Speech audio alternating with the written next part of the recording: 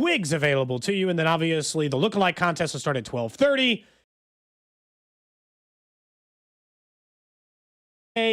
On the show, dressing like this, it looks like maybe you shaved around. Is the goatee starting? Wow. Did you clean up the cheeks a little? I did actually. I did not shave them, but Okay.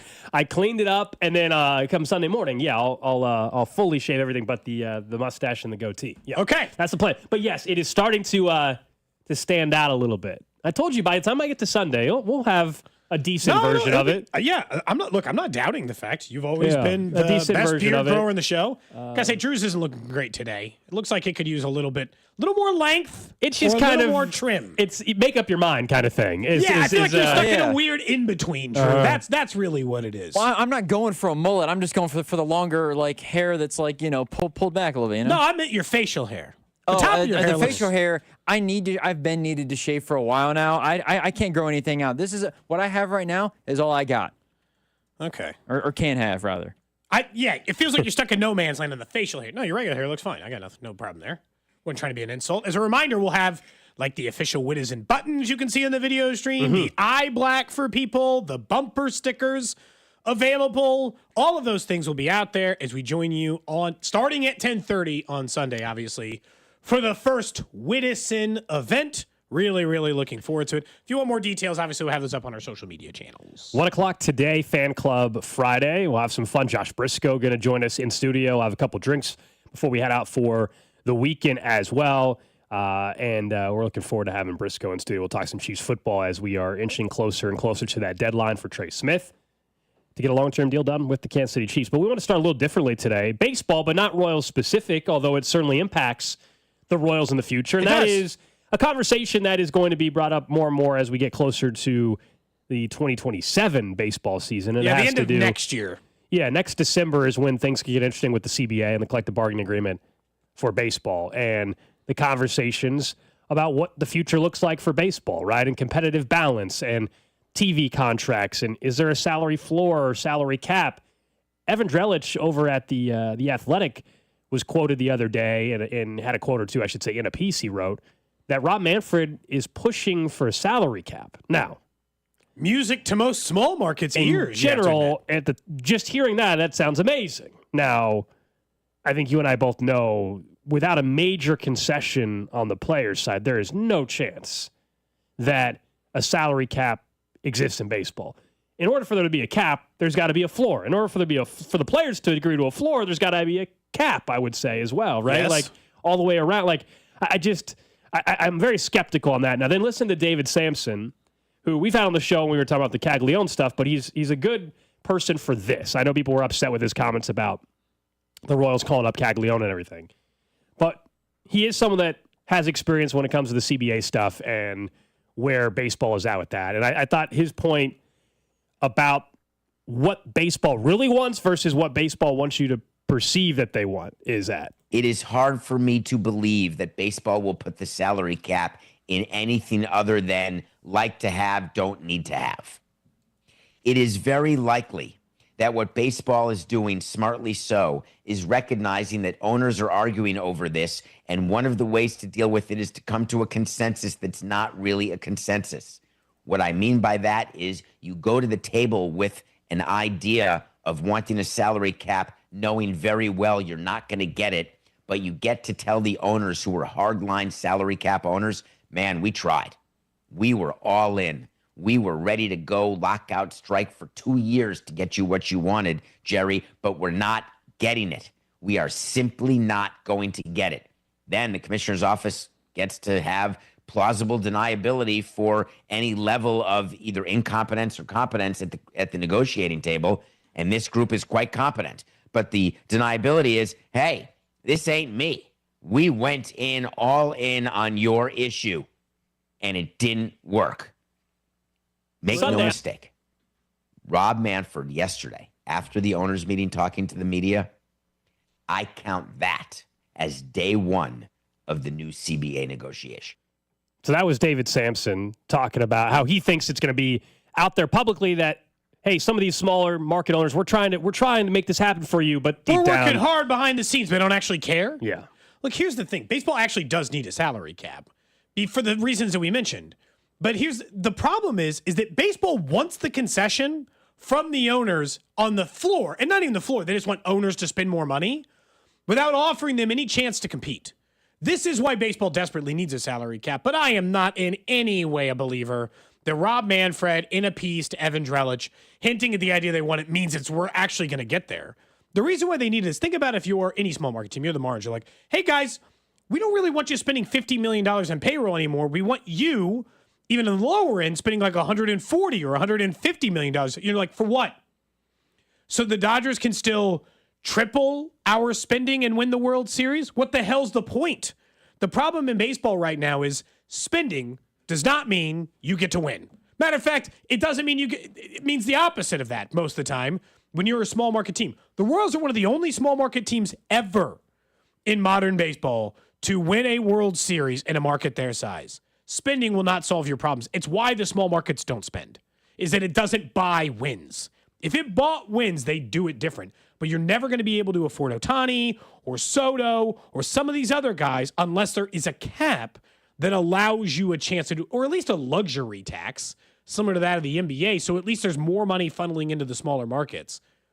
Manfred saying it out loud a year in advance feels like a negotiating tactic. Well, here's what's happening. This is being used, in my opinion, to already cause some tension within the Players Association, because this happens in every PA discussion we've had when we go back to the NFL one, which is the guys at the very top that are members of the NFLPA, your star players. Yep. Yeah, they can afford to not play for a season financially. Yeah, Soto will be fine if he doesn't get paid his money for 1 year. But a bulk of your union isn't making, quote unquote, the kind of money that a baseball player is expecting to make or can live on, et cetera. And I understand people listening, hearing someone make 200, 300,000, you say, yeah, if you're Vinnie making 800,000, you're like, how can you not make that last? It's just a little bit different. I understand, but in general, what happens is you have the majority of the membership or union that says, hey, I can't afford to not get a check for X amount of months or a full baseball season. So I think what's happening here, Rob Manfred, by putting some of these quotes out there and letting people know kind of this far out that, this is what I'm trying to do and all this, I think it's trying to divide the Players Association a little bit, where you have some members that are going to be willing to be more hardline. Hey, we'll do whatever it takes to get this cap. And then there's going to be something like, hey, I can't, we can't afford to not play for 6 months. But aren't you dividing the owners just the same? Like with this move, but or the owners eventually, because there's only 30 of them, we'll figure out a way to get them on board versus you guys have 700 members, probably a lot harder for you to all get on the same page. I guess, is that the point? Because again, ultimately it is good for the sport. Like there's no doubt it would be good for the sport to have hey, you get 50% of the pie, we get 50% of the pie, there's a cap and a floor, and like money can be carried over in the way that the NFL does it. And again, it doesn't have to be a hard cap. I don't think it ever would be a hard cap. I still think that they want the teams like the Dodgers and the Mets and these other teams to have big stars, to be able to go over the top. It's never going to be fully equitable, but it is the least equitable sport outside of, I think, college football out of the ones we consume in the United States. And so what can you do to balance it? And they're like, well, we can just get a floor. Then more teams have to spend. And you're like, I'm not giving you sure, I bet the players at all love a floor with no cap. But why would the owners ever sign up for that? And you wouldn't, Gold. You just wouldn't. If you're one of those smaller market teams, if you're the Chicago White Sox, who are not a small market team, but pretend like they are, you're never going to agree to that without having some sort of stipulations that's limiting the top end teams. Depending on what happens with the television contracts across the league, and do they bring them all in-house, and that kind of stuff is also going to play a huge role in this, I think. Problem is a lot of these deals are not up until, I think, 2028. No, but maybe you could just say as they go away, we're rolling them all in and we're splitting the money equally. That will help. That's the only thing I really want out of the CBA, and we're probably not going to get it because that's not a thing the players have to fight for. It doesn't. I mean, it should matter to the players. If you play for the Royals, you should care that the league is equitable. But for the most part, it's more about how do the players make sure they maximize their earnings during this window when you only get so many years of earnings. I get it. It's hard to say that. One thing, can we get one competitive balance thing in the next CBA? Like the TV contracts being, can we just get one thing that levels the playing field a tiny bit? Yeah, I mean, it's a track record now, 3 straight CBAs, I would say, where the the owners have kind of dominated the players. For a long time, we would say, man, Major League Baseball's players union, strongest in sports. They get what they want and all this kind of stuff. The last 3 or 4... They've been losing the battle a little. Yeah. The players have kind of lost some of the power that maybe they had through their union, and there's a lot of reasons for that. Okay. I mean, I don't know. This feels like early play, and I will say, the fact that we're already hearing about this stuff a year and a half in advance definitely means that they're just mentally preparing for a holdout. One thing has to be addressed. I see Dusty and Mac are still over there. There was rumors of Dusty beef. left his keys in there, and he's debating whether to interrupt you or can not. come in and grab his keys. Yeah, come in and get your keys. Yeah, you're good. There And was also, rumor of beef. The reason why you're allowed in here is it turns out, despite text line trying to say that you guys were saying certain things about Cody, that's not true. The text line was trying to cause beef. I was worried. I had said I had not heard the audio, and I reserved the right to do it. But I was worried. I had to make threats because I feel like I've had beef with multiple shows over the last couple of months. I threatened to cut off IT services for Mac. Yeah, he took a shot at Mac. I'm not going to take calls at 7 a.m. He took a shot at Mac. If they're name calling that are taking place. Dusty's taking a seat. But His apparently microphone's not on. It was all just a misunderstanding. Drew, can we get Dusty's mic on? Am I working here? We're good. Hey. Nobody said anything bad. Because I didn't know the word chody was a thing. And we were reading a menu item. It's really, take the Y off of it. It's really the... Can we have this conversation real quick? How many times, both of you do this, I'm sure, to each other. I do it to Bob. Mac does it to me and everybody else that does shows. You're reading the text line and somebody says something and then you come back and say the same thing they just said and you get the thanks for listening. Well, I was just scrolling through it and Mac's like, yeah, this menu is really kind of like chody. And I was like, Cody? And then, of course, that's where everybody wants to start drama. Yeah, text line's like, they called Cody yeah, and it's like, wow. And that's where Cody thought, and then, Cody was ready. He was ready. I'm always ready to fight. I'm always on the edge of a fight if it's You're needed. the one trying to take out people's knees in a celebrity soccer game, dude. That's tomorrow night. That's tomorrow night. Somewhere in my future. You guys ready for that? You guys go practice? We did not go to the practice. Okay. Are you going to wear that when you play? That'd be sick. It was discussed. You should. I think it's going to be way too hot to do that. It'll fall off. The wig You look like Tim Robinson when he does the bowling scene. Who's the man of the day? I am. You guessed it. Yeah. But you got a crown. Yeah. I look more like a pro wrestler, I think, actually. Yeah. Crown him, King. Yeah, you look like you're ready to rumble. He looks like he won 1987 Aspen ski champ. Do you think if Gold pulled a lady, he could get laid wearing that? No. Like, do you think? I think he could wear that to the bar and pick someone up. Yeah. I bet you could. It would start a conversation. I think especially if you're going to shave the cheeks it's peacocking a little bit at the bar. If you were wearing Dusty that at a liked that. bar, Dusty was excited when he heard about how I'm going to shave on Sunday. Shave the cheeks, baby. Sunday, I'm going to shave the cheeks and everything else. And everything else. Do explain. So much so I don't know what's called a Brazilian. No, because what happened is How's that not a show bet? The mustache and goatee will be left, and the cheeks will be shaved. Okay. He liked it so much. I don't know if you guys heard, but in the middle of the David Sampson cut, he tried to play that back for you. Yeah, what was it? That was you sabotaging the show? Yeah. Oh, I see. All right, be ready. We're coming in playing random drops during your show. Please do it. I will say one of the suggestions people gave. I knew, Mac, you would be sent to the moon. One of the suggestions somebody had made were like, well, if you have to get retribution, I have an idea. And they had suggested that I replace all of your drops in the hotkeys with versions of my song. So every time you try to play one thing in a hotkey, it's just me singing Pasquantino or me singing someone else. And I imagine it would have sent you to the, just to the edge one day. Here's what Veach said about Josh Simmons. Because he's cheating. Have a good weekend, fellas. All right, you too. Good to see you guys. Have a great weekend. So everything's good. The hell was that? Everything is solid. Everything's good. I have to, you know what? I feel like because we've had multiple beefs over the last year, I'm just on edge. I'm just ready. I'm ready to defend myself if needed, you know? Good times. Really looking forward to this weekend. Can't wait for the Winners event. But let's talk a little bit about a player heading into this weekend who I think season has been under-discussed at least a little bit. That's Vinnie Pasquantino. Vinnie Pasquantino obviously is a big friend of the show and all the other stuff outside of it. And the large thing we have been saying about him and long-term and all this other stuff is, hey, if it's going to be long-term or if we're going to be able to count on him, Vinnie's got to be on the field. And he's talked about that himself a lot. Remember, he's made jokes on this show about the injury stuff or the stuff that comes with it. But because Vinny's been on the field, all but I think one game so far this year, he is on pace to have the single best year of his career. And normally when a player's doing that, we talk about it. He currently, if the season finished today, he would finish with a career high in batting average, on base percentage, slugging percentage, OPS. He's on pace to beat his single season home run total by more than 10.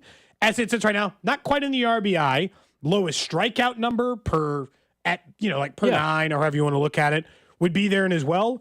He's a little behind on doubles, and I guess his career high in triples is 2, and he's got 1. So he's a little behind the pace on that. Okay, but by all accounts, Vinnie Pasquantino is having a career year. And there's a couple of reasons why I think it's very important. One, because you need quality hitters in your lineup at all time. It appears if Vinnie is on the field, Vinnie is a high quality major league hitter, and that has been firmly established. And the fact that, once again, he is staying very healthy this year, if he can get to the end of the finish line, key. That's the key. Career year stuff is going to happen. Yeah, that's key, because I think what happened in April, and the next time we have him on the show, maybe we can ask him, but, it makes you wonder if he wasn't still getting right from the end of last season in April, and some of not just the thumb, but if there was anything else, and it just took him a bit to get right again, because he has really been doing this since May. It's not just the last month. This has been going on since May. Bad start too, which makes it more this impressive. is since May. Yeah. I'll say that the last part is key, like just for his own career and potential future earnings and things like that. Can he make it through this season healthy? And I hope he did. He obviously last year was a fluke thing towards the end, but he had the shoulder thing before. Thank goodness that has been taken seems care to of. have been solved. Yeah, but yeah, can he get through this season fully healthy? Because then I think it's without easier. the freak injury. Yeah, I think then it's easier if you're going to talk about potential contract stuff long term. Now, I will say, and this is the unfortunate nature. We were just talking about the business side of baseball earlier, because of how the timeline worked when he got called up and everything. They have control through 2028. Like that's the sad, that's kind of the sad thing about technically they don't have to give him a new contract until after he's 30 years old. Now, arbitration kicks in, the number will keep going up and up and up and up. But that's the thing, like for those like saying, hey, they got to give him an extension. Like that's the weird part. They don't. But if he can prove that he's healthy, maybe they will. There's a lot of reasons why you would want to do that. That also would give you some flexible spending down the road. But, it's not like they have to rush out. This is not the same as Chris Bubich, who has a year left to control and make a decision, or Brady Singer last offseason, make a decision. You got to either sign him or trade him. They got years. They got multiple years of control. They got a middle order bat who is one of the most consistent hitters in Major League Baseball, and they have him under control for a while, which is huge. I guess it's kind of weird to me that he's having – I wasn't expecting to look down at the numbers and be like, my God, Vinny's on pace for a career year, to have the best year hitting that he's had. And he had a terrible April. Like he hit 177 with a 242 on base percentage in April. And he's still on pace to do that. What's stunning to me is in May, he hit 330. He hit 301 in June. He's hit 306 so far in July. He's got like a 365 on base the last 3 months. So really the last 3 months is when Vinny has gotten a lot better as a big leaguer. This is as good of a 3-month stretch as he has had at any point in his big league career. He's on pace to be a 25 home run guy, closer to a 30 home run guy, where his previous career high was 19. I'm not saying this has to lead to contract stuff because they do have time on that if they want. Now, they want to buy. We know the Royals love buying out arbitration and then being like, want to add one more year? Sure. You want That's the why guaranteed I think 20, you can have that kind of thing happens. I think you can have a real convo about that if you get through the season healthy. Like, show that you can make it through a season healthy. Then I think you're way more likely to be willing, if you're the Royals organization, to do that, to get a couple years bought out and add another year or something like that. Just got to make it through, and hopefully that's the case. I guess that's what it is. It's avoiding, this goes back to like, it's very, very similar to the conversations we've had around Hollywood Brown. Because Hollywood Brown had suffered a million normal injuries, hamstrings or knees or shoulder, like normal stuff. Then he has what you would deem to be kind of, now football, I think it's a little less freak because you're playing a physical sport. But the type of injury, that sternoclavicular or whatever it was only Tyreek Hill's ever had it, basically. But a weird injury. So like, let's put it in the freak accident category. It's like, if he can get through a whole season of playing 17 games, you're probably going to feel a little bit different. With Vinny, it's like all the stuff in the early, they're so separate. It's weird. The stuff in the early part of his career was like that. It was the shoulder and the other stuff that he had to get taken care of, and it was a recurring problem. Mm-hmm. And then last year, it's like he played every single game until Urseg made a bad throw. He came up first base and he broke his thumb. But then sometimes I've told you with Hollywood or other, like every once in a while, it just feels like players are magnets for it. And I think you just like, no matter, like they're the person who sneezes and gets back spasms, or they're Sure. just like a magnet for injury. And it's nice to get through another huge chunk of the year and not feel that way about Vinny. But you're right. You are going to have to play 162 like that, feeling that way about it. And, you know, I'm kind of hoping so. But yeah, it doesn't necessarily mean it. I looked down all of a sudden and I was like, wow, Vinny's on pace for a career year. Yeah, there's also the other part. Someone mentions it too. Like, if you're producing at the level that he is, and you're clearly a great locker room guy, personality, great for the community, he's the best locker room leader. You know, yeah. Well, personality wise helps that too. Like we've talked about this with different athletes in Chiefs and Royals history. Some guys are unbelievable players. They're just not as vocal. That's not their personality. Yeah, that's Bobby. And that's kind of. I mean, we've talked about that even with this current iteration of the Royals squad. But I was just saying, like, when you have kind of the total package, first and foremost, you got to produce at the big league level. He's doing that. And then you talk about likable, great clubhouse guy, great leader, great in the community kind of thing, like all that complete package. That's why, you know, so many people are like, yeah, make sure you don't you don't jeopardize the long-term future here. But they do have years of control, fortunately, moving forward for him. He's also clearly the prank guy. I'm assuming by now we've all heard the sweat in the bathtub clip from Jack Kaggleon. But Vinny was he had a baseball camp yesterday for some kids in the Kansas City area. He tried to explain the sweat in the bathtub thing, but I think he's just making stuff up. This was from Fox 4 yesterday. It's just, working really hard. It's just, you're just trying to fill the bathtub full of sweat. You're just working really hard. It's how we try to approach our at-bats. All right. You're just trying to have really good at-bats and work really hard all the time. So that's all it is. It's just go up there and grind it out all the time. Very clearly, a couple nights ago, whether it was just Vinny or others, they asked him to work in the phrase "sweat in the bathtub." And if you watch the video, it's even more apparent than the audio from Kaggleon, where he was trying to be serious, and within 2 seconds, Kaggleon looked over at Vinny and started laughing. It was like the execution was not top level necessarily for that. I was trying to find the audio for reference for those that were wondering. In all my years covering, teams do this. So like one time, all right. Well, that's not the whole clip though. Trying to put sweat in the bathtub. Yeah. The whole clip is funnier because he can't. My whole plan going into that AB was just to get a ball in the air. I wanted to move my kettle over. I mean, everybody out here, we're just trying to put sweat in the bathtub with this time of year. He couldn't get it out. He just couldn't do it. Yes.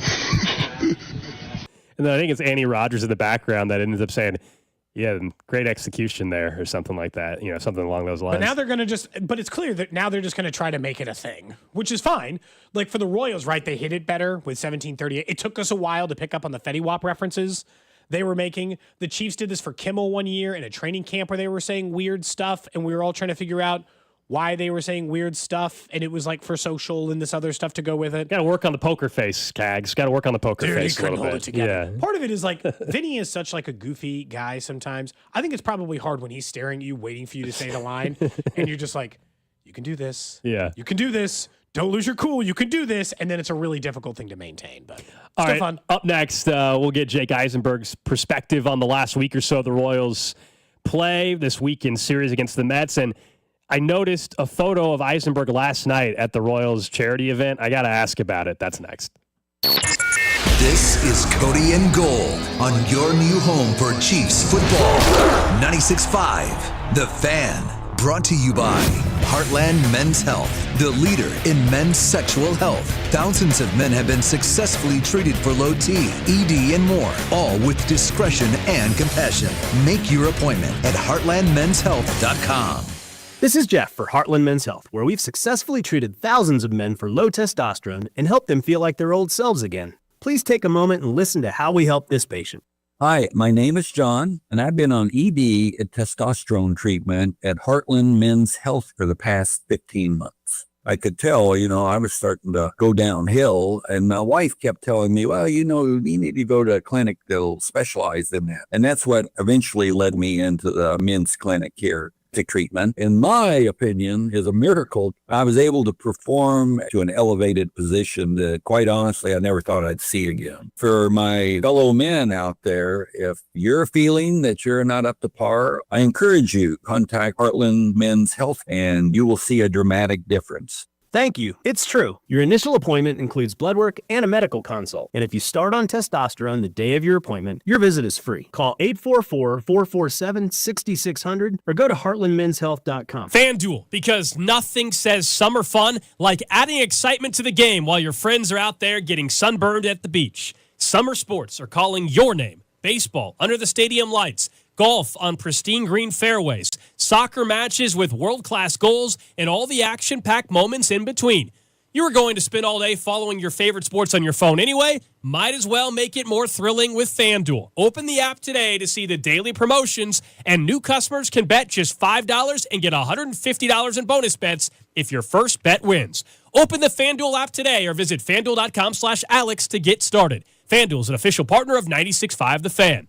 21 and present in Kansas. First online real money wager only. $5 first deposit required. Bonus issued as non-withdrawable bonus bets which expire 7 days after receipt. Restrictions apply. See terms at sportsbook.fanduel.com. FanDuel is offering online sports wagering in Kansas under agreement with Kansas Star Casino, LLC. Gambling problem? Getting help is your best bet. Call 1-800-522-4700 or visit ksgamblinghelp.com. A recent homeowner in Kansas City was trying to sell their home, and that's when they discovered Dawn Sharp. Dawn didn't just list their home. She became their trusted guide through every decision. And the Sharp Homes team can give you options as well. If you want to skip the showings and open houses and go straight to sold, then contact the only agent I would trust if I needed to sell my home. It's Dawn Sharp and the Sharp Homes team, brokered by Epic Realty. Ask them about their instant offer program. You can Google them at Sharp Homes Team or just pay them a visit at homesforsaleandkc.com.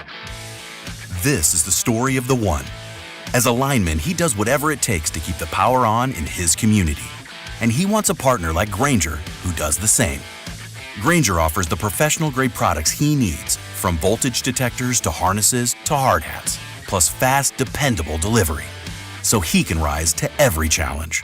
Call 1-800-GRAINGER, click Grainger.com, or just stop by. Grainger, for the ones who get it done.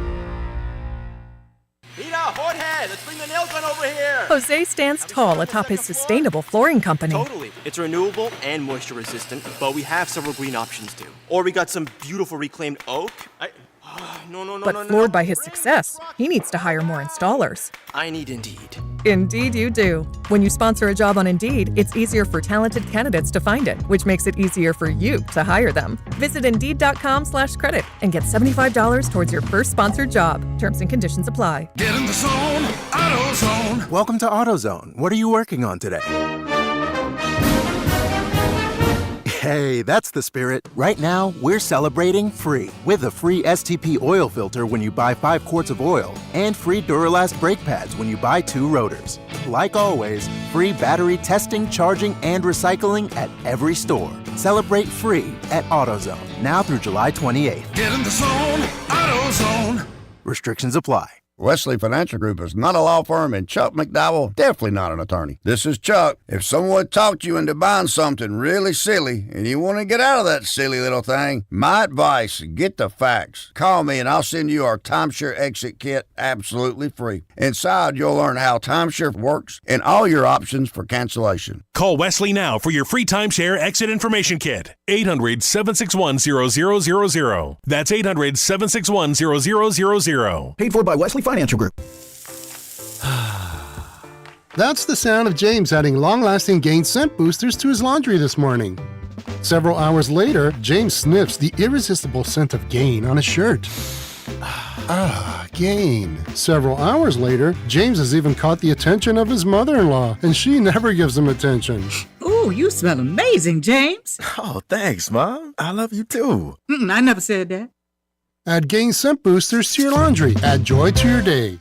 It's time to find out who was in the zone. Presented by AutoZone. We're almost at the midway point of the baseball season, and there's nothing more fun than teams made up of the best in baseball. These players have been in the zone all season, and now get a chance to show off on the largest stage of the game. Whether you're watching the pros mash home runs or watching the stars compete, this weekend, baseball will no doubt shine bright. In the Zone is brought to you by AutoZone. Get in the zone, AutoZone.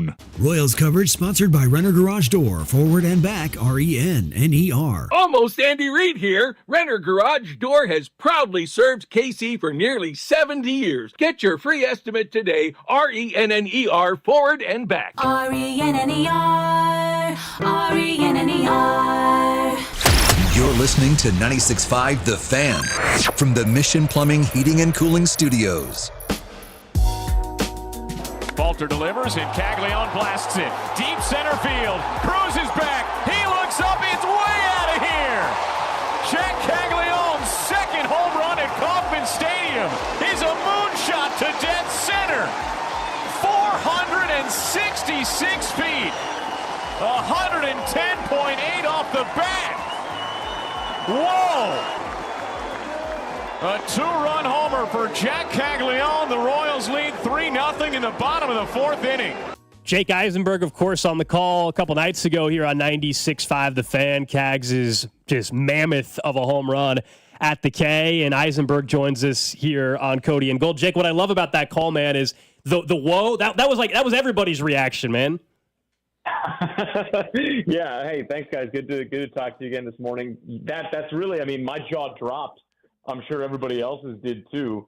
And that's really the only thing that came to mind was whoa. And you know, I was talking with Dusty last night at Diamond of Dreams, and it kind of dawned on me while we were talking about that home run in that moment that I think what we've sort of missed on this, like the 30,000 foot view of this home run of what Kags did the other night, is that I think we kind of forgot that like this is his second month in the big leagues and he's 22 and this is what he's doing. Like, this is not what you would consider to be his prime yet, right?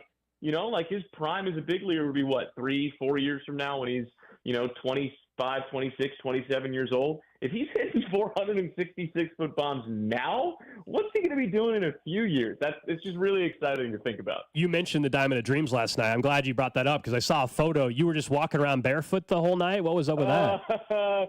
So let's see. HUD was walking around barefoot the whole night, and he had been telling everybody that he was going to, and he does every year. He loves getting the toes on that Trevor turf, and you know what? HUD's got that infectious energy, and he was like, Jake, come on, like you got to feel the grass. And I was like, all right, HUD, I'll pop off the shoes, I'll take off the socks, I'll walk around. I did it for about 30 seconds. We got a fun picture, but then my wife kindly said, hey, Jake, maybe you want to put the shoes back on. I was like, yeah, I think you're right. You know, some people, it's just like nobody would even question it. HUD just walking around shoeless. Everyone's like, yeah, that sounds fine. Like, yeah. There's And no. you know what? I'll say this. Like, I know that there's a lot of players and a lot of people that talk about grounding. You know, like really feeling the earth beneath your toes and all that. And I'll tell you what, that Trevor turf, it is pretty nice. It was pretty nice. Just think, Kaggleon in right field was spitting on that turf just days before. Oh, yeah, even better. Good thing I showered last night. Yeah, Jake will take care of it. No worries. I want to talk about the actual team on the field here in just a minute. But first, I do think we would like to officially invite you, if you're willing to join us. We'd like you to be a Witizen with us. If you haven't heard about our event on Sunday, we're doing the free Bobby Wood Jr. haircuts and the Bobby Wood Jr. lookalike contest that's been officially sanctioned, which this show does not often, apparently, in sanctioning. So do you want to be a Witizen with us? I would be honored to be a Witizen. Now, I want to accept this invitation with one caveat. I am not nearly as good looking, and nor do I have the hair that Bobby has. So can I join the Witisons without having to do the haircut? We also have a wig for you if you would like, for you and HUD, you know. Okay, that I think we can maybe pull off. We've ordered 100 wigs, so we'll get you one. That's not a problem. Okay, yes, I am honored to accept an invitation to the Witisons. I guess really the question is, if you were, I guess like as a kid, did you model your hairstyle after any of your favorite baseball players? I certainly modeled my swing after like Griffey when I was a kid. So I didn't model my hairstyle, but I did dress up like my favorite player for Halloween one year. I did dress up as Mike Piazza, I think in first or second grade. Nice. And I drew on his goatee with like, you know, like one of my mom's like makeup pens or something like that. There's some pretty good pictures around there of, you know, 7-year-old Jake doing his best Mike Piazza impression. We're talking to Jake Eisenberg here on 96.5 The Fan. We'll talk about this Mets series, and yeah, I know you grew up as a Mets fan too, so we'll get to that in a second. But this last week or so of Royals baseball, I mean, sometimes it is very simple. Like all of a sudden you get Bobby and Vinnie and Salvi hitting together, and here we go. Yeah, and sometimes it is just that simple, and I think that's what's made this season sort of frustrating in some ways, is because you know that it's there. Like, you've seen it. You saw it last year. And for whatever reason, it hadn't clicked all quite at the same time this year until really these last 7 games. The Royals have now won 6 of 7. They sweep the Pirates.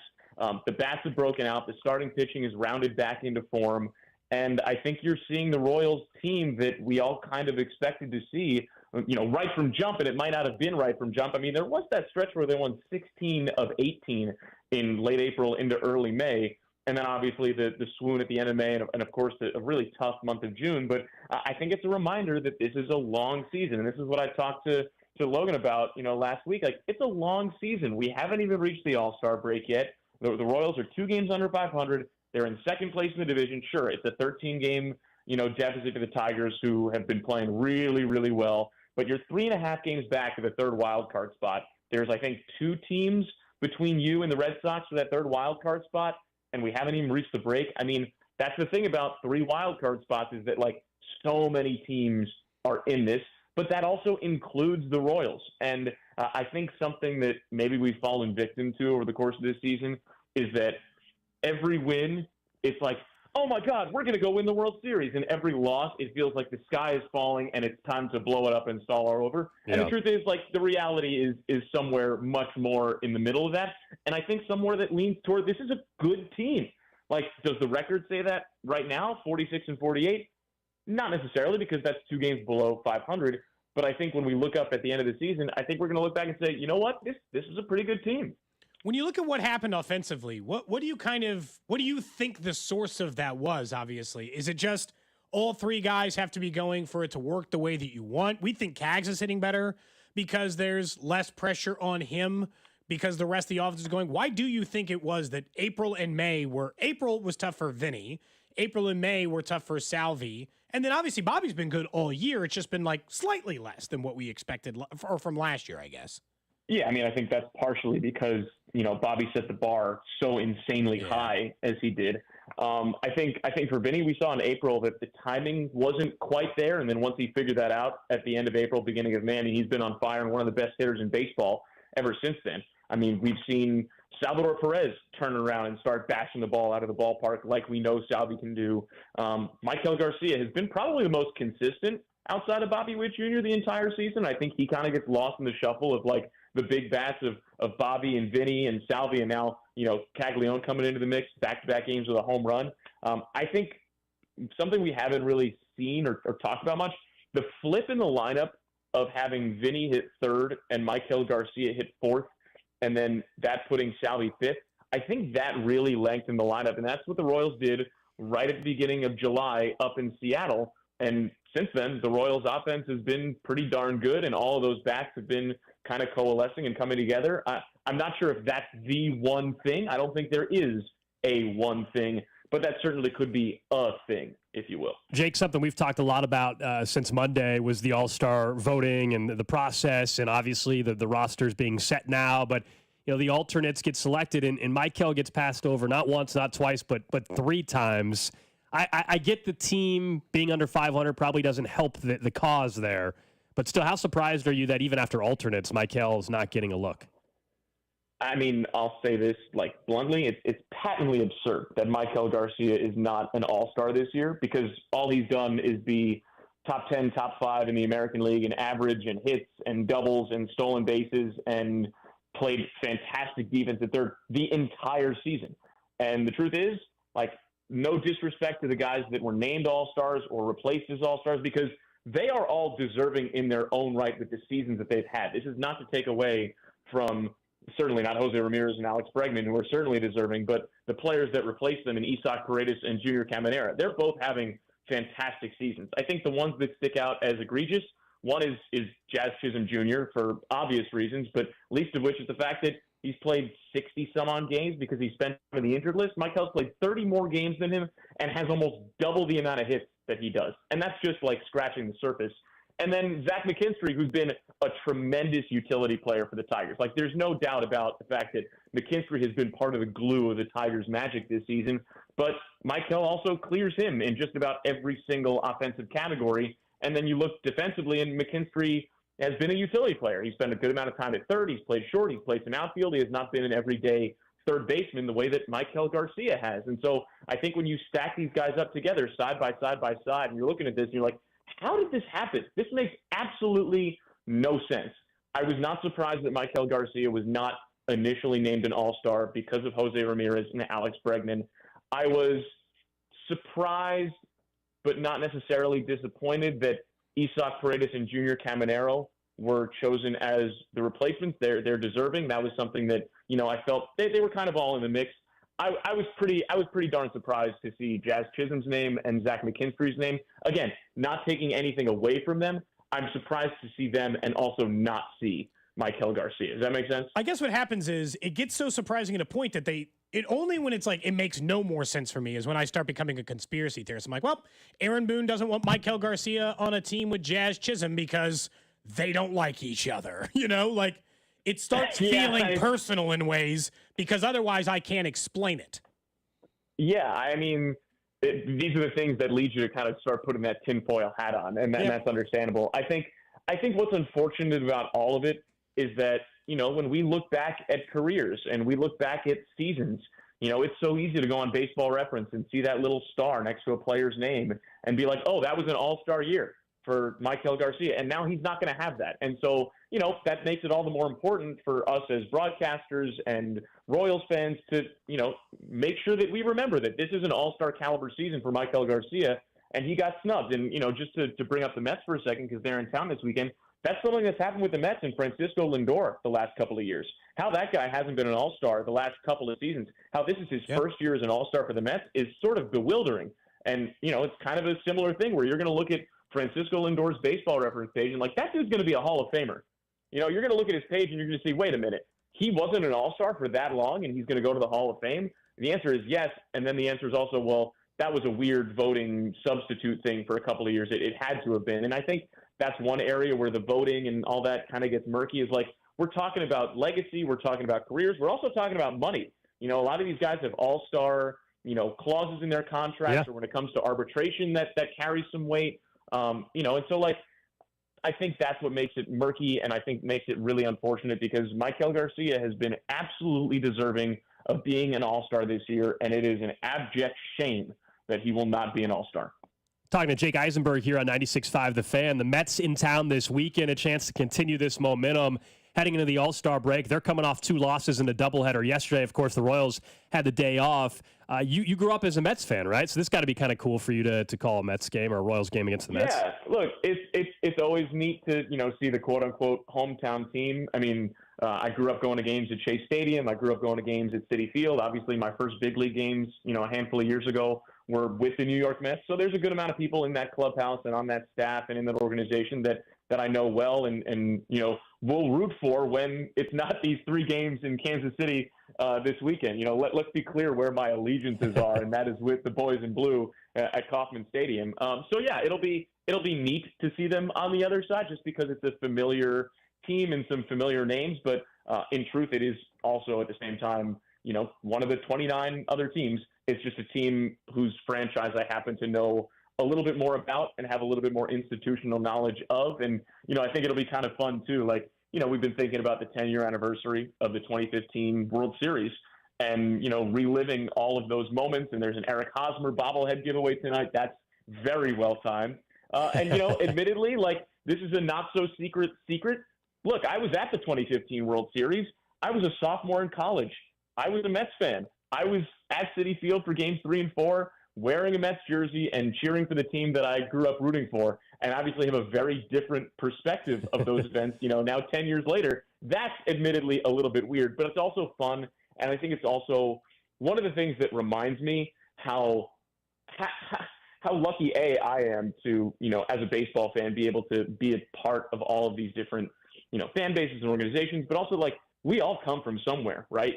Like we are all baseball fans at our core. That's what brings us together. Like the guys that are on the field tonight, they grew up as, Giants fans or Astros fans or Red Sox fans or Rangers fans or Braves fans or Cubs fans or, whatever. There's not many guys that play for the team that they grew up rooting for. That's a pretty rare thing.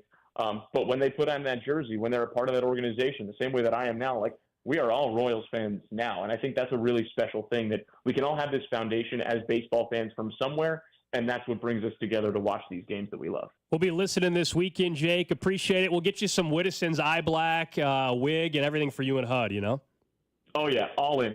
Tell Hud he can get a haircut on Sunday, I'll let him know. There you go. That's Jake Eisenberg. He joins us each and every Friday on Cody and Gold. You guys obviously hear him throughout the baseball season right here on 96.5 The Fan. And that is pretty cool, though. Like, he was so... Yeah, he was in college at the time. So, you're watching the... Man, he got to go to 2 World Series games. But it's just, this is, we all have these different career paths or whatever, but like, you have those moments where you're like, if you would have said 10 years from now or 10 years ago where you'd be, I'm sure when he was there, as you said, a sophomore in college, watching the Royals break the hearts of him as a Mets fan at the time. He didn't even know if he'd be an MLB Fast forward, guy, if you would have said he was a MLB announcer, period, I'm sure he would have been ecstatic, let alone he's the Royals one of the Royals play announcers. So pretty cool there. Mets, big series though, man. We're going to talk about it, I know, throughout the show, but big series this weekend just to keep the momentum going heading into the All-Star break, and understandably so. A lot of Royals fans skeptical. All right, you did it against the Pirates. I want to see you do it against the Mets. I totally get that line of thinking, and we'll see. The Mets rotation lines up very nicely for them, unfortunately. It does. Their best starters tonight. Yes. That's unfortunate. And I did like the thing he had to say about like the hometown. Like Vinny didn't grow up cheering for the Royals.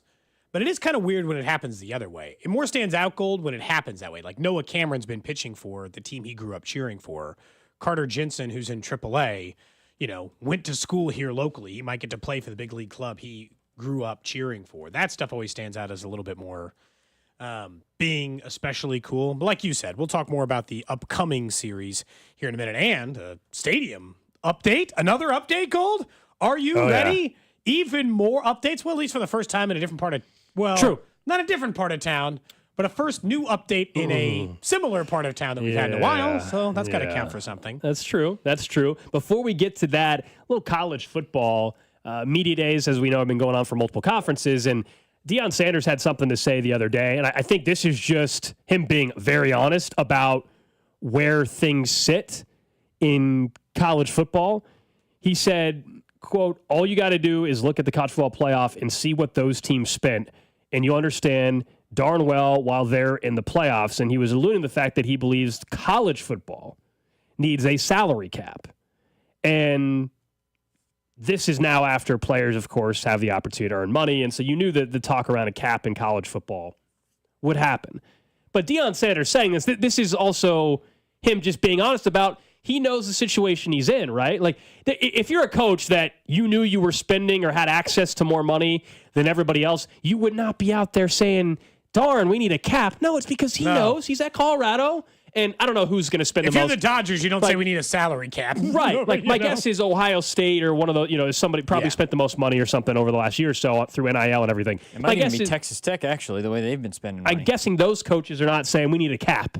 So this is Deion being honest that he recognizes the spot that he's in, that they are not going to be able to compete in this level of NIL in terms of that dollar amount. Yeah, so I think it's interesting because Kirby Smart has talked about this and Nick Saban has talked about this. They're on record saying we need people to oversee college football. Like, I really think that even the top coaches recognize they need what's best for the sport is not what they're doing, but I think in the same breath they also recognize in the climate that I'm in, if I'm at Alabama, I have to kind of kick you down while you're down and keep you there because I got to do my thing, and I need to make sure that my program is the best it can be. But in the same breath, Coach Saban has said, of course, he's not coaching anymore, but Kirby Smart has, Lane Kiffin has, and other coaches have been vocal about there needing to be, guidance in college football that provides equality for everybody, which I think is respectable for them to say that. But I understand where Deion's coming from. It's tough because, like what Gold said,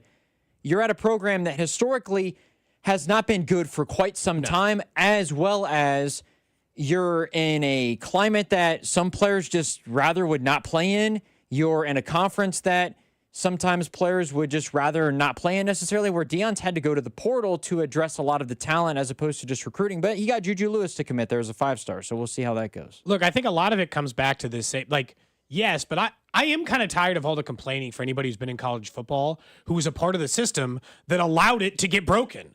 you could have, because like now we're just now starting to get. It's not up to the coaches though. The coaches can complain. The coaches can't do anything. Yeah, but like it's the coaches weren't part problem. of the system. They were fine with the system in the way that it worked in the 80s too. We're only now starting to hear a couple of people being like, we probably should have like a collective bargaining and treat them like employees. I'm like, yeah, should have been doing that for 80 years.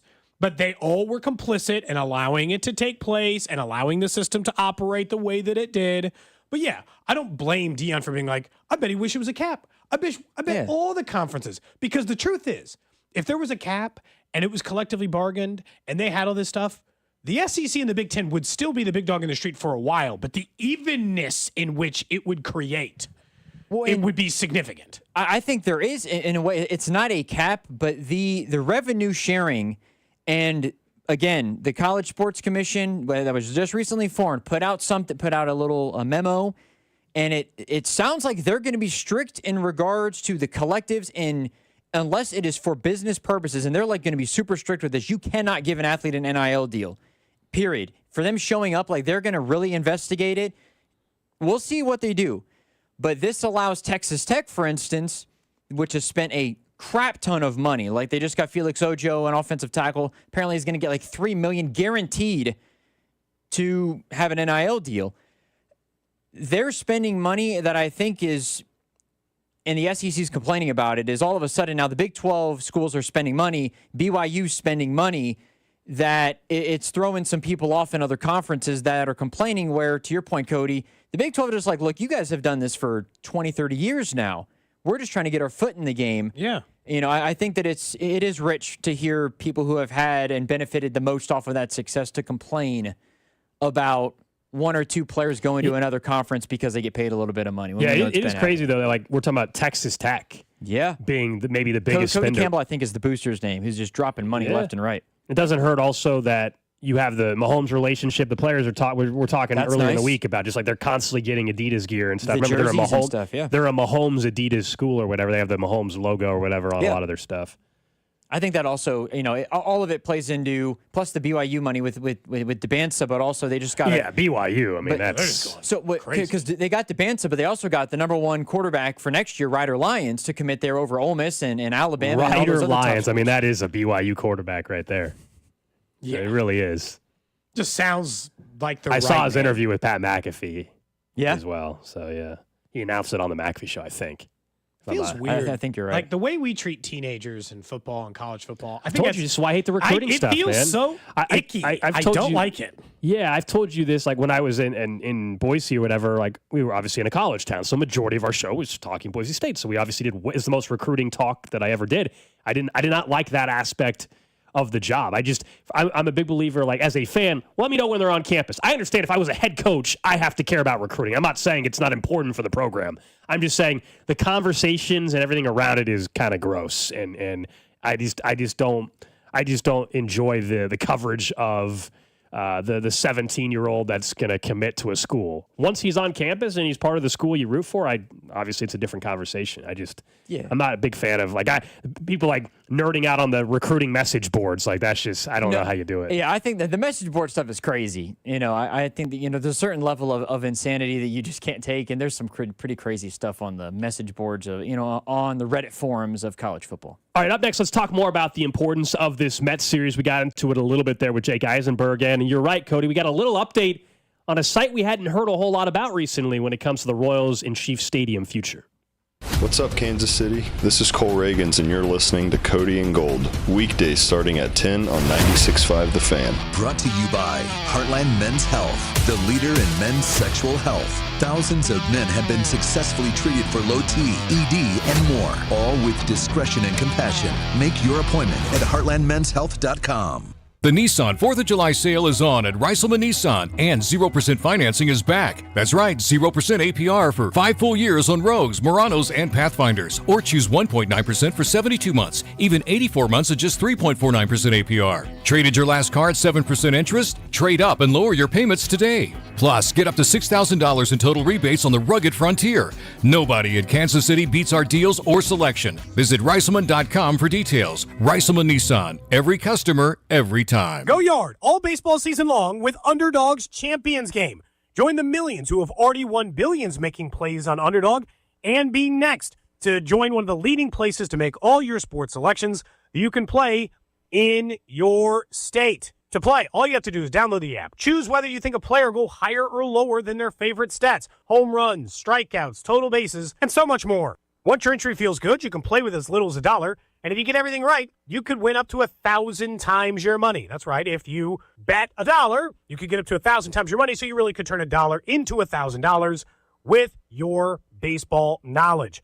Download the Underdog app, sign up using that promo code TAPP, T-A-P-P, to unlock a special offer for up to $1,000 in bonus cash when you make your first deposit. That's promo code TAPP, T-A-P-P. Must be 18 plus and present in Missouri. Terms apply. See underdogfantasy.com/web/deposit match-terms. Concern with your play. Call 1-800-GAMBLER. Visit www.ncpgambling.org. Attention, small business owners. Do you need funding for your business? At lendseek.com, we provide revenue-based working capital programs from $20,000 to $1 million. So whether it's funding for inventory, equipment, expansion, payroll, or other needs, seek no more. All it takes is just one simple application to access over 100 funding products that are powered through our breakthrough AI-enabled lending platform to get you the best options in today's marketplace. If you've been in business for at least 1 year with monthly revenue of at least $50,000, you could receive the business funding you need when it matters most, regardless of your personal credit score. Funds in your account in just 24 hours with no collateral, no prepayment penalties, and no restrictions on how you use the funds. There's no obligation and zero out-of-pocket costs. So apply for the business funding you need today at lendseek.com. That's LENDSEEK.com. At CertaPro Painters, we know that a happy place comes in many colors, like ones that inspire a sense of wonder, or a new flavor that makes life just a little bit sweeter, or one to celebrate those moments that lift you to new heights, at home or at work. We'll make your happy place your own. CertaPro Painters. That's painting happy. Each CertaPro Painters business is independently owned and operated. Contractor license and registration information is available at CertaPro.com. The Black Friday and July event from Dell Technologies is here with great offers on trusted technology. You'll also discover huge deals on new AI-ready laptops like the Dell 14 Plus featuring Intel Core Ultra processors starting at $699.99. Save on top accessories, plus enjoy fast, free shipping and other benefits. Upgrade today by visiting Dell.com/deals. That's Dell.com/deals. Some things can steal your sunshine. Ugh, I just got my hair done. Sorry, the cooler's broken. Anyone see my flip-flops? Anyone? But COVID-19 can steal a lot more. I just took a COVID test. Ugh. Prescription medications for COVID exist. If you test positive this summer, ask your doctor if they're right for you. Visit PfizerForAll.com/COVID-19 to learn more. Sponsored by Pfizer. Get in the zone, AutoZone. Welcome to AutoZone. What are you working on today? Hey, that's the spirit. Right now, we're celebrating free with a free STP oil filter when you buy 5 quarts of oil and free Duralast brake pads when you buy 2 rotors. Like always, free battery testing, charging, and recycling at every store. Celebrate free at AutoZone, now through July 28th. Get in the zone, AutoZone. Restrictions apply. Wesley Financial Group is not a law firm, and Chuck McDowell definitely not an attorney. This is Chuck. If someone talked you into buying something really silly and you want to get out of that silly little thing, my advice, get the facts. Call me and I'll send you our timeshare exit kit absolutely free. Inside, you'll learn how timeshare works and all your options for cancellation. Call Wesley now for your free timeshare exit information kit. 800-761-0000. That's 800-761-0000. Paid for by Wesley Financial Group. College days are back on the drive. Listen for K-State Day on Thursday, July 17th, starting at 2 o'clock on your home for K-State Athletics. 96.5 The Fan, KFNC FM and AM, HD1 and HD2 Kansas City, in Odyssey Sports Station. 11 o'clock hour on a Friday here in Kansas City. It's Cody and Gold. Alex Gold, Cody Tapp, Drew Nixon with you. We'll get to the trash of the day in about 20 minutes or so. Something that happened at a ballpark last night that Drew sent us will be our trash of the day today. I did see something that's kind of cool, just a neat gesture in DC, we talked earlier in the week about Mike Rizzo, who's the GM and also their manager. Oh my gosh, Dave Martinez, right? Dave Martinez. Drawing a blank. Both got fired after a very long run there. The GM almost 20 years, 19 years. God, that's crazy. And I just saw this come across that Mike Rizzo's buying national fans a beer at 2 popular DC sports bars on Monday night. That's cool. And put out like an ad or whatever thanking fans. Remember, he won a championship there with them and everything. But I think that's pretty cool. I think that's pretty cool. I mean, you just got fired by the organization, and but before you move on, if you will, you're going to buy a couple rounds of beer for some fans. Small, in the grand scheme of things, it's not a huge thing, but I think when you think about how a lot of times firings go and people are bitter or whatever and all that, I think it's pretty cool that he's willing to do that, and props to him for that. Especially if you spent that amount of time in a city. Like Dayton Moore has maintained doing community events. He does so much for the community still. In Kansas City, because he spent a huge chunk of his life here in Kansas City doing exactly that. So yeah, that's a really, really cool gesture. If I'll make you a promise. If I get 20 years in radio and then they fire my ass, I still think the under's the favorite on that one. On the 20 years. On the 20 years. How many years do you have left to get to 20? Oh, our show. We've been here. The show. I just mean in radio or at this station. In this show job? Is going on its 6th year. We're 5.5 years in. Because if I include the Royals year, I'm at 6.5. Do you mean 20, including all of it, or do you mean just the show? I mean when I started back at 96.5 The Fan. Okay, which was then 610. So I'll give myself the year of Royals Insider. So 6.5 years right now. If I make it another 13 and a half, I'll buy a couple 100 beer if they'll let me. I'll buy. We've done this once, and now in retrospect maybe shouldn't have. But so I will buy a bunch of. Well, I'll be fired then. They can't say anything to me. I'll buy, or I'll quit, or I don't know. I'll buy a bunch of people beers then if I make it to 20. You think I got it? Over under 13 and a half years from you, Gold. What do you think? I mean, industry would suggest under. Yeah, I mean, like the if we're just talking about the smart bet odds wise, the smart bet odds wise would be under for just about anybody. Yeah. What, like minus 5,000 under? Oh, no, so not much that. close. Like Bob's close enough to the 20 years. You could probably, if it was 20 total, 19 and a half, do the show. Well, he's you could probably take the over. You could take the over on Bob. Yeah. But you didn't take. We're talking about you, though. We're talking about 13 more years. What are the odds in 13 and a half years? I don't do something I shouldn't. Like, what are the Wait, so that's how you think you're going out? You don't think you're just getting, you don't think it'll just be like they're moving on? You think you're going to do something to get fired? I don't think it'll just be industry downsizing. We're going to the young guy. I don't think it's going to be ratings or industry. I think you're going to do something. I eventually am going to screw something up or say something I shouldn't. Really? You think that's how it's going down? My undoing. Just make sure you don't make it till like you're at 19 and a half years, and it's like you're halfway there. You're almost there. You think it's just you're gonna say something you shouldn't have on air? Jeez. Huh. Okay. Well, I mean, look. Well, I'll take your guesses over on the text line 913. All right. 586-7965. Someone says a few more songs, and that might be the end of it. I've got support downstairs from 13 and a half years. Cody's going to be 51, still making songs with 2 years left to go. You'll be 51 in 13 years. Wow. I mean, I'll be older than that. Well, no, I'll be 53. 11. Yeah. In 11 years, I'll be 51. 51 with 2 years left to go, and you're. Someone says, make sure you guys use your unlimited PTO before you get fired. Anyway. This is why you take vacations. They could fire you the next day. Take your time off. Just in your other job, Let's talk about the Royals a little bit here. The Mets are in town. Big series right before the All-Star break, trying to keep the momentum going. We were talking with Eisenberg about the Mets and his ties to that organization just as a fan, as a kid and everything. But this is a Mets team that, it's kind of cool. The Hosmer bobblehead and, a little jab, if you will, back to the World Series from 10 years ago, as that's been part of the celebration throughout much of this baseball season in Kansas City. And the Mets had a doubleheader yesterday, and they had played 2 games. They lost both to the Baltimore Orioles. The Royals, of course, got to enjoy the day off and everything.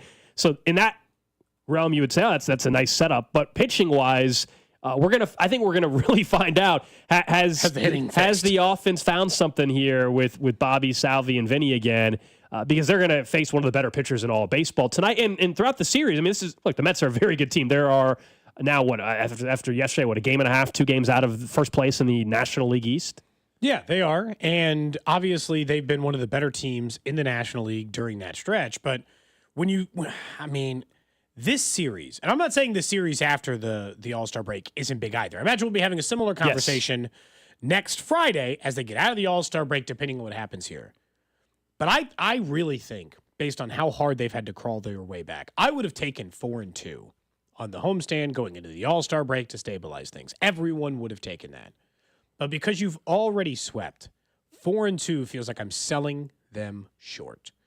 It feels like a series you got to find a way to win because of the ground you still have to make up. So the Mariners, they've actually fallen out of a wild card spot, so you're only 2.5 games back of them. But because the Red Sox, you're not the only team who can win games in a row. You've won 4 games in a row and 6 out of 7. Well, the Boston Red Sox are the team who currently hold the last wild card spot. Do you know why? Because they've won 7 games in a row. You're not going to be able to let off the gas just because your team's hot. And because, you got Senga tonight, you're probably a guy who's 7-3 with a 1.47 ERA. Yeah, he's been awesome. You're up against the guy with the lowest ERA, I think, in the National League this year. This will be a telling one tonight. And I don't care tonight because I don't care if you win 1-0, 2-1. Well, yeah. This can be the one where, I feel slightly worse about the offense again. I'll take my lumps against him in particular.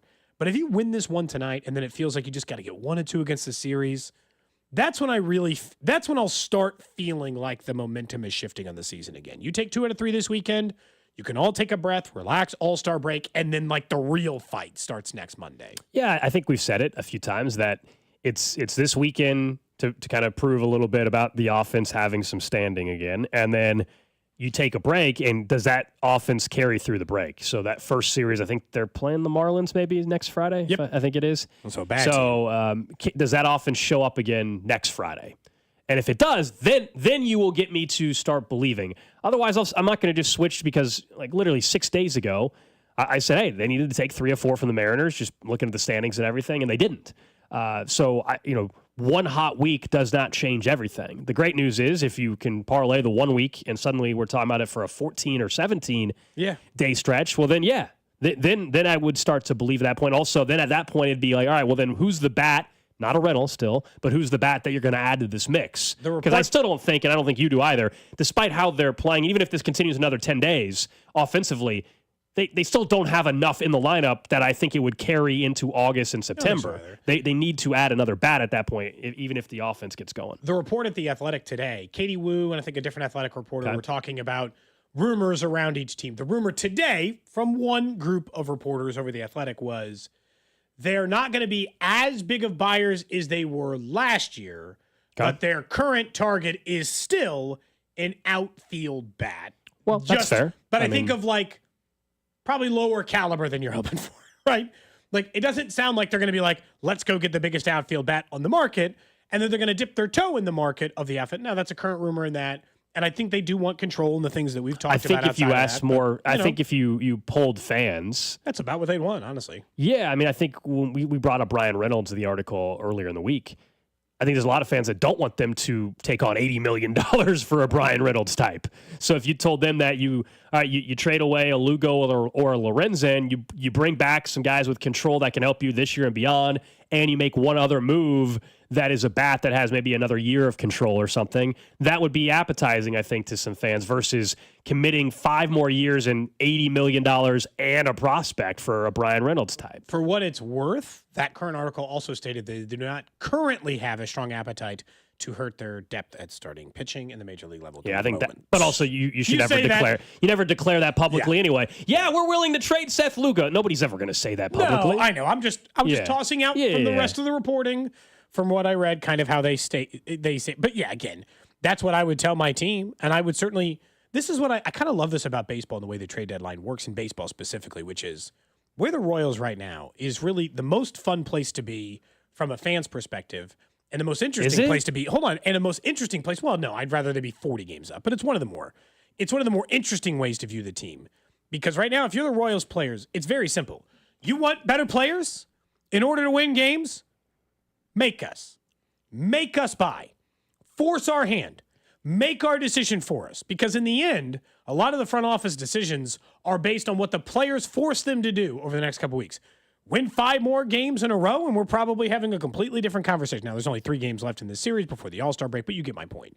Those things outside of it. Yes, I would rather be in the Tigers' position, I guess. That's probably more fun And look, the fact that the Mets series this weekend is going to remind me that 10 years ago, the Royals won the World Series, and the amount of small market teams who even get to a World Series, let alone win one, is very, very rare. So I'm still going to appreciate that one from 10 years ago. What I had told you in this recent run for the Royals I was looking for was consistent, competitive baseball. It's got to go to the playoffs too, but consistent, competitive baseball. Last year they were a playoff team. They are a competitive baseball team this year. Now it's just a matter of, can they close the gap in order to make the playoffs again and not just be competitive? They're not, because they didn't play themselves out of it this year, thankfully, but, there's still a lot left to do. I hear you were like, yeah, you want the team to perform well to force them to go and be buyers, but I would disagree. I actually don't. I think this is actually somewhat of a bad spot to be in as fans. Your team is hovering barely around 500, and you're in no man's land. I would argue this is kind of the worst spot to be in. As a general manager, it's very tough, but as a player, you have a right to choose the path of the organization. Sure, but I'm talking about as a fan base, this is a bad spot. You're in this like in out. What every year? This is not actually where I would want to be as a fan weird. base. I take it for 5 years just based on what 5 years in a row typically looks like as a Royals fan. If you told me they were 81 and 81 for 5 straight years, by the end of the 5 years, I'd probably get tired of it. Yeah. But I remember the dark times. Sometimes stabilizing is good. Now, obviously, rooting for a lot more against the Mets this weekend. But you had said before, we've obviously been following the stadium stuff because it's interesting, and it changes kind of the landscape of the Missouri and the Kansas side, where the Chiefs and the Royals end up. We had not heard anything for months and months and months on the Clay County site for the Kansas City Royals, but a report from KMBC and others says that Clay County Commissioner Jason Withington has said that they have received a term sheet from the Kansas City Royals outlining what their vision for a potential stadium deal in North Kansas City would look like. You might remember at the beginning of this year, he had said they hadn't had any conversations with him in a while. They hadn't heard anything. If they were considering Clay County, they hadn't heard anything for a while. But he is telling reporters that before July 4th, they received a term sheet of kind of what it would look like if they were trying to get a deal done here. So the Royals are still considering Clay County? And I guess what part to that is, wouldn't that require a vote in Clay County? And if it does, November, if it can't happen for the Chiefs, can it happen for the Royals? Like, it raises so many questions. I've already told you, Clay County, I think, is closer to the original vision than the 119th and Null location. Yeah, I think it's near downtown. Yeah, but I also just kind of thought they were slowly weeding that out and getting down to downtown or Johnson County. And now you're telling me Clay County's in the mix again? Yeah, it's the first time that I think Clay County has had any like direct, real communication with the Royals in a while. We've had Jason Withington on the show a couple times over the last year or two. And I think, it's interesting. It would tell me if they actually were serious about this, though, that means this thing is getting moved much further down. And it's go back to last week when I asked you, like, do you think we get any of the sites determined by the end of this year? I would say if this is the case, then no, because this would tell me that it's much further down the road. Yes, the downtown ballpark or then shifted to in or around downtown Clay County definitely fits that more than the Kansas site that's been rumored, obviously, and that the Royals, reportedly had bought the mortgage on the land out there, 119th and Null and everything. I think the issue is still the public vote part, though. I mean, I don't believe they want a public vote. And yes, Clay County is not Jackson County. It's a different voter base and makeup and demographics and all of the above. But I just don't know if and why they'd be willing to go public vote again based on what happened last time. The understanding different is that county. Sure. And Clay's never had a. This is. I still asking for a tax that needs to be approved, though. Agreed. But I think a little bit kind of like the Kansas side, there'd be a greater appetite for it in Clay because they'd be like, ooh, we get a team. And at this point, that's the way Kansas feels, right? Jackson County's been paying for it for 30 years, 40 years, 50 years. So, like, Clay might have a slightly stronger appetite for it. I obviously live in Clay County now. I lived in Jackson County before, and I voted for stadium stuff before. But I live in Clay County now. And can I see the plan before I tell you which way I'd vote? Because I don't know for sure. I'm just more interested that, are we at 3 sites? Are we officially still at 3 sites? Because then if so, have the Royals narrowed anything?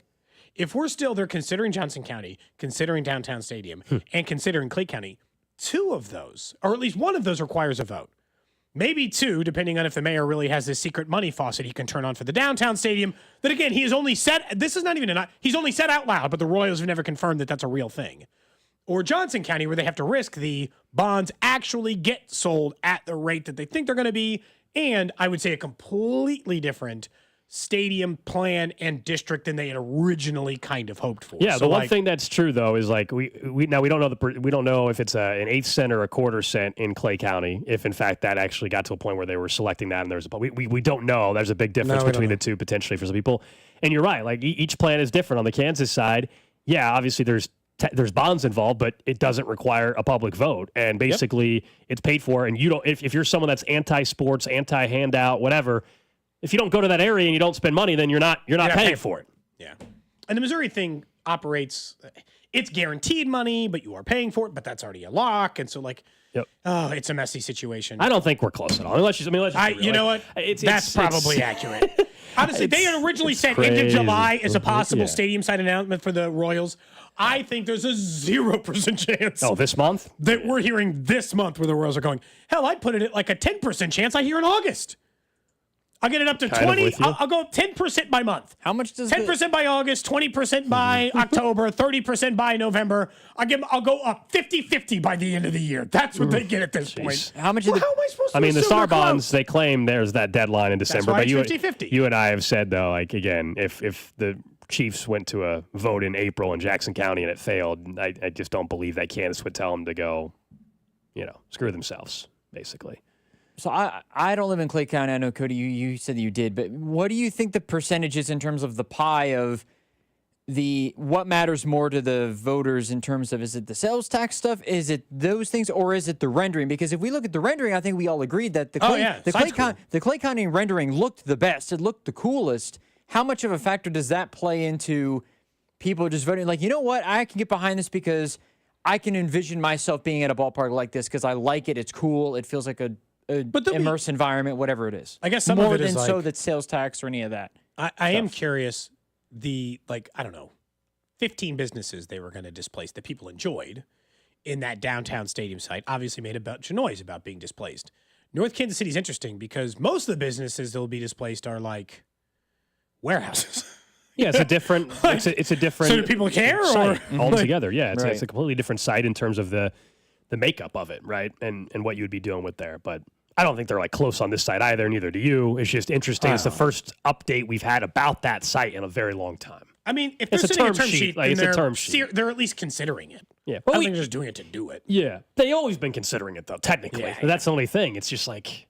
Are you taking it more serious, or you just not like what you're getting out of the Johnson? Like, are you just not liking what you're hearing on the other side? What I also version think, of this? I mean, some of it is, though, I mean, truly, other than just the annoyance that I think we all have at this point about figure it out, there's a real timeline on the construction aspect of the leases. The leases expire. I understand they can technically probably renew, but like the 2030, 2031 timeline, at some point, like we all know, it takes a couple years to build a stadium. You don't get it. It's not just built in 6 months. There's there's environmental testing, then the shovel's in the ground, and like there's a bunch of steps to get to the end product before a baseball season. In this case, in 2031, let's say. So there's a real timeline on that. Not to mention, like none of us can predict the future with this, but. Who knows? Construction costs. What's the economy look like in a year from now? No, like these are all things that can change the entire setup of what you're talking about trying to accomplish. Tore down my Northland history. I used to go bowling at that bowling alley. Now it's gone. It was gone before. They already tore it down. I don't think they would tear it down for that. Trash of the day. All right, Drew, you sent us this one in our group chat last night. It was a Baltimore Orioles game. It has nothing to do with the game, which is funny enough. But it was at a Baltimore Orioles game, Correct. right? Although somebody did say it was rock bottom for the Orioles. Yeah, so it was at Baltimore in the Mets game, actually, I believe. Yesterday, one of the doubleheaders, one of the games. And the national anthem. Now, I will say I don't think this is Roseanne bad or anything, but I was very confused when you sent. I said, what did I just listen to? Exactly, that's the...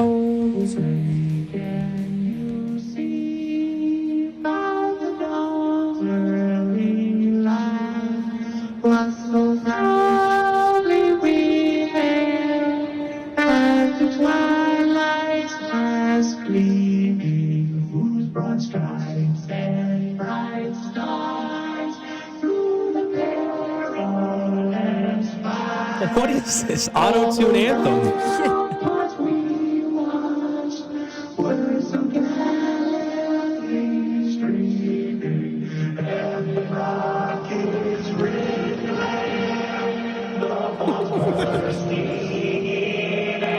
This guy has his whole setup in front of him. Oh, yeah, the mixing board and everything. Board, yeah.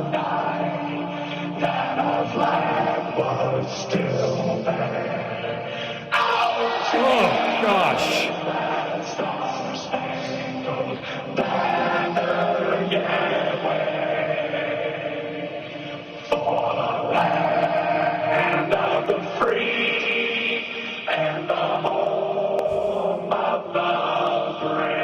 By the way, that clip was 1:15. It felt like 3 minutes to me. Can I say? Oh. You think you could do better, Cody? No. You know what, actually? You like the auto-tune? Not terrible. Oh, it started off bad. It got a little bit better in between. But you know what?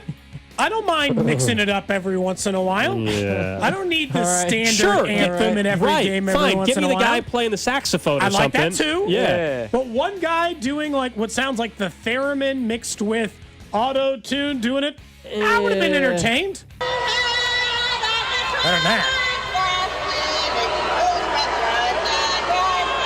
It was not that bad. It was not Roseanne bad. No, way better. It was nowhere near Roseanne territory. I just didn't know what I was listening to. I've heard worse. The funniest thing I've heard worse. is Cody, I don't mean this as a knock to you, but I picture. Sounds like a knock. I picture. I know if I have to say it before. I could picture if Cody did the anthem, I could see you doing an auto-tune version, and this is what it would kind of be like. Oh, I think you'd have more self-respect than this person if you knew it sounded like that, to be like, you know what, maybe I shouldn't have this idea, and it's okay. I can just sing it normally. Look, my biggest problem is that because I had to do the national anthem in high school like a bunch of times as part of like a 4-part harmony, I have a really hard time in my head not going towards my part of the national anthem. Does that make sense? Like, I sang I didn't sing the standard. I did the low part of the national anthem for like 4 years. So the one I hear, like, if I start singing it, is that one. Okay. I know that doesn't make any sense. Spangled banner yet wave. Do you know who that is, Cody? No. You remember? Is that me? Flavor? No, it's not you. Flavor Flav. Flav. That's right. Is that me? Is that me? Did I do that bad? No. And I remember sending a clip in you. And then the one that we're not going to make fun of as much because we found out afterwards that the person was dealing, or at least claimed to be dealing with. But was that the home run derby last year? The lady? Yeah. What? I don't remember her name. You guys know what I'm talking about, right? It was awful, but we found out afterwards, at least, that maybe she was going through something. But I don't know. Well, and people don't know this. I think after that one, and we obviously didn't do it for obvious reasons, but Cody was on vacation. And I texted Cody. I asked Cody if he would record him singing the anthem for me so I could play it. And then we found out an hour later that the singer claimed that she was under the influence and was dealing with some things. So obviously out of respect to her. Did I do the regular version or did I do the low part?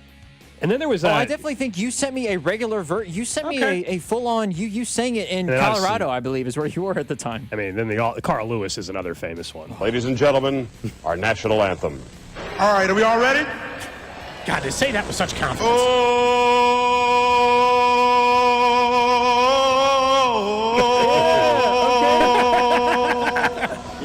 Oh, say, can you see? And the Rockets, red. Oh, man. It started out so good. So good. You can't do that, though. It's too much. That's the trash of the day. Someone said it sounded like a combo of the Oompa Loompas, Chipmunks, and the Munchkins.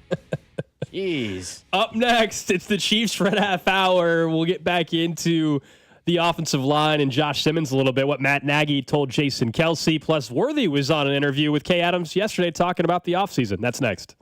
Cody and Gold, brought to you by Heartland Men's Health, the leader in men's sexual health. Thousands of men have been successfully treated for low T, ED, and more, all with discretion and compassion. Make your appointment at heartlandmenshealth.com. Follow the station on Instagram for ticket giveaways and behind-the-scenes content from the show at The Fan 965. Men, the summer is here. Longer days, warmer nights, and romance in the air. Intimate dinners, walks on the beach, dancing in the moonlight. But if you have erectile dysfunction, you know it can ruin romance, both for you and the one you love. This is Jeff for Heartland Men's Health. And if you have ED, don't let another summer go by without getting treated. Because intimacy is one of the greatest things in life, and fear of not being able to perform should not be something you have to deal with. At Heartland Men's Health, we're ED experts. We've successfully treated tens of thousands of men. Our protocols work when others don't, and we have treatments that are effective in well over 90% of cases. You could even last up to an hour or more and perform like you haven't in years. So call us. Your initial appointment is only $99 and includes blood work, a medical consult, and if medically advised, a test dose. And if that test dose doesn't work in the office, your visit is free. Call 844-447-6600. That's 844-447-6600. Or go to heartlandmenshealth.com. Hi there, I'm Charlie. And I'm Carter. Our dad is Rex with Rex Buys KC. If you're thinking about selling a home in Kansas City and don't know where to start, our dad can help. Sometimes life throws curveballs, like moving for a new job, dealing with a divorce, or inheriting a house you weren't expecting. Dad doesn't just make offers, he talks with people to help them understand all of their options. No pressure, and it doesn't cost anything to talk with his team. He's a local home buyer who really knows Kansas City. If selling to him is the right choice, he'll give you a fair cash offer, and you can close on your timeline even in as little as 7 days. He buys homes in any condition. No need for repairs, no fees, no surprises. Just an honest, easy process so you feel good about your decision. Want to talk to him? Call 816-330-6000 or go to rexbuyskc.com. Rex Buys KC, helping people make smart choices one home at a time. It's almost Andy Reid. When I landed in KC, I started doing commercials, the whole playbook. That's how I teamed up with Renner Garage Store. For nearly 70 years, Renner has been serving KC with the latest styles, top brands like Delden, Amar, and LiftMaster, and the trusted service of a family-owned team. Get your free estimate today, and if you're looking for work, Renner's hiring installers with paid training. RENNER forward and back. RENNER, RENNER. Missouri sports fans, I got great news for you. Underdog is now available to play in your state, and you can go yard all baseball season long with Underdog's Champions Game. As we get ready to roll into the 4th of July holiday, the baseball action is heating up, and Underdog is a leading place to make all of your sports selections. To play, all you have to do is download the app and choose whether a player will go higher or lower on one of their stats. You can choose from things like home runs, total bases, and so much more. And once that entry feels good, you can play with as little as $1, and if you get everything right, you could win up to 1,000 times your money. Maybe it's time for Vinnie Pasquantino to start heating up, and you love the over on his total bases this weekend. Download the Underdog app and sign up with promo code BOB to unlock a special offer of up to $1,000 in bonus cash when you make your first deposit with promo code BOB. Must be 18 and present in Missouri. Terms apply. See UnderdogFantasy.com/web/deposit-match-terms. Concerned with your play? Call 1-800-GAMBLER or visit www.ncpgambling.org. Life insurance. Why are you putting it off? Can't afford it? Too much hassle? Think you don't need it? There's lots of excuses for putting off life insurance. But if you weren't there, who would pay the mortgage and other bills? With Ethos, you could be covered in 10 minutes and boom, family protected. Ethos, fast and easy online term life insurance. Up to $2 million in coverage with no medical exam. Some policies as low as $1 a day. Answer a few health questions and get your free quote at ethos.com/radio. That's ethos.com/radio. Hi, Zoe Saldana. Welcome to T-Mobile. Here's your new iPhone 16 Pro on us. Thanks. And here's my old phone to trade in. You don't need a trade-in. When you switch to T-Mobile, we'll give you a new iPhone 16 Pro. Plus, we'll help you pay off your old phone up to $800, and you still get to keep it. There's always a trade-in. Not right now at T-Mobile. I feel like I have to give you something in return for karma. That's okay. I don't really have much in my purse. Oh, let's see. Hand sanitizer. It's lavender. I'm good. Seriously. Let me check this pocket. Oh, mints? Really, I'm fine. Oh, I have raisins. I'm a mom. Wait 1 sec. I've got cupcakes in the car. It's our best iPhone offer ever. Switch to T-Mobile. Get a new iPhone 16 Pro with Apple Intelligence on us. No trade-in needed. We'll even pay off your phone up to $800. With 24 monthly bill credits, new line $100 plus a month on experience beyond finance agreement $999.99 and qualifying forwarded. For well qualified plus tax and $10 connection charge. Pay off via virtual prepaid card allow 15 days. Credits end and balance due if you pay off early or cancel. See T-Mobile.com. Get in the zone. AutoZone. Welcome to AutoZone. What are you working on today? Hey, that's the spirit. Right now, we're celebrating free with a free STP oil filter when you buy 5 quarts of oil and free Duralast brake pads when you buy 2 rotors. Like always, free battery testing, charging, and recycling at every store. Celebrate free at AutoZone, now through July 28th. Get in the zone. AutoZone. Restrictions apply. This is the story of the one. As a lineman, he does whatever it takes to keep the power on in his community. And he wants a partner like Grainger who does the same.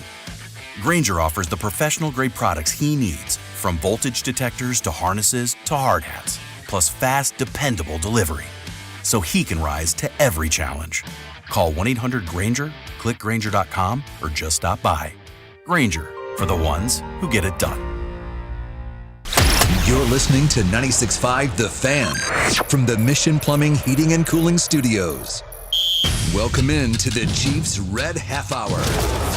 Every day at 11:30 with Cody and Gold on your new home for Chiefs football. 96.5 The Fan. Back here on Cody and Gold, it is the Chiefs Red Half Hour. Brought to you by All Weather Decks, Kansas City's most respected deck builder. Check them out at allweatherdecks.net. Coming up in about 8 minutes, we'll get to what Xavier Worthy had to say on the Kay Adams show. Again, she continues to have like every Chiefs player possible. I'm sorry, it's she's amazing. had more Chiefs players on the last calendar year than us by like tenfold. She's kind of I think she has some ties to Kansas City. She's had Charles on. She has she's had Charlie Trey, Patrick, Xavier. Yeah, I think former Chief Justin Reed. I think she's talked about in the past. Yeah, FAU. I think she has some family ties to Kansas City. Maybe I'm off on that. I thought she did. But she's had a bunch of Chiefs players on her show. Good relationships with agents and clearly the organization, I guess, you know? We'll talk about another Chiefs player joining her show once again. Now I'm just looking. Where was she? She went to the University of Missouri, which I did not know. Okay. So she went to MU. She was born in Chicago, according to this. So, man, I don't know. Either way, she is got a lot of Chiefs players on, so she's giving us content, and we will take it. That's for sure. I did think it was interesting. We played look, I'm not going to say it's nearly as funny as the audio yesterday in which we learned the Chiefs tried to incorporate a trick play called Swingin' D for Chris Jones to throw a football, which is still unbelievable. Amazing. And I'm so mad Chris Jones couldn't throw the football well enough that we actually got that play in a game, which I will happily tell him at training camp if he joins the show. But one of the other things that stood out in listening to the entire episode of New Heights that included the guest Matt Nagy, where obviously we learned that, is every once in a while, I think every couple of years, we get a player that it seems like everyone refuses to lower the hype on. It was Pacheco a couple of years ago. It was Mahomes.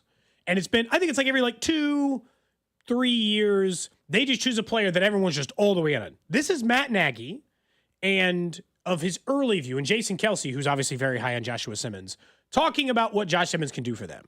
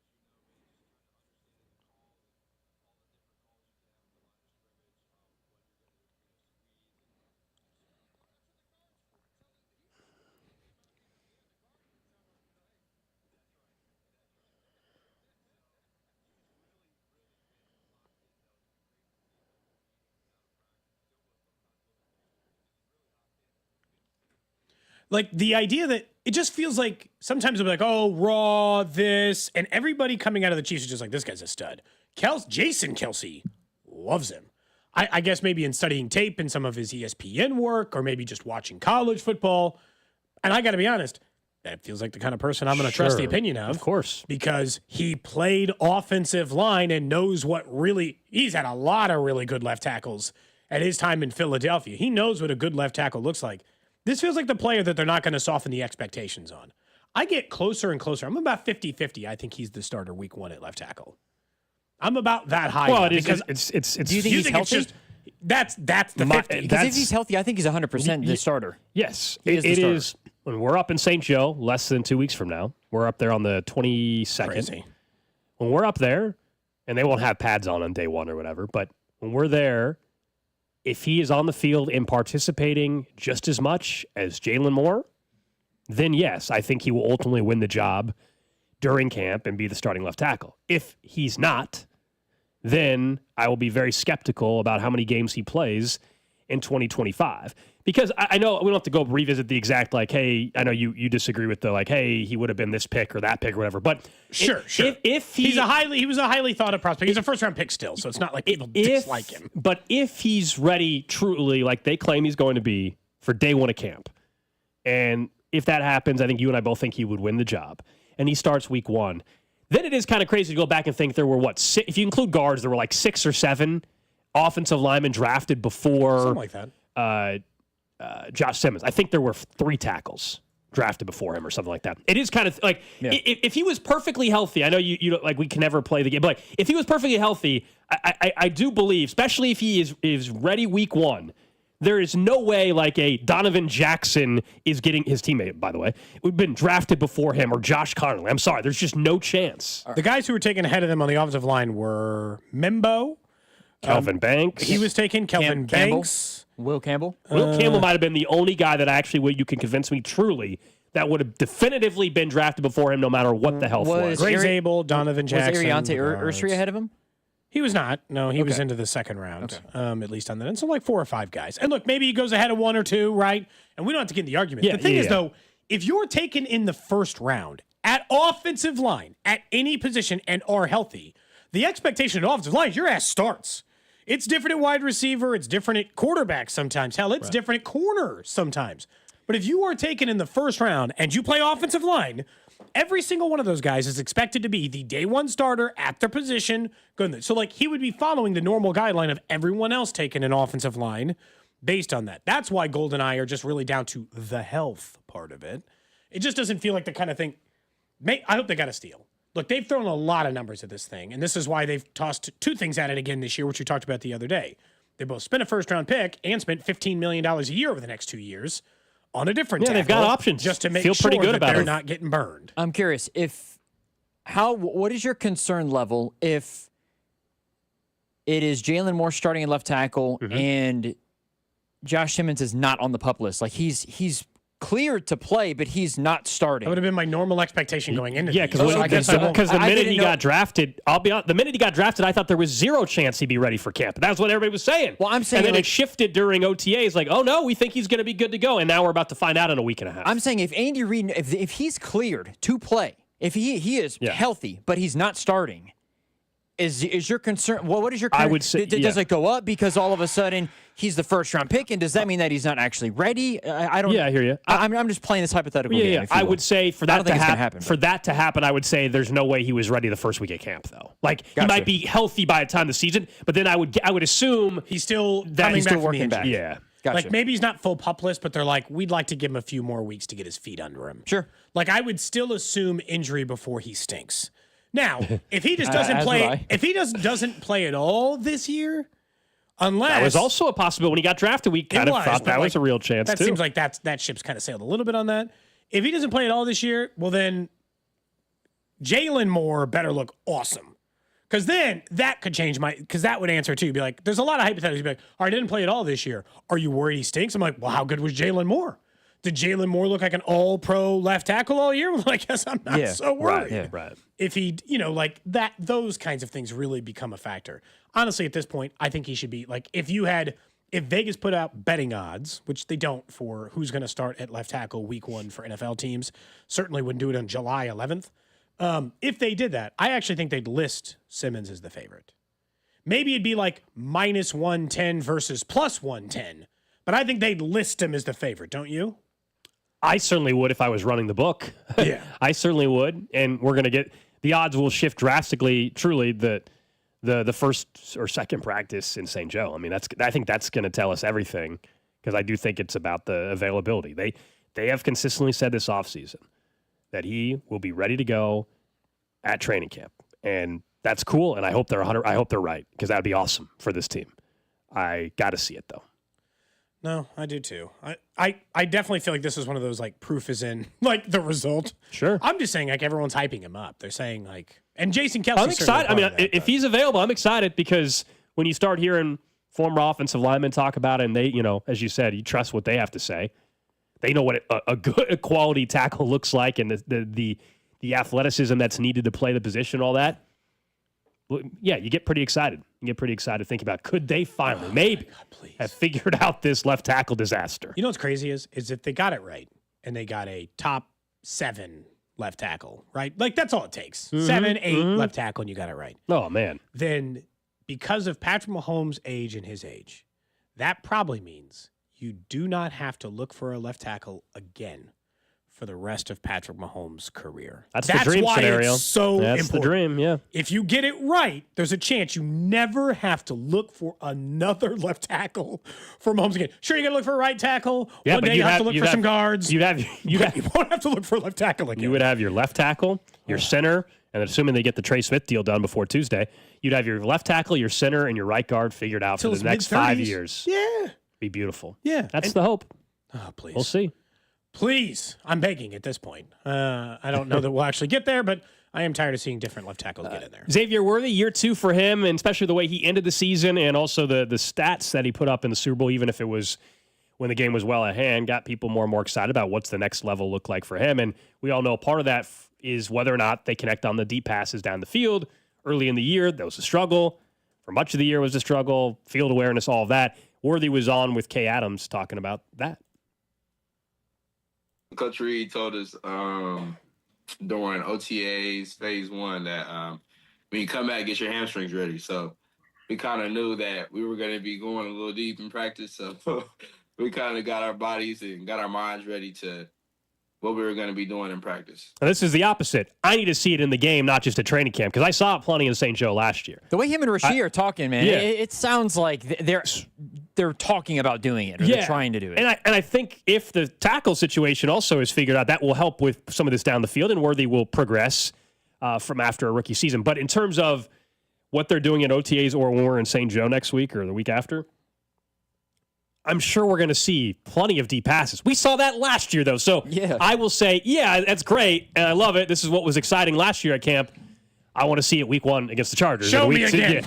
Like, I got to see it. Like, I mean, because last year at camp, that was the story. Like, holy crap. It was Xavier going deeper. Constantly, Rice and Worthy and Brown stretching the field. It was like, oh, my gosh, this is going to be great. And we just didn't see it. You know what I'm excited for? I'm really excited for the second day of camp. Oh, gosh. And Brian Cook is going to get torched by who other than Tyquan Thornton, and it's going to be a huge deal. And it'll be really cool when he's the 6th receiver on the team. I just think that it's because you are we haters? No, I don't think I'm hating. I'm just saying let's not act like the guy's going to have a 1,000-yard season because he has 5 highlight catches during training camp. I don't think you're hating, but this is the thing: is that running deep is what he does. Yeah. And he's going to be in at least one of those videos I'm sure. where Mahomes throws it deep, and it's going to be like, hang on a second. And I can see it now. I just think it's going to happen. Well, this is why Start slow. We've got slow motion. Yeah. Ball flying in the air, deep, perfect, tight spiral. All of a sudden, who comes into frame? Tyke. Over father stretch my hands one. And social media will go nuts, and it'll be cool. And people will talk themselves into him having a decent role on the team. It's like he's going to be fighting to make the team, and I hope he does for his sake. But like. That's what we're talking about. You guys are properly realistic, I think, in terms of how you evaluate This is why we've got something new planned on day 1 of camp. This is this conversation right here. We have something fun we're going to do while we're at camp, and Tyquan Thornton is right in the middle of that new thing we're going to try at camp this year. Yeah, I think that, you know what, rather than coming off as like I said earlier, haters, which I think sometimes we give off that energy when it comes to fun names at training camp. Tyquan Thornton and Justin Ross, you know. Yeah. Although I do think we supported Luis Reese-Zammit a little bit as a camp darling. LRZ. You know? Still got that autographed helmet. We couldn't even get him on the show. I mean, that's crazy. How did we not get LRZ on the show? What was he doing? I don't know. He was going on dates at Worlds of Fun, you know? Exactly. He had time. With a supermodel, I don't blame him. Good for him. Is Worlds of Fun a good date spot? We talked about the time. No, not a first date. Sure? Not a Why first not? date. You don't know if the person likes roller coasters. You walk around. There is intimate moments of being scared, hearts aflutter. But that person a little legitimately adrenaline. might be scared. I think it's kind of a good spot. I can buy it because, and even if they don't like roller coasters, you still have the carnival games. There's still a vibe there that you can First catch. date, though? I think it's a good first date spot. I don't know if it's good, but I think it's passable. It's like 100. Well, I mean, he had the money. You know. Well, yeah. I just meant like first date. Sometimes maybe you don't want to drop $100. I agree. You know, and that would be $100 first date at least. Right? A couple of tickets would probably be $100, and then you got to get the other stuff. So I couldn't do it on a first date because I'm not like the mom, but it would not be good for me. But then the adrenaline's going, and everyone's Now maybe I'd be less fearful of it because I was with this person, so maybe I would actually be more comfortable. Yeah, and but plus, I don't know, man. I'll say this: you're going to try to play it a little cooler. That's what I'm saying. You're not going to try to look like you're in full panic, Alex. You're going to be like, yeah, the Mamba show. Yeah, until I'm on the Mamba and we're on the climb and I'm looking down into the cart or whatever you want to call it. And not looking to the right down at the parking lot from 1,000,000 feet high in the air. She looks over and Gold's just eyes closed. Shows a willingness to explore new things. But then to Cody's point, if she's feeling the vibe, then maybe she tries to comfort you a little bit and holds a hand, and then maybe you have that. You get scared, a hand on a leg, you know? This is true. There's a you're little holding on to whatever it is. She puts her hand over your hand. It's endorphins, adrenaline. I think all that. I think there's something to it. Then to pay it off, the fear of death. Maybe you guys are fight or flight. Then the new Bieber album that we were listening to before the show, that song, then you're set. That's on the ride home. That's on the ride after. Have you listened to the new album, Drew? I listened to some of it. I think it's very good. We listened to 2 of the songs. Shout out to Justin Bieber, man. Yeah, there's 1 or 2 that were like, all right. There was one song in particular that you had suggested to me. There's one song called Sweet Spot that he just came out with, and you and the wife should listen to that this evening. I got to say, we were talking earlier about getting fired. Gold was playing that at full volume in the bullpen. Yeah, I got back from Quick Trip, and it's just a song. That was up. It's just a song. I was like, we can't play it on the show, obviously. Oh, yeah. My goodness. Just a song. If you want to be suspended for a week, you can put that song on the air. Do not listen. Just do yourself. Do not listen to that with anybody who cannot hear or kids in the car. Things, or kids in the car. Definitely don't. Do not. I mean, the song's called Sweet Spot. You guys can infer what we're... But even that does not do the lyrics part of this justice. No. I'm just going to tell you right now, do not listen to that in mixed company. Yes. I mean, I want to read some of the lyrics. I don't think you can read the lyrics, Cody. There's like 5 straight lines. I can't say any of this. You're saying it's the perfect time for like she comes over, candles are lit, lights dimmed down low. I'll say you are certainly setting a mood if you play this. I don't know if you're doing the first date, but like not the first date. Oh, the first date would be wild. That's crazy. You go to Worlds of Fun and then you're playing that. No. All right. I mean, you can read the first paragraph of the lyrics. You just can't get to the middle. Which first part? Well, you can start with these gentle hands. Shy? Like that part, or like at the top? These gentle hands will hold you, baby. Sweet tenderness, I'll show you, honeybee. Oh, I just want to get you closer. Can I hold you, baby? I think that's the second fun. part. Yeah, it's the second part when it says I can say this, right? I don't know. I like it sticky in the sheets. I'll make your sheets hot. I hit the sweet spot. I think maybe you can say that. Well, I just did, but I didn't dump it. So, but the other part you definitely can't. Never had a blank like me. When we bleep, I can't go anymore. Dude, we're done. There's just so much of this. Yeah. I keep looking at the lyrics. I'm like, is there a line that I could give you the vibe of? No. Nope. But not. I call him when I need. No. Yeah. Just look up the lyrics yourself. Yeah. Look up the lyrics to. Someone says, I'll wait for the Cody version of the song. Well, that'll be depressing. Oh my goodness. That would be interesting. And I already did a Justin Bieber song. I don't usually repeat There's no artists. conceivable way that you could cover that one. I did Babies when when everybody was complaining about the umpires, as you recall. I don't usually, to this point, I have not repeated an artist. Didn't you say that you were going to do a cover of Baby? Or I did. This is the one you're talking about. Yeah, I already did a Justin Bieber song, is all I'm saying. So maybe not that one. Also, the rewrite of that. You know how many times I have to re-listen to it? It says, great, now me and my 3-year-old son, Timmy, are having the talk. We didn't play it. Yeah, we didn't. 3-year-old? That's crazy. This show is not targeted for the under 7 demographic. It's not really what we're going for. You don't think so? No.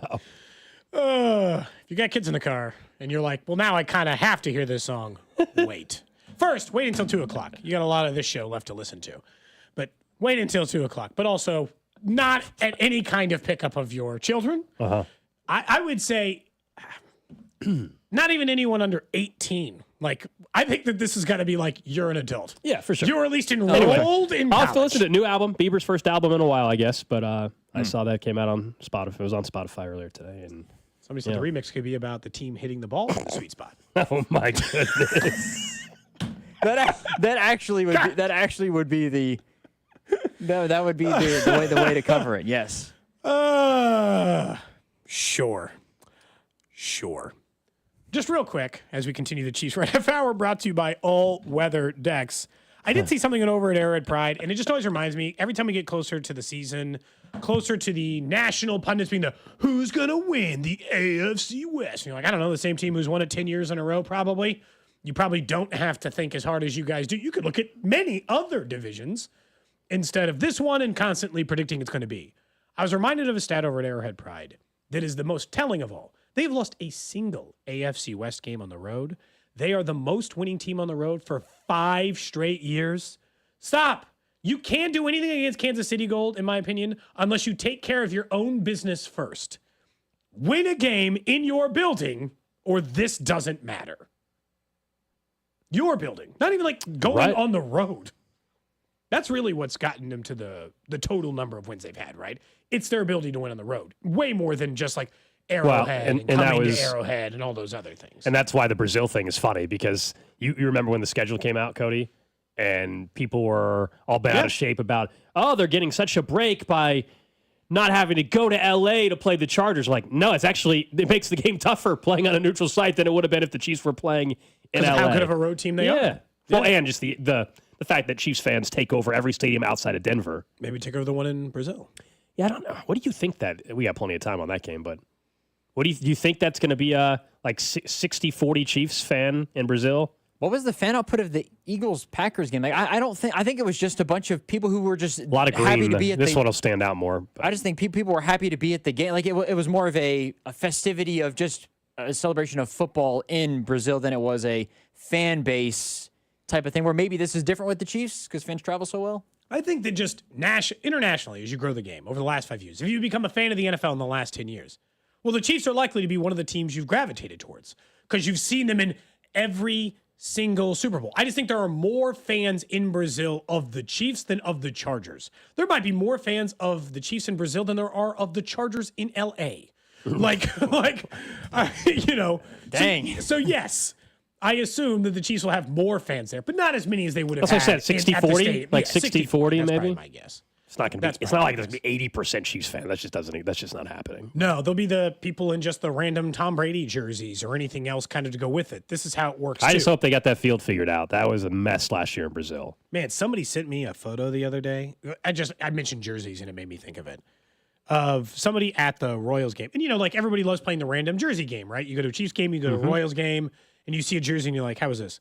This man was wearing a Francisco Pena jersey.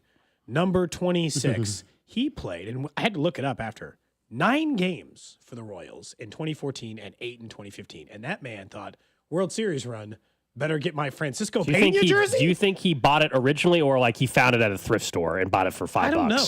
Did it belong to Francisco Pena? Who's the other person who bought it? Yeah, family member or something. Who was that for the Chiefs? Like a DeAndre Hopkins jersey? Is that?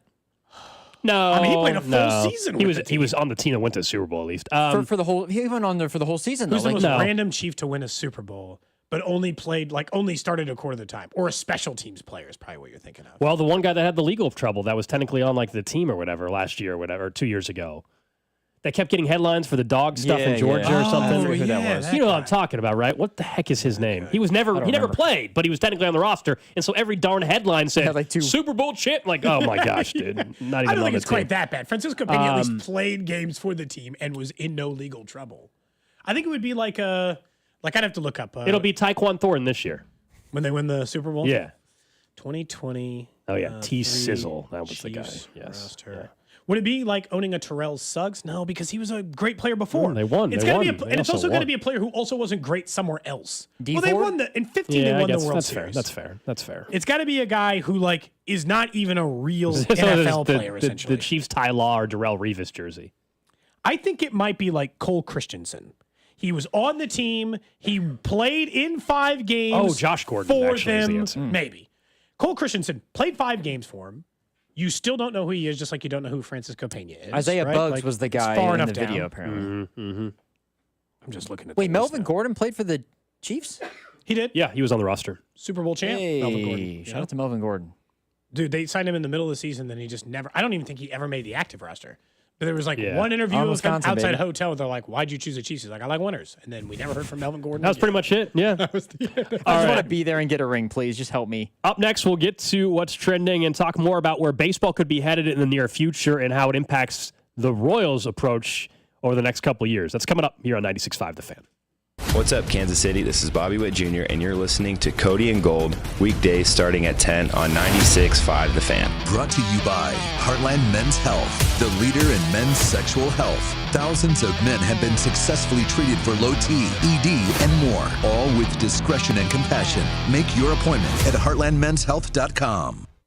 It's the Nissan 4th of July sale, and 0% financing is back at Reiselman Nissan. That's right, 0% APR for 60 months on brand new Rogue, Muranos, and Pathfinders. Or lock in 1.9% for 72 months, even 84 months at just 3.49% APR. Need power? Get up to $6,000 in total rebates on new Frontiers. These are the hottest deals of the summer, but hurry, they won't last long. Visit ReiselmanNissan.com for details. Reiselman Nissan. Every customer, every time. Are you in need of top quality metal for your next project? Look no further than Metal by the Foot. Whether you're a DIY enthusiast, contractor, or business owner, Metal by the Foot has the perfect solution for you. Steel, aluminum, brass, and stainless. The Foot. Blue Demon Welding Supplies, filler rods, and wire. The Foot. Cronius Professional Welding Equipment, Service and Repairs. The Foot. Located in KC and Topeka. Online at metalbythefoot.com. When you need a piece of metal, remember, metal doesn't have to cost an arm or a leg, just the foot. Wesley Financial Group is not a law firm. Hi, I'm Chuck McDowell, the timeshare cancellation guy. In 2011, I founded Wesley Financial Group with one goal in mind, to help honest folks out of their timeshares permanently. Today, I run Wesley with my two sons, a real family business, treating every client and every employee like we'd want our own family treated. That philosophy has helped us grow into the largest, most trusted timeshare cancellation company in the United States. Fortune magazine even recognized us as one of the best places to work. Why? Because we genuinely care. In fact, some of our former clients were so moved by their experience working with us, they joined our team so they could help others to timeshare freedom. If you're stuck in a timeshare, give us a call. Let our family help your family. Call Wesley now for your free timeshare exit kit. 800-814-1500. That's 800-814-1500. 800-814-1500. Hey friends, it's noisy out there with information coming at us all day, every day. It's hard to know what to trust, and the world of wealth management is no exception. That's why UMB Private Wealth Management helps you tune out the noise and tune into what matters most. They'll create a financial plan based on your unique goals, so it's your voice that comes through loud and clear. Get financial clarity. Go to umb.com/private wealth to schedule an appointment. That's umb.com/private wealth. Gain Super Flings are here to take your laundry to the next level. Talking about Gain Super Flings. Super-sized laundry packs. These things are huge. Super fresh, super clean. Gain Super Flings. Gain Super Flings laundry packs have 4 times the Oxy cleaning power and 3 times the Febreze freshness versus Gain Original Liquid. Super fresh, super clean. Gain Super Flings. Gain Super Flings for next level laundry. This is the story of the one. As a safety manager at a manufacturing plant, he does everything he can to keep his coworkers safe. From finding ways to reduce risks to keeping safety supplies in stock. And for that, he relies on Grainger. Grainger offers a broad range of quality products and next-day delivery, so he can always play it safe. Call 1-800-GRAINGER, click Grainger.com, or just stop by. Grainger, for the ones who get it done. If Twisted Tea Hard Iced Tea was your best friend, it would be the kind of friend that starts an impromptu dance party in the supermarket aisle that turns into an all-day pool party rager at your place, and you don't even own a pool. Twisted Tea Hard Iced Tea turns any day into a legendary adventure. It's smooth and refreshing real iced tea with just the right kick of alcohol. Twisted Tea Hard Iced Tea. Keep it twisted. Twisted Tea Brewing Company, Cincinnati, Ohio. Please drink responsibly. Get in the zone, AutoZone. Welcome to AutoZone. What are you working on today? Hey, that's the spirit. Right now, we're celebrating free with a free STP oil filter when you buy 5 quarts of oil and free Duralast brake pads when you buy 2 rotors. Like always, free battery testing, charging, and recycling at every store. Celebrate free at AutoZone, now through July 28th. Get in the zone, AutoZone. Restrictions apply. This is the story of the one. As a lineman, he does whatever it takes to keep the power on in his community. And he wants a partner like Grainger who does the same. Grainger offers the professional-grade products he needs, from voltage detectors to harnesses to hard hats, plus fast, dependable delivery, so he can rise to every challenge. Call 1-800-GRAINGER, click Grainger.com, or just stop by. Grainger, for the ones who get it done.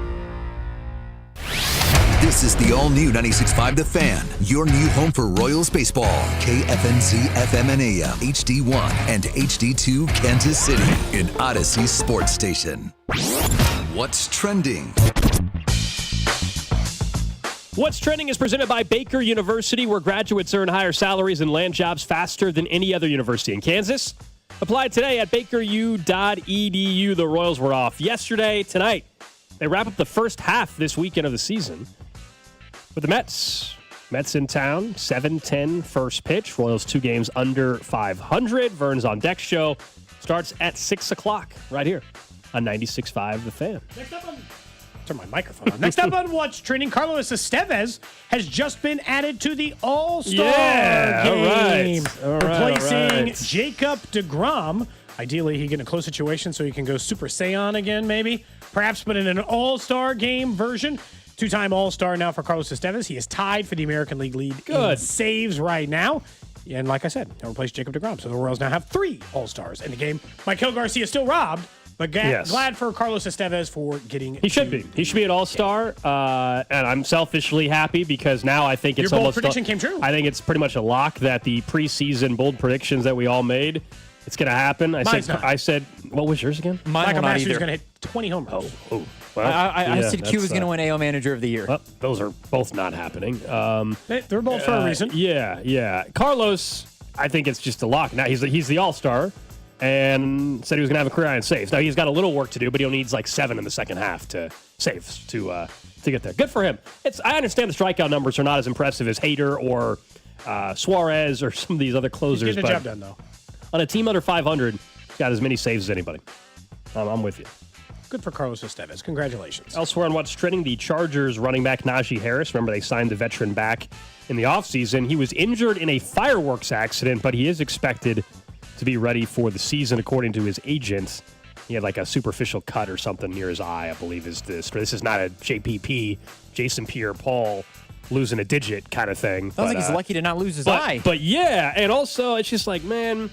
You're still playing in the league. You're worth millions of dollars. Like maybe the whole fireworks thing. Maybe you can watch them. Maybe you don't go near the firecrackers. You know. I just think that should be a rule of thumb if you are a professional athlete earning money, playing sports. Cool. Fireworks are fun. I'm sure you like shooting them off. You can get as many Roman candles or sparkler bombs or mortars that you want. 45 years old when you're retired.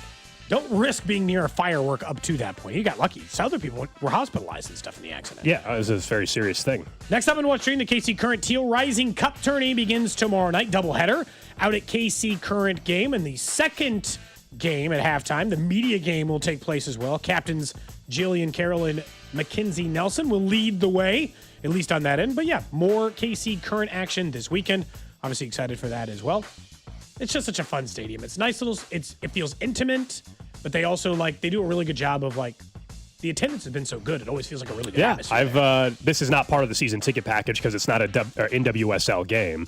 But yeah, I enjoy going to games. I've had tickets since they opened the stadium last year and everything. When's the next regular season game? Not till middle of August. What? Yeah, the way the international schedule works and everything. Yeah, not till a home game I think is against Orlando in mid-August if I'm not mistaken. But yeah, man, media game, get stretched out, get loose. Go, you know? How's the body feeling? Good. Was not as assuring as I was hoping for, but okay. Allergies have been bad this week, really bad. Yeah, I saw you used your inhaler yesterday. Yeah.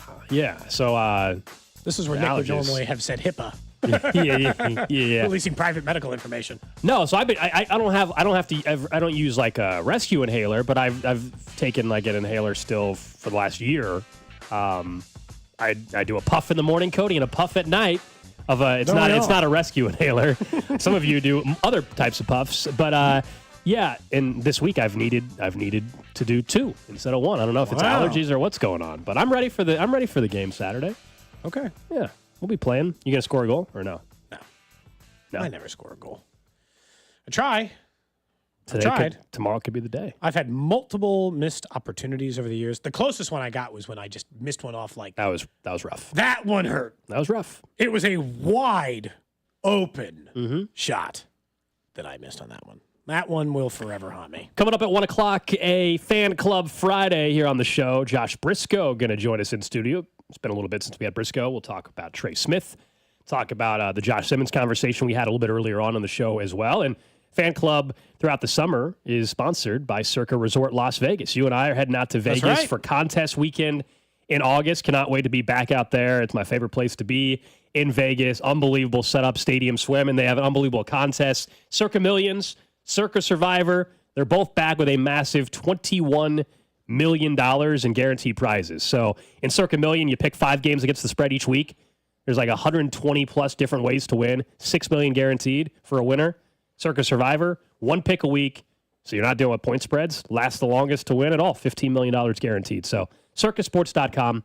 And we'll be out there. If you're going to sign up anyway, join us for contest weekend. We'll be there the 20th through the 23rd of August. Plenty of times to hang out, have a good time in Vegas together. Who knows what's going to happen? I feel like you and I have got to look hard at an entry this year.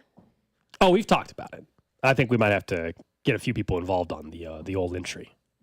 You could front us all with your Caitlin Clark money. Yeah, that starts tonight. Auction starts tonight at 7 o'clock. Yeah, and then it's 28 days. Why don't you be the first bidder, Cody? Why don't you be the first bidder? For what's the opening bid? $1,000 is the opening bid. Why don't you? It's not going to sell for $1,000. Yeah, it's not going to sell for $1,000. It's going to sell for more. So why don't you be the first bidder?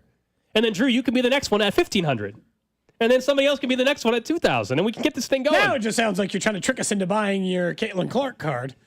Look, you and I both know the numbers will not jump until it's going to be low. Second to last so last day night was another or the example. last day. There was a weekly auction that ended on a different Caitlin Clark card last night, and it was at $2,100 until 2 hours to go, and it closed at $8,000.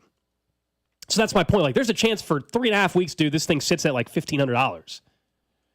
I hope not, but there's a very real chance. You would like it to at least be sitting at 3,000 or something. Correct. And then in the final 2 hours, it blows up. It's still a Caitlin Clark 101. It is. I do think that general appeal still really I told helps you. there's weekly updates start next week, by the way. There's a discrepancy of disappointment, being fine, and being thrilled. Okay, disappointment, if that card sells for $3,000 or less, I'm going to be really upset. Okay? Yes. If it sells for 6 to 8, I'll be like, okay, all right. Everything's okay. Yeah. Anything above 8, at this point, I'll be thrilled. I really will. Yeah. What would you do if it sold for like 40? Oh, it's not. There's no chance in that happens. 0?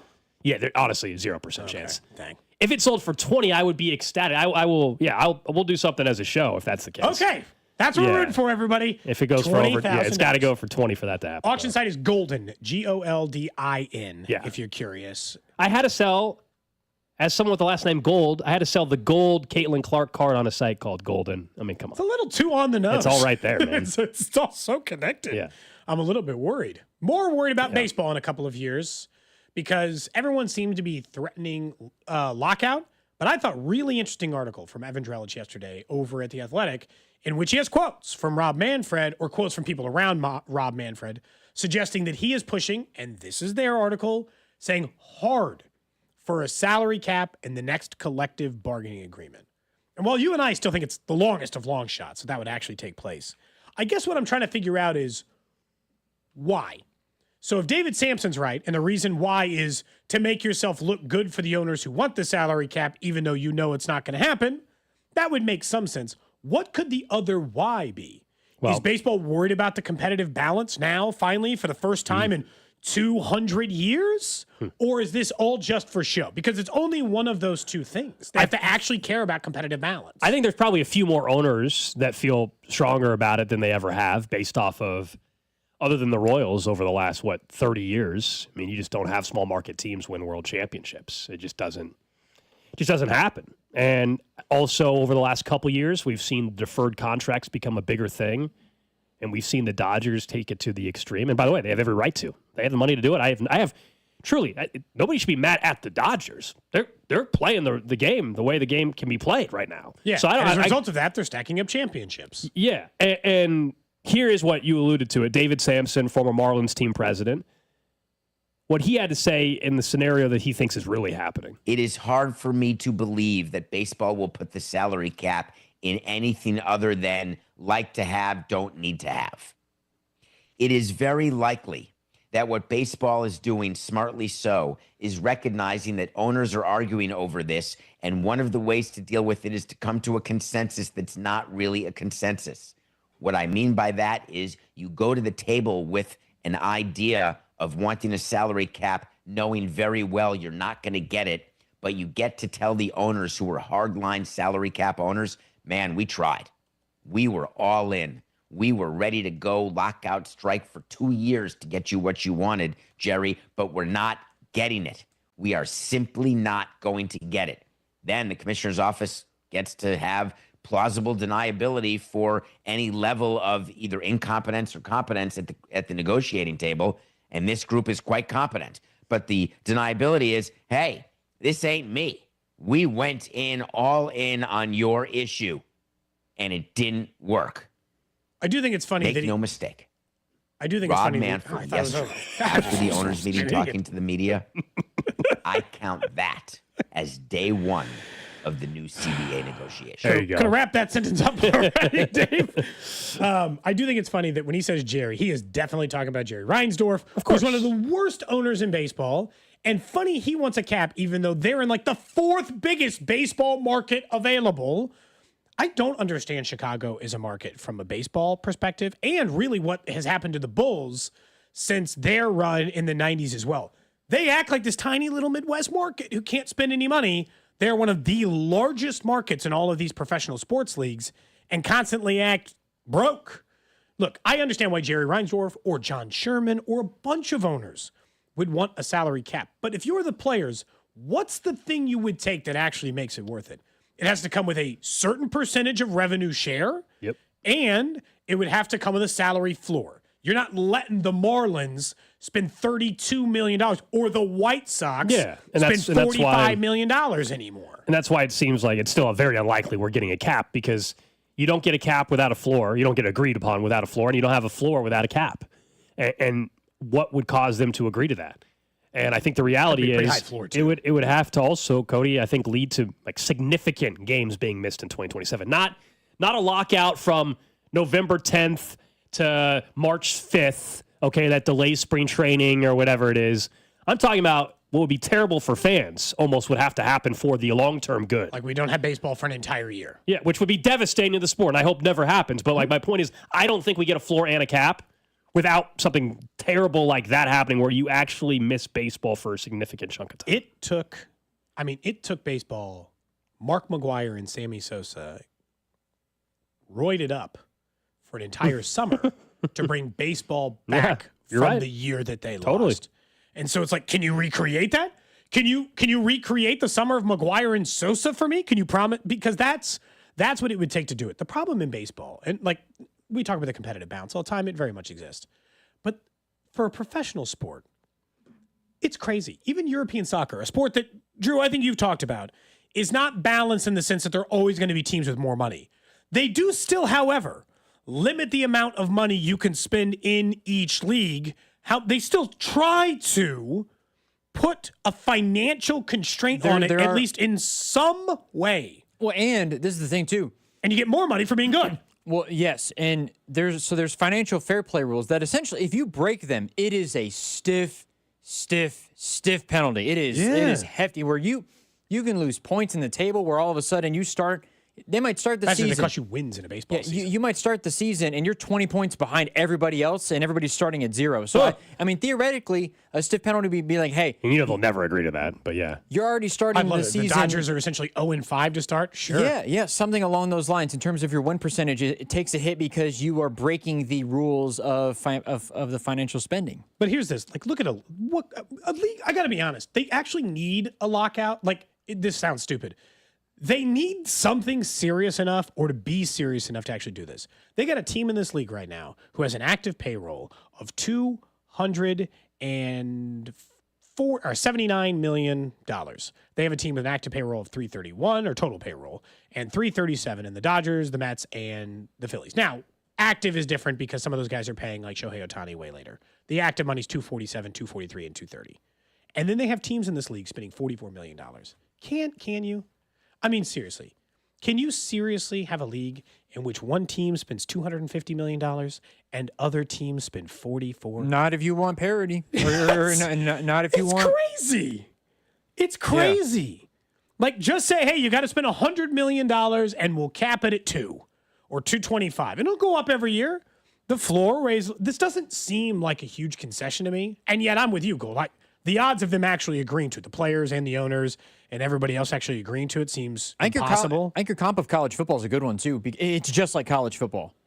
And in this scenario, whatever team is spending 44 or the Royals in this, the Royals are a group of 5 team, are a team in the MAC where the Yankees and Mets and Dodgers are proverbially the Georgia Bulldogs or the Alabamas of this group.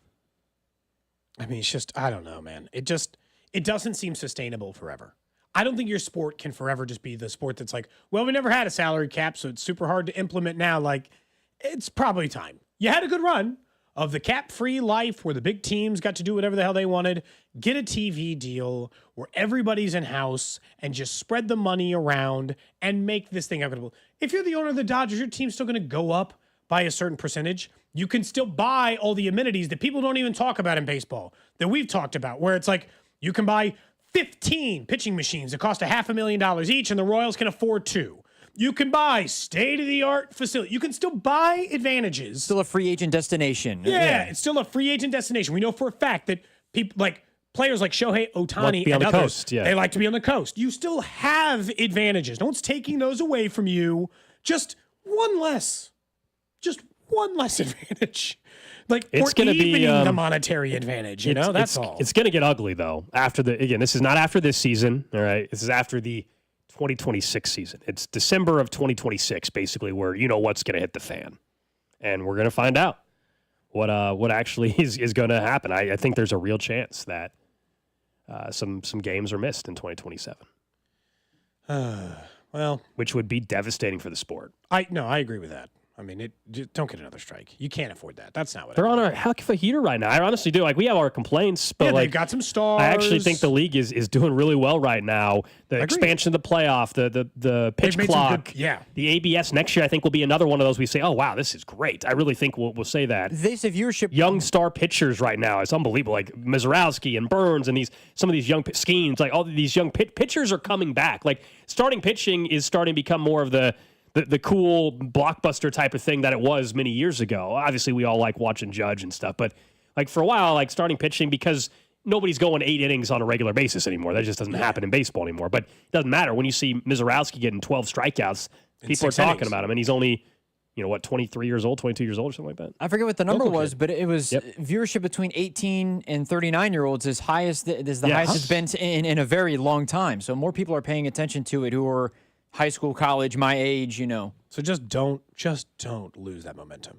Meanwhile, we get these emails every once in a while, little press things out, sometimes offshore odds, Gold, if you will, that kind of set this up. This is an offshore odds thing, and I think as football is around the corner, like you said, a week and a half, you and I will be up in St. Joe. I think the high's like 95 that day. Perfect. Cooked day up in St. Joe. Going to sweat early up there, We're going to lose a few LBs up there. You guys will be celebrating like Trey Smith was when he was starting to get Adams. Yeah, at this point, right? At least on there. But they sent out their list of offshore odds currently of first NFL coach fired. Now, this is always a fun thing to look at. First off, I just thought you should know that tied for dead last is Andy Reid. Him and Nick Sirianni. I would say so. 500 to 1. Two coaches that were in the Super Bowl. I would say so. Yeah. Mike Vrabel, who just got hired at 250 to 1. Pete Carroll at 200 to 1. So some guys who just got hired, like maybe it would have to go bad and bad and bad, and outside of that. So there you go. At least on that end. Most likely to be fired. What's your guys' guess? And then I'll tell you the answer. That's either McDaniel or Dable. Drew, what do you think? Maybe my guess. I was going to say McDaniel. It is Dable. Okay. You're correct in at least a 2. Mike McDaniel with the second best odds to be fired. Can I keep going? I honestly haven't sure. seen this. Here's who should be on the hot seat. I don't know if their odds are. Brian Callahan in Tennessee is one to watch if things go south. Brian Callahan, there are 5 more coaches after the 2 that you already listed in Dable and McDaniel before they get what's to the guy out in Arizona? Brian Callahan. Oh, that's Jonathan Gannon. He is on the list. Yeah. He comes in at 6. Steichen. Shane Steichen is 3rd, There right you go. behind Mike McDaniel. Shane Steichen on the hot list. He's got Anthony Richardson or Daniel Jones as his quarterback. Yeah, it's a tough spot Kevin to be in. Stefanski comes in at 4th. Yeah, I can see that. After Jonathan Gannon. What were you going to say about Stefanski? I was just going to say, you talk about quarterback situation. I still think he's such a coach. What do you want I him think to he's do? a good coach, but he's just, He's in a bad it's spot. Flacco, Gabriel, or Sanders this year, basically, or Kenny Pickett. I don't know what you expect from the guy. Yeah, it's kind of a mess. Then it's Zach Taylor at 8 to 1. Another bad September gets interesting. I still don't think they're firing him. This is Are you sure? these Why are not? this is not if they're getting this is first coach fired, right? Coach not just will they get fired after the season. Okay. So that makes more Zach Taylor. No, they're not firing Zach Taylor in season. I agree with you there. You know what I mean? I think he could get fired, but he's not getting fired in season. That they're not doing that now. How many teams with a quarterback like Joe Burrow are firing their coach in season? Anyway? For Zach Taylor to get fired, period, I think it would take 4-13 or worse. Are you sure? I think if they start 1-4, his ass is on the street. I don't think so. I'll be honest with you. He's had 3 bad starts in a row. They've missed the playoffs 2 years in a row. That team starts 1-3, 1-4. His ass is on. I don't think they fire him in season. 5 games. Line. Cody, 5 games. Cody, I don't think they fire him in season. Mike Brown doesn't do.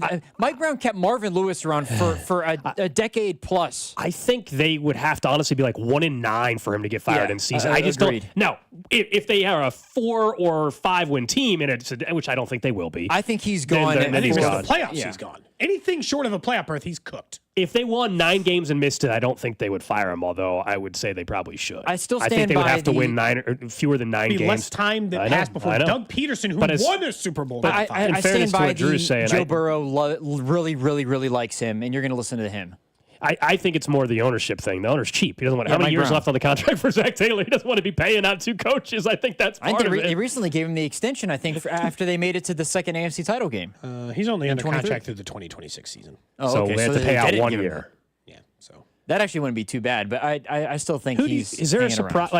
For being the first coach fired, it takes a lot, right? It's one thing to think we know there's gonna be 5 openings at the end of the season. That's something we can predict a little bit easier. The first coach, Mike McDaniel, if they would have to get off to a really bad start. But I don't think Mike McDaniel will be the coach of the Dolphins this time next year. Mean? But who would be a surprise name? Is what you're give me more of a surprise. Who's the coach in Seattle?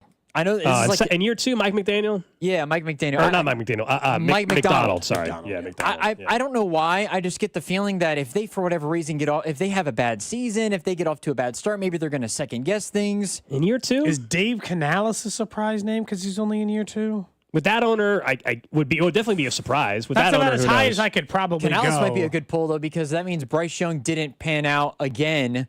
And you would just restart with everything, the head coach, the quarterback, and all of it. I know anybody below essentially Todd Bowles, Kyle Shanahan. None of those guys are getting fired. Kyle Shanahan, Todd Bowles, Matt LaFleur, Tomlin, McVay. These are the guys that list. O'Connell. Right. None of those guys are getting fired. For first coach or period? For first coach. Okay.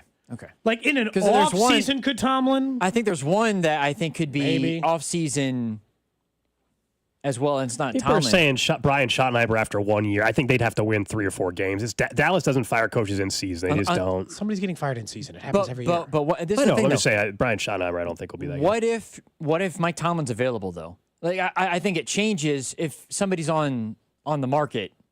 For first coach, it wouldn't. Mike Tomlin's not getting fired in season either. No. I'm saying for first coach, I agree with you. He's not getting fired first. But off season wise, if Mike Tomlin gets fired, I think he would get hired as soon as possible. I think Jerry would fire Schottenheimer, even if they went 9-8 and made the playoffs. I think he'd be like, no, we're going to have Mike Tomlin on. I think he would jump those bounds to get to Mike Tomlin. I think it'll be McDaniel. They've set up their team to lose. I think they want to. Yeah, I disagree with that. Question mark? I don't think they're a good set team. them up to lose. That's just I don't think they're scheming it out to get him fired. I just think the team stinks roster-wise. Yeah, I'm with you. That's what you're saying. Like, yeah, they're set up to lose. Yeah. And I think that as a result of that, I think Mike McDaniel's actually my answer is him. If you made me guess, there's one name. It's not first. If they miss the playoffs for whatever reason, I think John Harbaugh would be fired. How are you trying to tell me John Harbaugh is going to get fired, but Zach Taylor's not for missing the playoffs? Because I think the ownership. I think there's a level of like the cheapness of Mike Brown. I think where he's like, you know what, and also, and not that Lamar Jackson doesn't like John Harbaugh, but I think Joe Burrow is vocally supportive of Zach Taylor enough where I think it just wouldn't happen. I like this suggestion. Someone says Falcons. Raheem Morris. Oh, okay. It's only year 2 though. It's only year 2 for him, but yeah. Y'all mentioned some year 2 guys as the one, especially because if it doesn't go well with Penix, they might try somebody else. McDonald, Canales, and Raheem Morris. I was just looking at it, like, Drew, you're crazy. What? Like Zach Taylor is absolutely one of the 3 coaches on the hottest seat, in my opinion, in the entire I don't think he is, and it's literally because Joe Burrow likes him. And I know that that's not the way that most teams should operate or would operate, but I really think that that is a thing that exists. He is in his coaching career 2-14, 4-11, 10-7. They went to the Super Bowl and lost. 12-4, got lost and then they've fallen off then. And then 9-8 and 9-8. He is 46-52. With what we all agree is a top 5 quarterback in the NFL, and he's missed the playoffs 2 straight years. Anything short of a playoff berth, he is definitely canned. Like, I think he's fired 100% of the time if he does not make the playoffs for the 3rd consecutive year. So it's weird. I think you can agree with both. Like, I think he's on the hot seat. 100% with you. His seat's warm. I think his seat is hot. I also don't think he's getting fired. Even if they win 9 games, though? I will say this. If they make the playoffs, though, everything that happened in the years past, I think, is totally restarted again in Mike Brown's mind. You make the playoffs with Joe Burrow, okay. If you lose in the playoffs, fine. Like, if you lose in the wild card round or divisional round, it's fine because you made the playoffs. I think that's the benchmark for Mike Brown because Marvin Lewis made it so many years and lost all those years, and he stayed the head coach for 15 years. All right, up next, we'll talk about the importance of this weekend series against the Mets, plus the random question of the day here on Cody and Gold. This is Cody and Gold on your new home for Royals baseball. 96.5 The Fan, brought to you by Heartland Men's Health, the leader in men's sexual health. Thousands of men have been successfully treated for low T, ED, and more, all with discretion and compassion. Make your appointment at heartlandmenshealth.com. You're looking to sit outside this weekend, enjoy the outdoors, but you're looking at no deck, a bad deck, an aging deck, or not your dream outdoor space. Let All Weather Decks build it for you. They're a 25-time winner of the Angie's List Super Service Award, and they have the right deck at the right price. You can see all their services available, see the reviews, see pictures of their work over at allweatherdecks.net. Outdoor kitchens, wood decks, composites, any outside project you're looking to work on, All Weather Decks is excited to handle it for you. Again, I'm looking at the pictures now. Like, some of the work is incredible. And you've been thinking about that dream outdoor space for so long. Why not get on the schedule now with a free estimate thanks to All Weather Decks? Give them a call, 913-206-1974 or at allweatherdecks.net. Gear up, race fans. Sioux Cup IndyCar Race Weekend is roaring into Iowa Speedway July 11th to the 13th, featuring the only NTT IndyCar Series doubleheader weekend on the 2025 schedule. Sioux Cup IndyCar Race Weekend has become one of the most anticipated and action-packed events in racing. Tickets are going fast. Score yours today and get ready to feel the rush at the fastest short track on the planet. Visit IndyCar@Iowa.com for tickets. Sioux Cup IndyCar Race Weekend at Iowa Speedway, the ultimate summer racing event. The Nissan 4th of July sale is on at Reiselman Nissan, and 0% financing is back. That's right, 0% APR for 5 full years on Rogues, Muranos, and Pathfinders. Or choose 1.9% for 72 months, even 84 months at just 3.49% APR. Traded your last car at 7% interest? Trade up and lower your payments today. Plus, get up to $6,000 in total rebates on the rugged Frontier. Nobody in Kansas City beats our deals or selection. Visit Reiselman.com for details. Reiselman Nissan. Every customer, every time. You had a solid retirement dream. Sell your home in a few years, bank the equity, downsize, and travel. But with an unpredictable economy and the future feeling uncertain, you're wondering if that equity will still be there when you're ready. But what if you could bank that equity right now? With TrueHold, you could sell your home for its current value so you can access your equity today. You can bank the cash now and stay in the home you love with an easy standard lease. TrueHold even covers property taxes, insurance, and repairs. And since TrueHold hands over your equity in cash now, it's yours to do whatever you'd like. Don't let a shifting economy put your hard-earned equity at risk. Visit TrueHold.com and receive their competitive offer on your home in just 48 hours based on its best current value, not what's coming. Call 1-855-300-9393 or visit TrueHold.com. The smarter, faster way to cash out on your home's value without moving. That's TrueHold.com.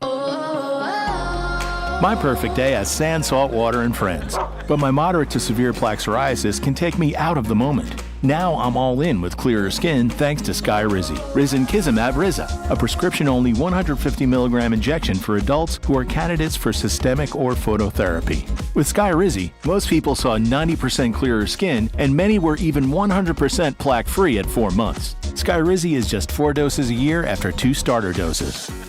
Don't use if allergic to Skyrizi. Serious allergic reactions, increased infections, or lower ability to fight them may occur. Before treatment, get checked for infections and tuberculosis. Tell your doctor about any flu-like symptoms or vaccines. Thanks to Skyrizi, there's nothing on my skin, and that means everything. Ask your doctor about Skyrizi, the #1 dermatologist-prescribed biologic in psoriasis. Visit Skyrizi.com or call 1-866-SKYRIZI to learn more. This is the story of the one. As a safety manager at a manufacturing plant, he does everything he can to keep his coworkers safe. From finding ways to reduce risks to keeping safety supplies in stock. And for that, he relies on Grainger. Grainger offers a broad range of quality products and next-day delivery, so he can always play it safe. Call 1-800-GRAINGER, click Grainger.com, or just stop by. Grainger, for the ones who get it done. DQ presents How to Make Your Summer Take Flight. Just head into DQ for our new Superman Cake Batter Cookie Dough Blizzard Treat. Treat your inner hero to an epic mix of sugar cookie dough, sprinkles, and cake batter flavor. Blend it all with legendary DQ soft serve, and it's enough to tempt Superman himself. Fly into DQ for our new Superman Cake Batter Cookie Dough Blizzard Treat before it's gone. And don't miss Superman, only in theaters July 11th. DQ, happy tastes good. Only at participating locations. At Straight Talk, we are all about no-brainers. Calling grandma for her recipe, no-brainer. Streaming one more episode at 2 a.m., big no-brainer. Getting real unlimited data where you buy bananas, the ultimate no-brainer. Switch now and get a free Samsung Galaxy A16 5G or Moto G Power 5G 2025 with select plans. Straight Talk, real unlimited data. Available at Walmart and straighttalk.com. Offer valid through 7/2025. Taxes and fees apply. Requires in-store activation of single line gold unlimited plan or higher. For network management practices, visit straighttalk.com/terms. Copyright 2025 Verizon. The Black Friday and July event from Dell Technologies is here with great offers on trusted technology. You'll also discover huge deals on new AI-ready laptops like the Dell 14 Plus featuring Intel Core Ultra processors starting at $699.99. Save on top accessories, plus enjoy fast, free shipping and other benefits. Upgrade today by visiting Dell.com/deals. That's Dell.com/deals. This report is brought to you by Surfside Iced Tea and Vodka in Surfside Lemonade and Vodka. Surfside Iced Tea and Vodka in Surfside Lemonade and Vodka. Proud partner of the Kansas City Royals. Each can of Surfside is only 100 calories, and the best part, 0 bubbles. Grab it at the K or ask for it at your favorite bars and liquor stores. You're listening to 96.5 The Fan from the Mission Plumbing, Heating, and Cooling Studios.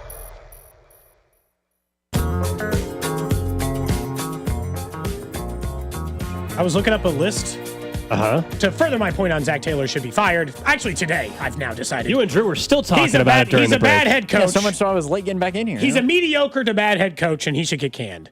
Warren Sharp put out the stat last night. The defense, or the Bengals defense, as we know, was ranked 31st last year. Really bad. And you're like, well, you know what? Maybe they just got unlucky, Gold.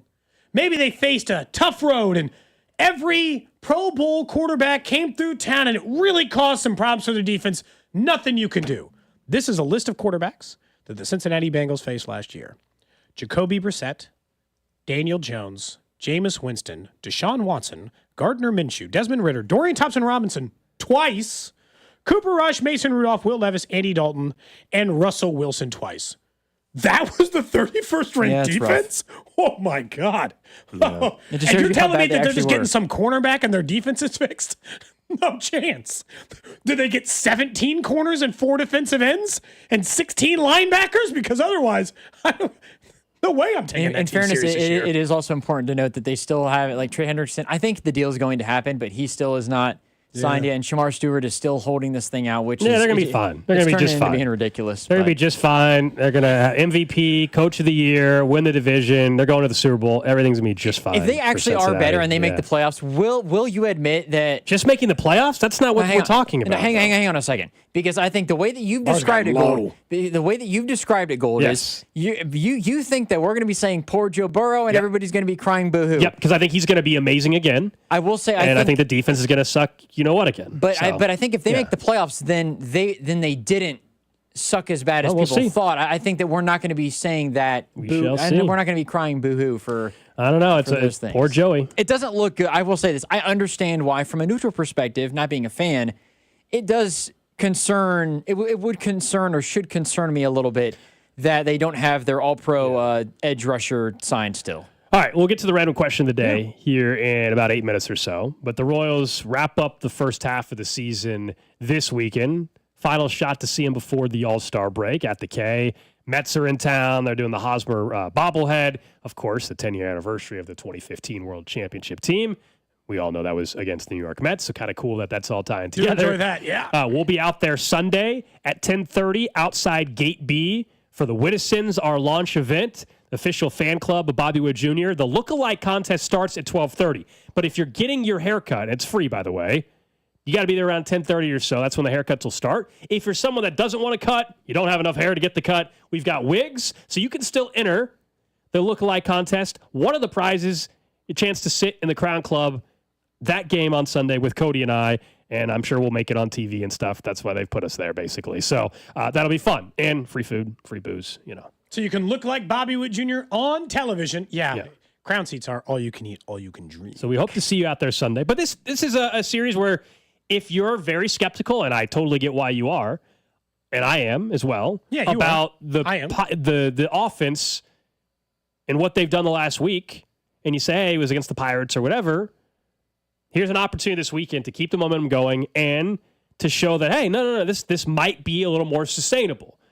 Going up against really, really good pitching, especially tonight, one of the best pitchers in all baseball.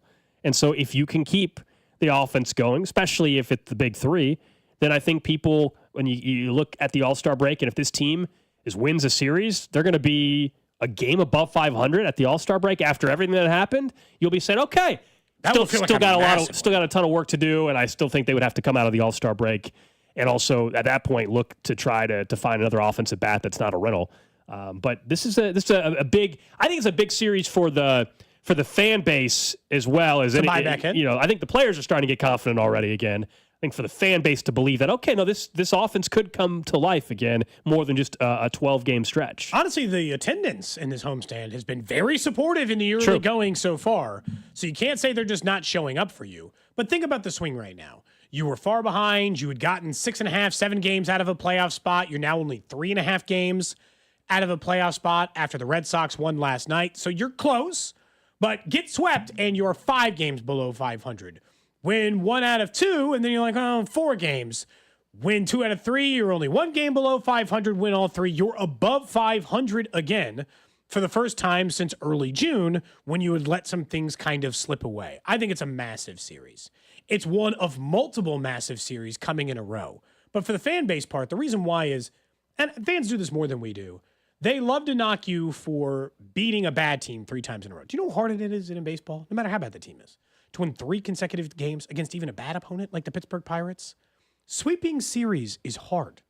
It is not an easily accomplished feat in Major League Baseball. It's why if you win 2 out of 3 games, you're a 120-win team over the course of 162. It's tough. So I don't discount them, Gold, for getting a sweep. They didn't win 2 out of 3 or split a series against a bad Pirates team. They swept them. They ran them out of the building. But now the Mets are a much better team. And they're disadvantaged on you. Their bullpen is taxed from a doubleheader yesterday, both games of which they lost. They got their best starter tonight, but they don't even have a starter listed for their Sunday yet. A guy with a 5.5 ERA is starting on Saturday. So just because you're going up against their ace tonight, and it's definitely their ace tonight, doesn't mean you get to make excuses for the series. I would have taken 4 out of 6 in the homestand. Now I'm greedy, and I'd like 5 out of 6, obviously, and for them to take the series. But it does feel like a big series again because they just don't have a lot of wiggle room at this point of the season. No, and it's it's still, I think, for the buy or sell conversation and the trade deadline conversation. I actually do think this weekend plays a huge role in that, and how the organization might proceed. Yeah. And how aggressive they may or may not be. I still think they're going to dip their toe in both waters, right? The quote unquote sell and the buy. Like I do, and you could say, oh, that you can't play both sides of it. I actually think you can, and I think that's what they're going to ultimately do. They're going to do a little bit of the sell. Doesn't mean they're selling everybody, but a little sell and a little bit of buy, but not buy. Here goes a reliever, but here comes a bat. But not buy for just this year. But buy, I'll be honest, I do not want them buying for someone that's going to be here for 2.5 months. I think that would be a mistake. You want to buy someone that can help you this year and beyond, and the team continues to get hot and everything, and you get yourself in a position, then trust me, we'll all be very happy to see that and see this team turn it around. But I still don't think even this series should shift the market drastically and how you're going to approach it. Like this weekend or the beginning of next week should not tell you not to trade Seth Lugo or something. That to me would be a mistake. You want to do your guy Estevez? No. Okay. He's got another year of control. He does have another year of control. I'm just All-star, asking because All-star Estevez. A reliever to me makes sense in the buy a little, sell a little. Not a starter because honestly, you don't have the starter depth to cover it right now. Unless there's some starter in AAA like Rich Hill who's getting ready to, get hot, it seems incredibly unlikely that would be the case. And so I really do think, like, if you do a little buying, a little selling, kind of the way you're describing, it is we're not giving up any of the good guys. We're not giving up Blake Mitchell or Carter Jensen. We're giving up the 20th ranked prospect in our system. We're getting back has one additional year of control outfielder. And in exchange, not for that deal necessarily directly, but to restock the system, we're giving away one of our many, I would say, relievers. Because that is where they have the depth to cover it. They could cover a reliever leaving the market. Now, I think it'd be easier if you still had Daniel Lynch or some of the other guys who've gotten dinged up. But between Urseg and Estevez and Cruz and Schreiber, like, their bullpen's really good. They fixed that in a year. So part of me thinks, like, if you got to cover one extra guy in the offseason, then just plan on covering it in the offseason. Random question. For you, Gold. For you, Drew, over in the text line, 913-586-7965. Of course, the random question today is brought to you by Kansas City Urology Care at KCUC. Remember, you see the best in KC. Visit kcurology.com today. You can hit us up YouTube, Twitter, Twitch, Facebook. We like to remind you can subscribe over on YouTube. Don't miss any part of the show. You'll know when we're going live or putting out content. I gotta be honest, we had an excellent YouTube content idea today that we were hoping to bring you down the road. Oh, yeah. Not gonna want to miss that. So just go ahead and subscribe over there now. That way, when that happens in a month, you will be happy. Yeah, it's gonna take could be a couple months. Could be a couple months. It's as good of an idea as you could. But is it as good of an idea as you guys think you've ever had? No, because we've had some pretty good ideas. We've done some good things, Drew. But some very good things. Yes. But no, this one would be a very fun. I think it would be entertaining for all. That's the point. Yeah. The question I have for you today is gauging interest once again for the random question of the day. It was announced this week that there will be 8 locations where Chuck E. Cheese is putting adult Chuck E. Cheese locations. So Dave and in Buster's cities instead. Hold on. Congratulations to them. You don't have them. to call it Dave and Buster's yet. It's called Chuck's Arcade. It's got games. It's got air hockey. It's got, all kinds of stuff that you expect. And obviously vintage games, so maybe a combination of like Up Down and Dave and Buster's, because like old Chuck E. Cheese classic games like Donkey Kong, Galaga. They will have some old Chuck E. Cheese games, but essentially in the adult version. And they're claiming some will also have like the band part of it is at least incorporated that into part it in some makes way. it different because otherwise it sounds like Main Event or Dave and Buster's, and they're about 15 years too late. But you get the nostalgia point. So what's your interest in adult Chuck E. Cheese?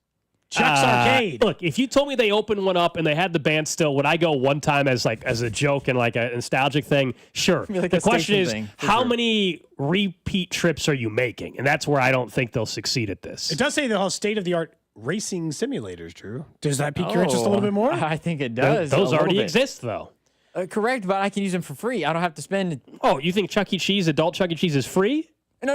I know. If we're talking state of the art, if we're talking state of the art, you want a state of the art sim? It's like $6,000.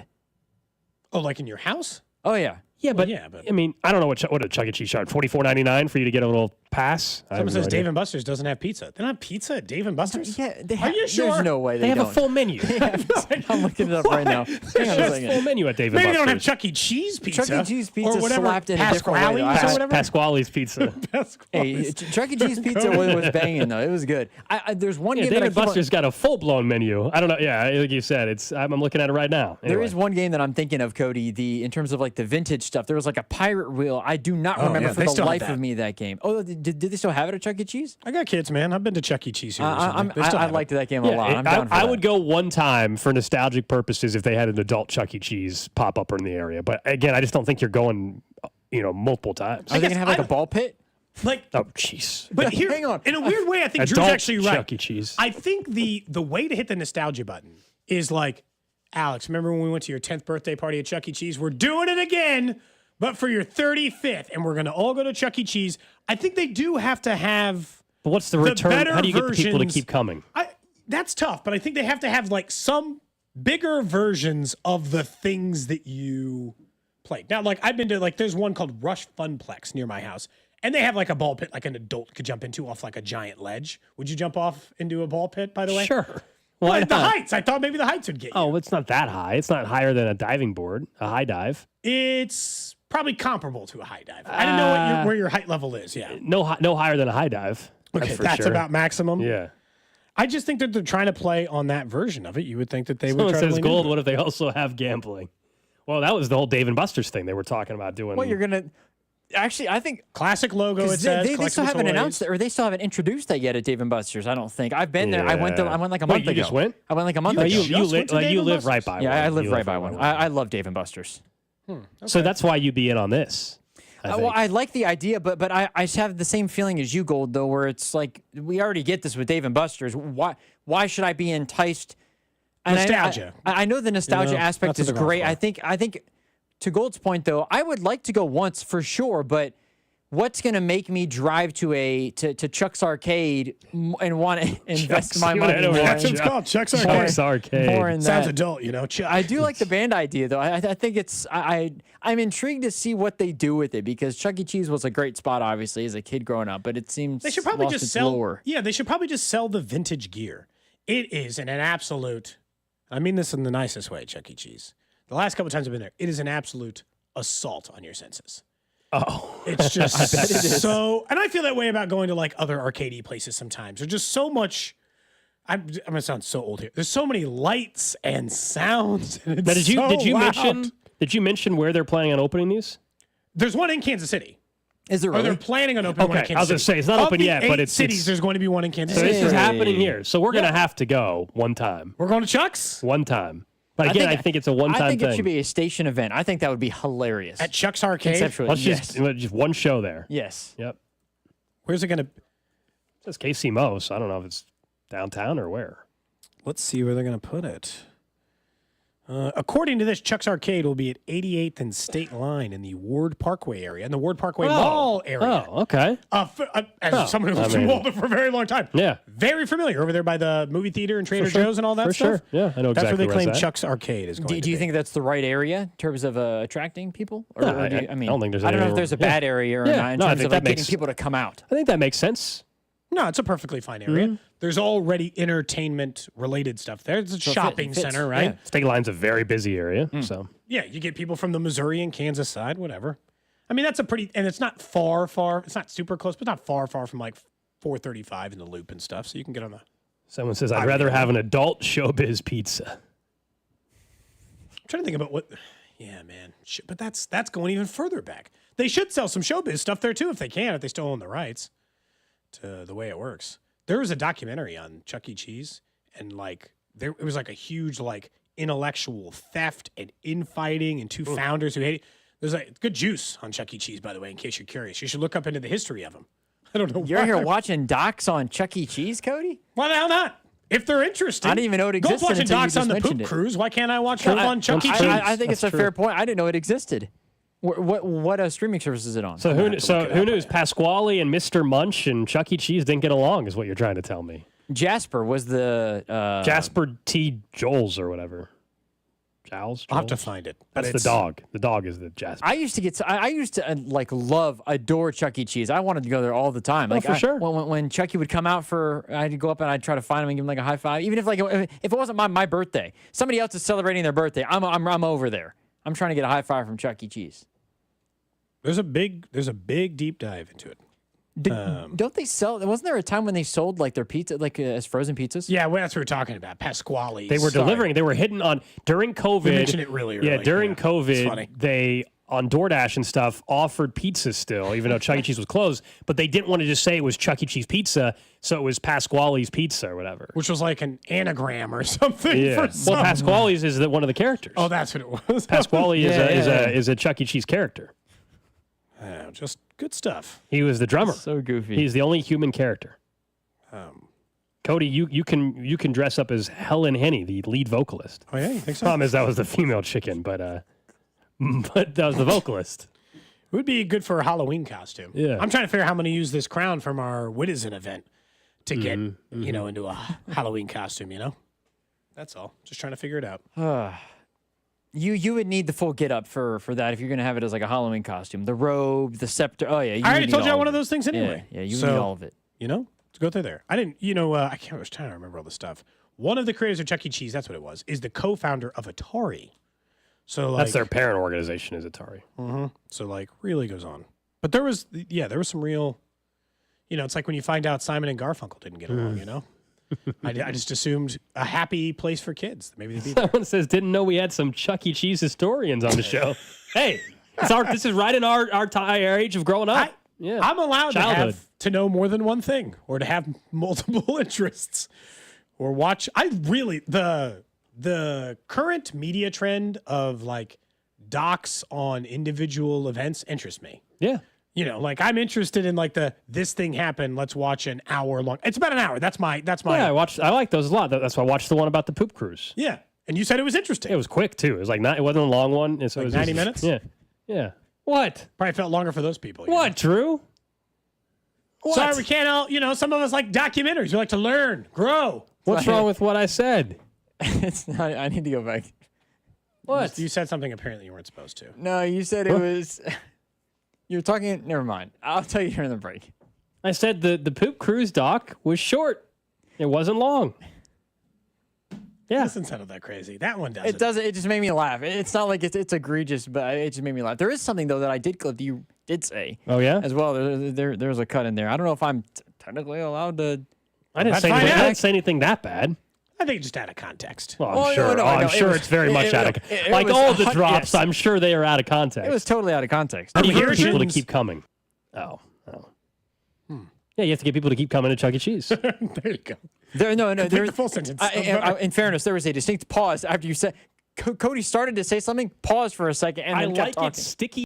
Well, that's another one out of context. I was reading lyrics. You've been hitting haymakers today. I was reading lyrics. As a reminder, if you're going to listen to the new Justin Bieber album today, there's a song called "Sweet Spot." Do not, and I cannot emphasize this enough. Do not listen to that song in the car with your kids. Yeah, yeah. And if you're thinking, well, I'd say the early part of the song's got kind of a 90s R&B feel to it. Almost like, oh yeah, kind of makes me feel like I'm dancing to Casey and JoJo at a middle school dance. Then I would say the lyrics take a sharp. It's like, you're right, it's Casey and JoJo, but then also mixed with WAP. Yeah. Well. It's like that together. And so if you could imagine that combination of songs. That's what that song is by Justin Bieber. So you're saying it's not exactly dangerous. You and the wife just put that on a little bit later on tonight. I would say that's an expectation. That's for sure. All right. Hey. I had to. What's that? You cannot play any of that song. Please do not. Are you playing Casey and JoJo? No, this is a sweet spot. But I just wanted to start the instrumental. Do not play the song. Do not play that song on the show. I just said I was. There's no lyrics. I'm playing it's the instrumental. In a show in which I set an over/under of 20 total years in radio and took decidedly the under in that category. I cannot have you play that song today. I'm not going to jeopardize all of us 20 years over under today. So just all I'm saying is be careful. We will have the fan club music, though. Good.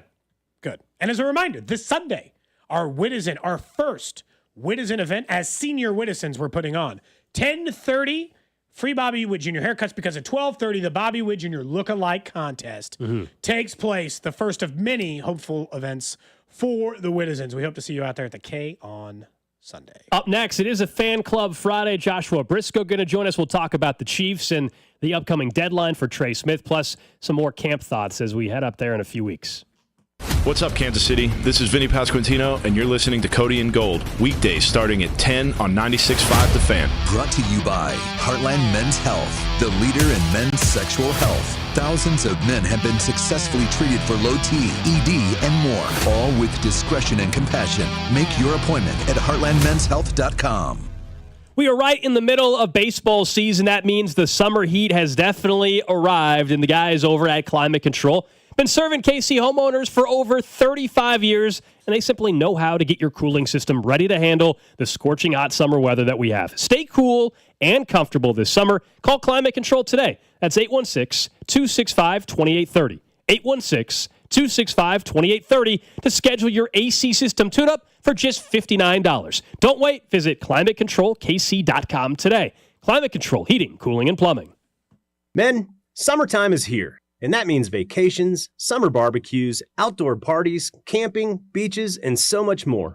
This is Jeff for Heartland Men's Health, and if you're like many men, you may not be feeling like yourself this summer.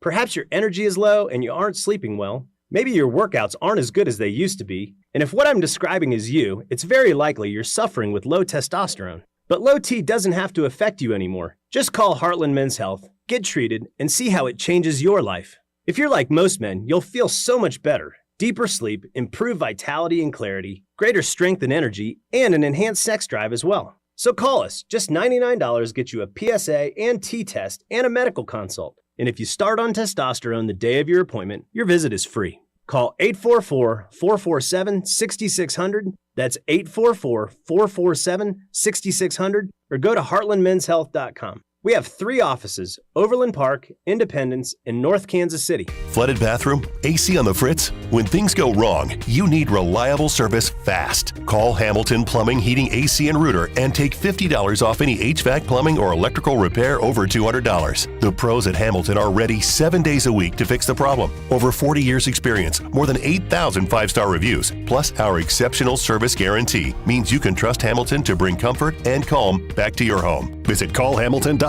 for details, terms, and conditions. License number 2025-11121. If you're 55 or older and into that whole saving money thing, T-Mobile has an exclusive phone and internet bundle just for you.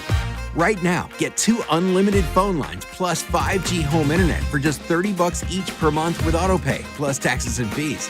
And with 5G home internet, setup is easy with just 1 cord and no technician needed, which is great if you're also into that whole keeping it simple thing. Switch now and experience the best mobile network in the U.S. Visit your local store to start saving. T-Mobile, it's better over here.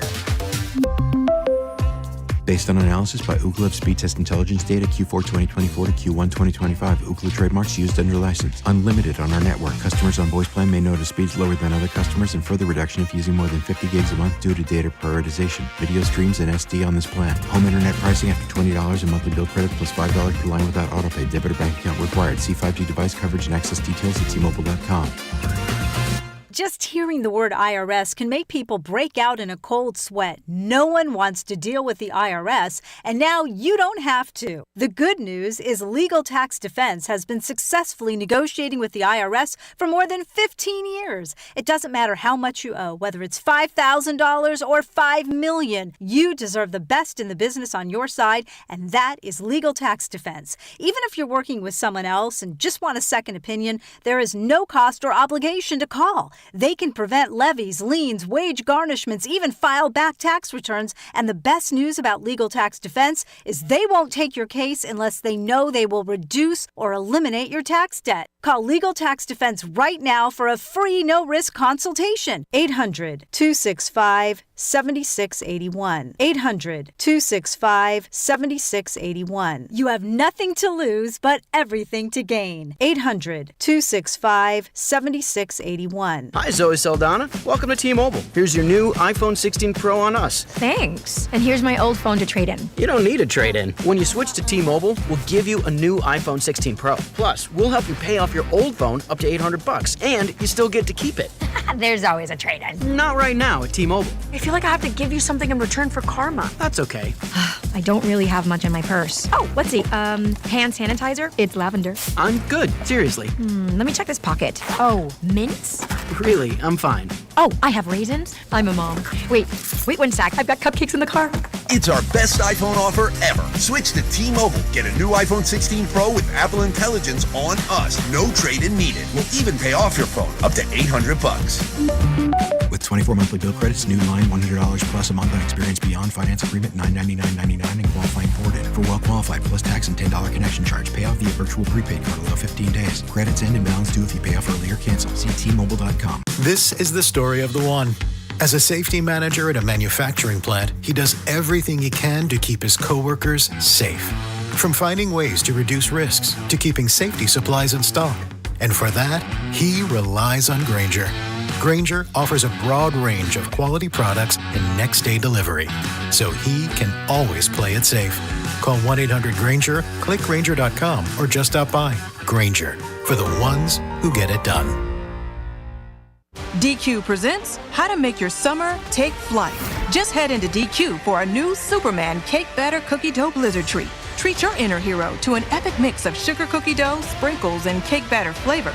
Blend it all with legendary DQ soft serve, and it's enough to tempt Superman himself. Fly into DQ for our new Superman Cake Batter Cookie Dough Blizzard Treat before it's gone. And don't miss Superman, only in theaters July 11th. DQ, happy tastes good. Only at participating locations.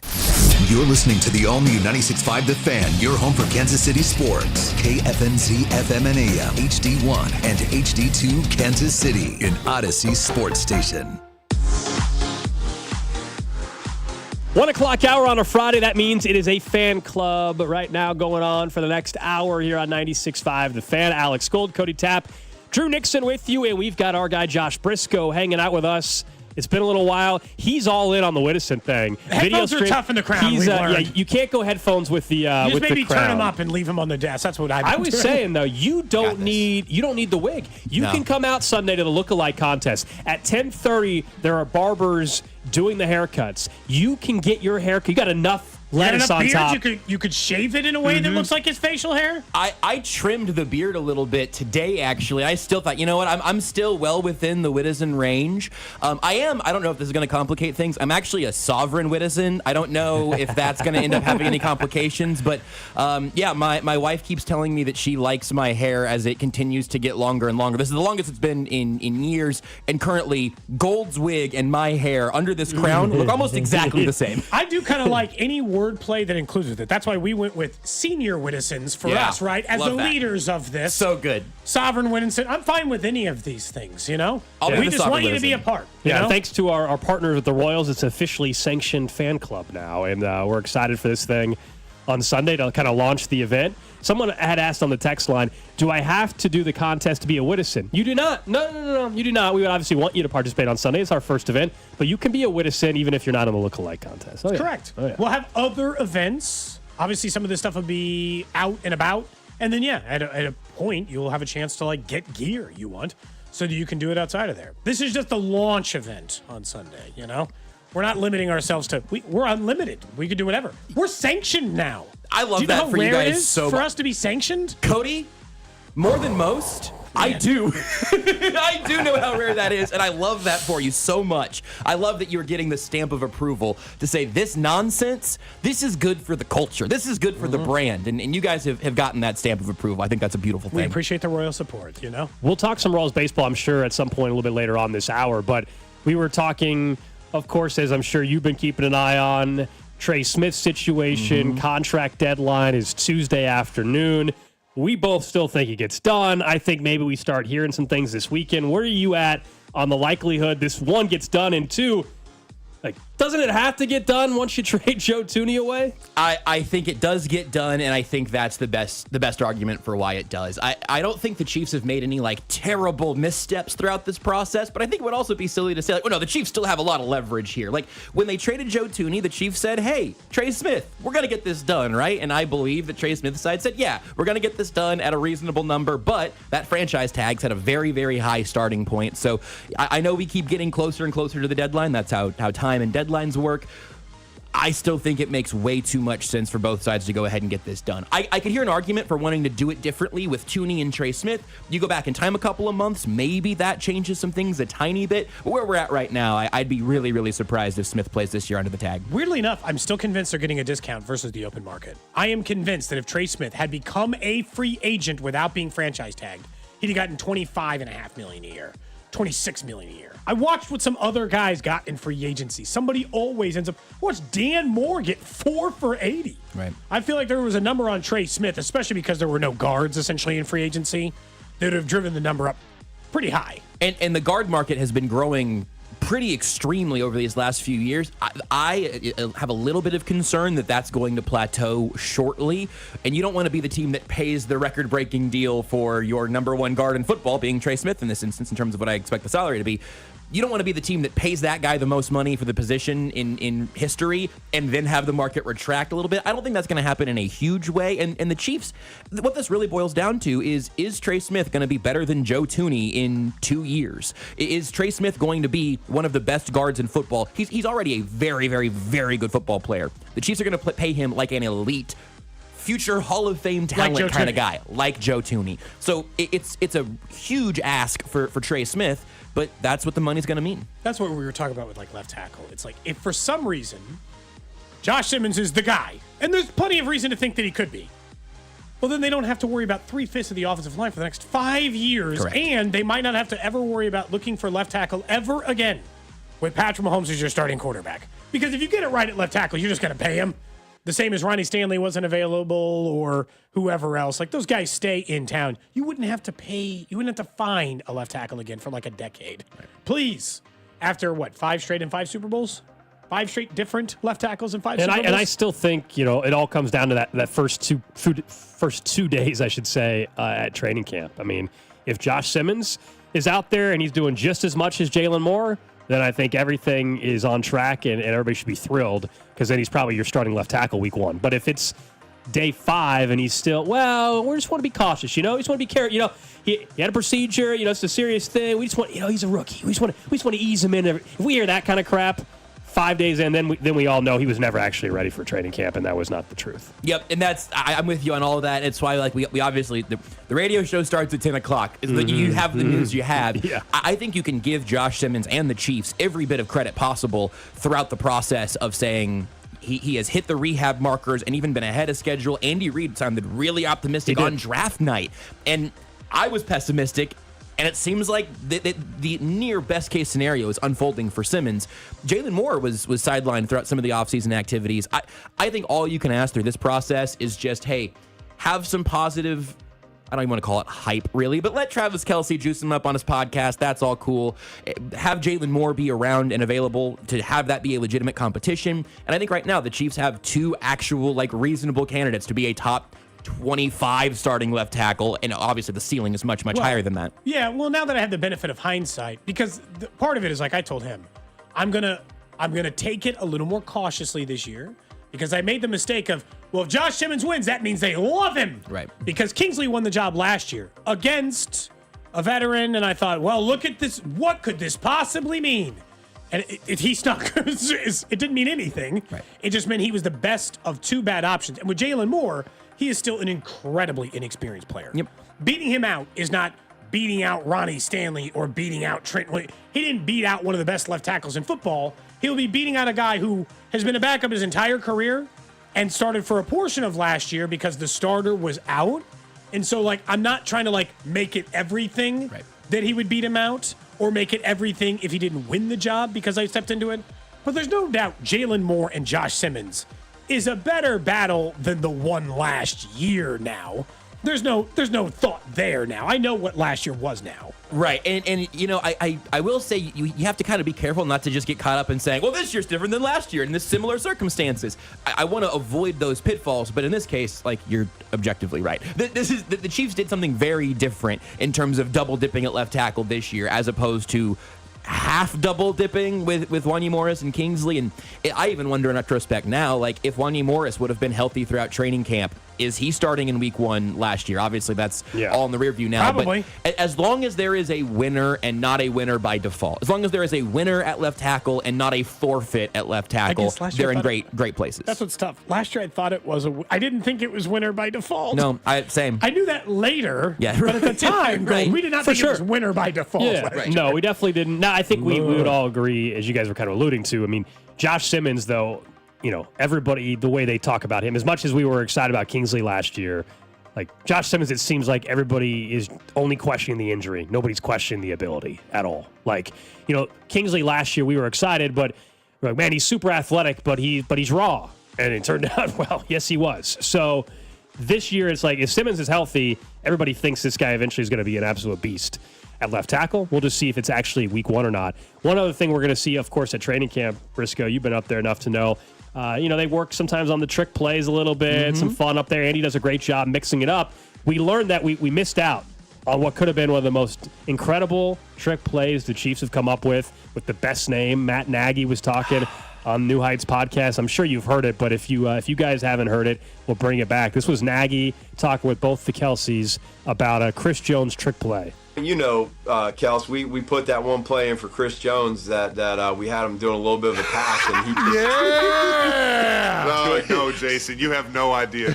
It was bad, dude. I love Chris Jones to death, dog. I don't know what it was, but he needs to stay on the defensive side. It just we put it in for him, and we had him doing a little throw, and it just, I mean, usually, Coach, we put it in the incubator like with Dontari Poe.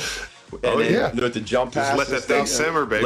You work it for a couple weeks. Yeah. And then, yeah. Yeah, this one was called Swinging D, and it wasn't working, man. That play wasn't working. Swinging D? Are you kidding me?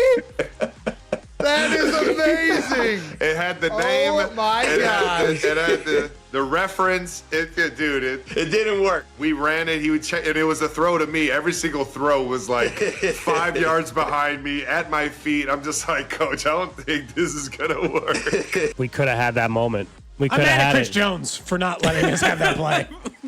Look, Chris Jones is really good at a lot of things. Let me rephrase that. Chris Jones is gifted in a lot of ways. Yeah. Throwing the football apparently isn't one of them. You know what I love about that I feel like people have gotten, and man, New Heights has been great at this for Spags, we all know, but having Nagy on, Matt Nagy seems like a good hang. I know people get mad at when the offense sputters. It's very rarely Andy Reid's fault. It's usually Matt Nagy's fault. And when things are good, it's never Matt Nagy's credit. Yeah. Andy Reid, baby. Tough spot. It's a tough spot to be in, and it seems like he came back to Kansas City with a little bit. You know, obviously you have your head coaching failure and your reboot and all of that. It seems like he's probably in a slightly chiller headspace. I'd imagine that being an NFL head coach and being run out of Chicago is not a chill way to spend an act of your professional life. Matt Nagy seems like a good hang, man. I feel like Nagy, Dave Merritt, like I don't know what Spags is obviously on there. I'm trying to think of like the rotation. Maybe you want to go play golf with these guys. Whatever you do, but I think Nagy deserves to be in that mix. I can get Spags' exact energy having hung out. Like Spags definitely was probably like an amazing hang when he was like in his 20s and 30s. Yeah. And now you can see that he's probably like a great hang for like 2.5 hours. And when you're like, Spags, we're getting after, he's like, you kids have a great time. 100%. Like, you know what I'm saying? Like he just sent you on your way. He's not trying to tell you can't have a great time.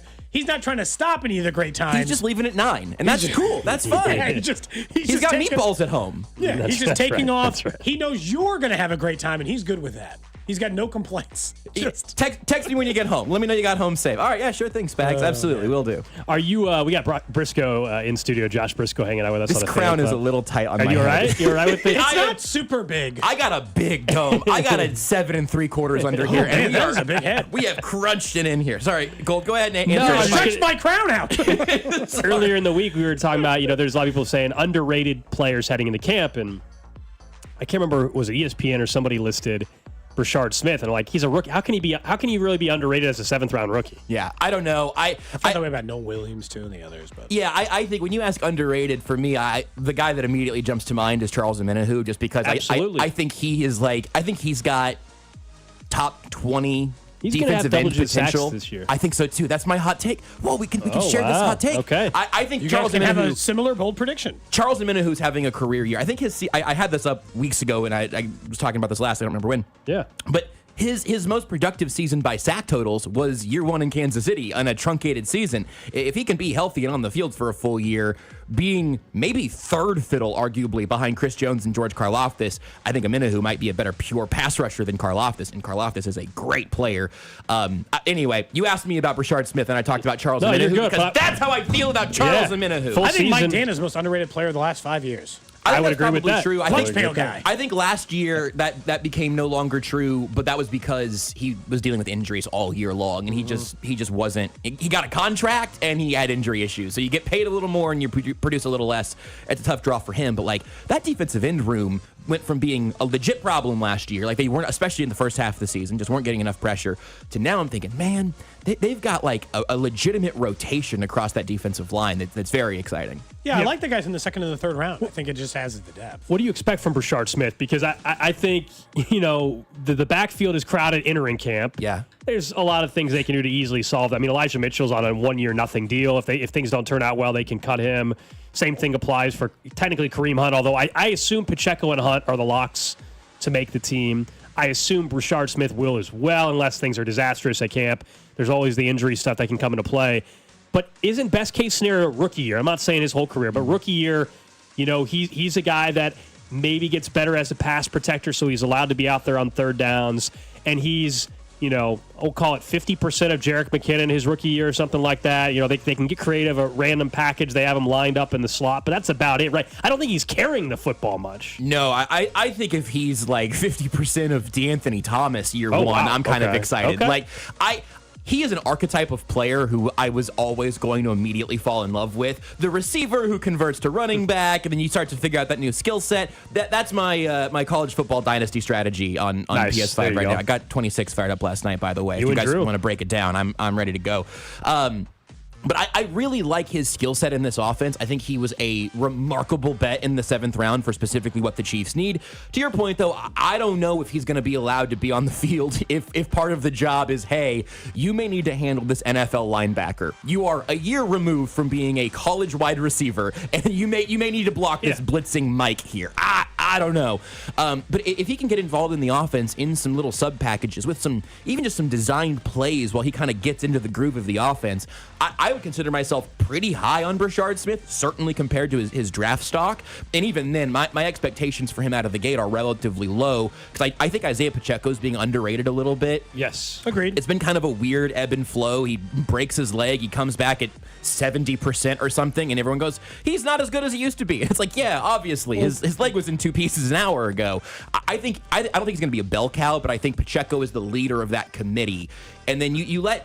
I will say with Kareem Hunt, if he just shows up to camp and he just doesn't have it, you wouldn't be shocked, right? Like, just say, hey, man, we rode you hard last year, and now we're in camp, and you and Elijah Mitchell are breaking the pool cue over your knee and saying we got one more roster spot for the 2 vets they're trying to make the cut. But I think it's most likely they probably carry all 4 of those guys. Carson Steele is a practice squad champion, and you go ahead and carry all 4 of them into the regular season. And I think it's an okay group. It's not a super dynamic group, but there's different skill sets amongst those top 4 that I'm pretty excited about, honestly. They'd be bucking the trend to just go to Brashard Smith right away.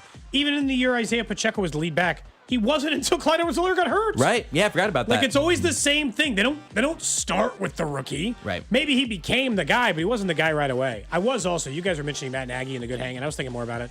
I think he gets a totally bad rap in Chicago.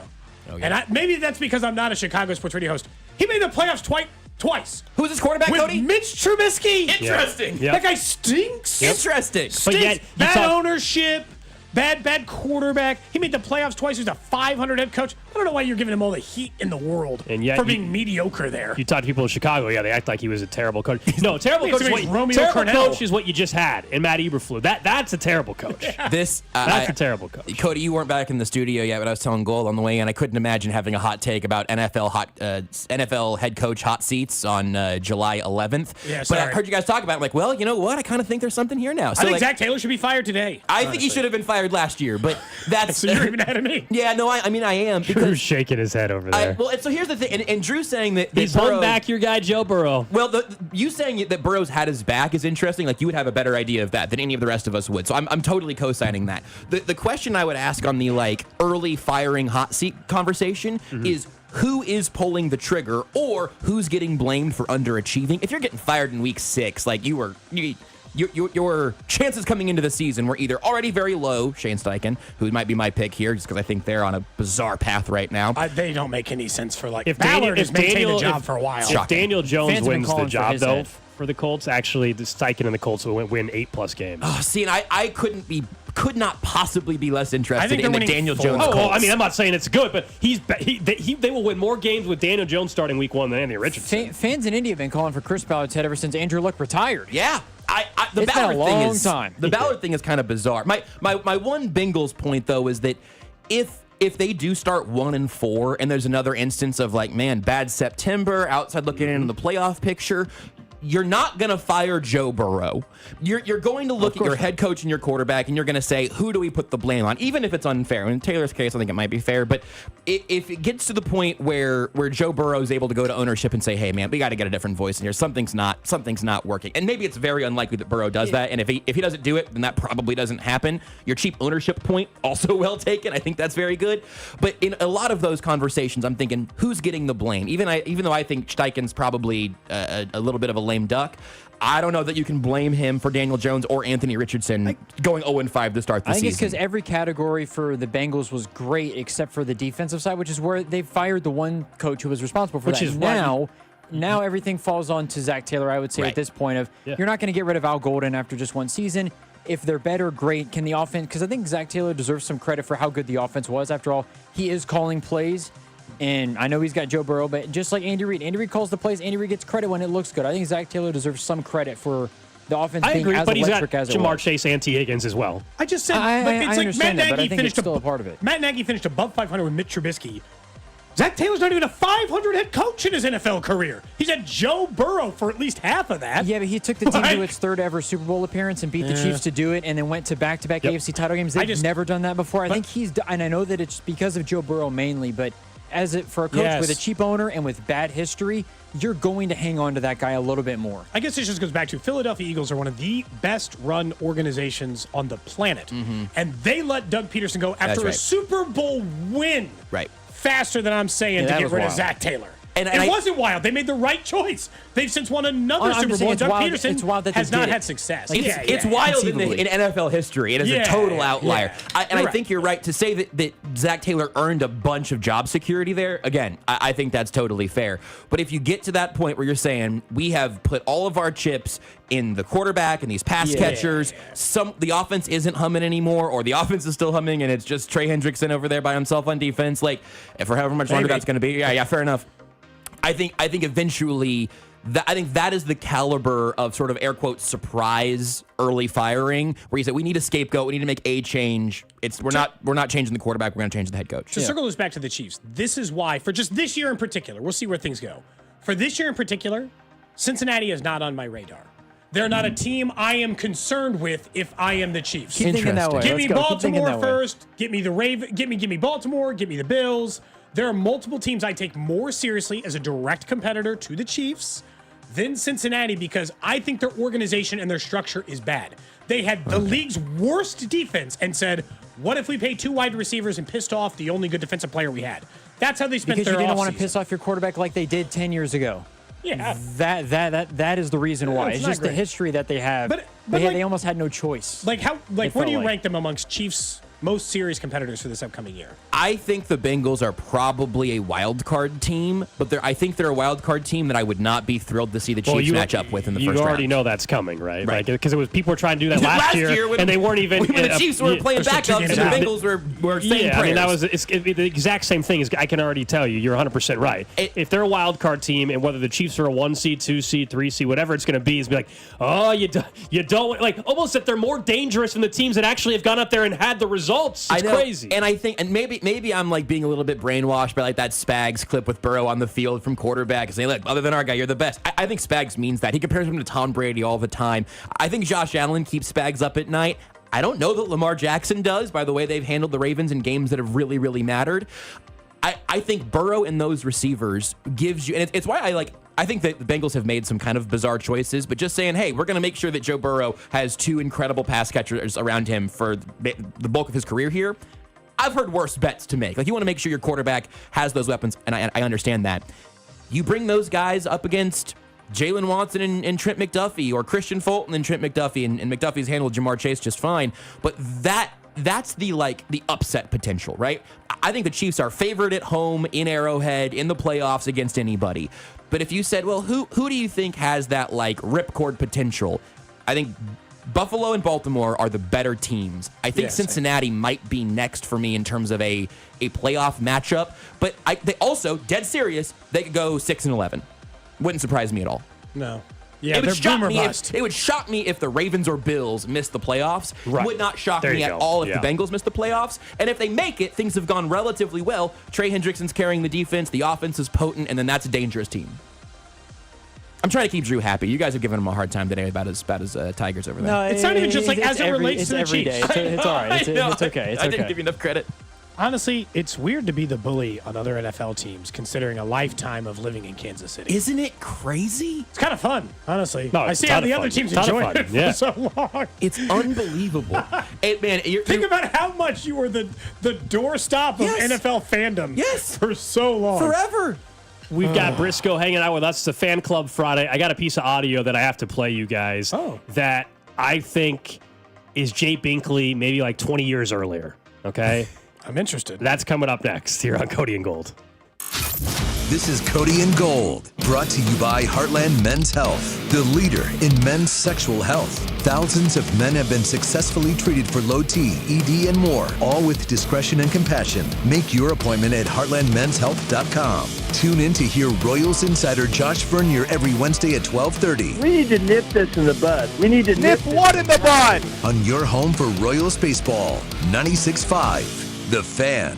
You had a solid retirement dream. Sell your home in a few years, bank the equity, downsize, and travel. But with an unpredictable economy and the future feeling uncertain, you're wondering if that equity will still be there when you're ready. But what if you could bank that equity right now? With TrueHold, you could sell your home for its current value so you can access your equity today. You can bank the cash now and stay in the home you love with an easy standard lease. TrueHold even covers property taxes, insurance, and repairs. And since TrueHold hands over your equity in cash now, it's yours to do whatever you'd like. Don't let a shifting economy put your hard-earned equity at risk. Visit TrueHold.com and receive their competitive offer on your home in just 48 hours based on its best current value, not what's coming. Call 1-855-300-9393 or visit TrueHold.com. The smarter, faster way to cash out on your home's value without moving. That's TrueHold.com. I'm Piera Palazzolo, VP of Digital Marketing for the American Management Association, a company focused on the management training skills needed to enhance the careers of business professionals. We did our research when it came to the best companies for website development and chose AmericanEagle.com. And we couldn't be happier. AmericanEagle.com worked closely with us to understand the front and back end requirements needed to launch an e-commerce website that could handle the complexities of running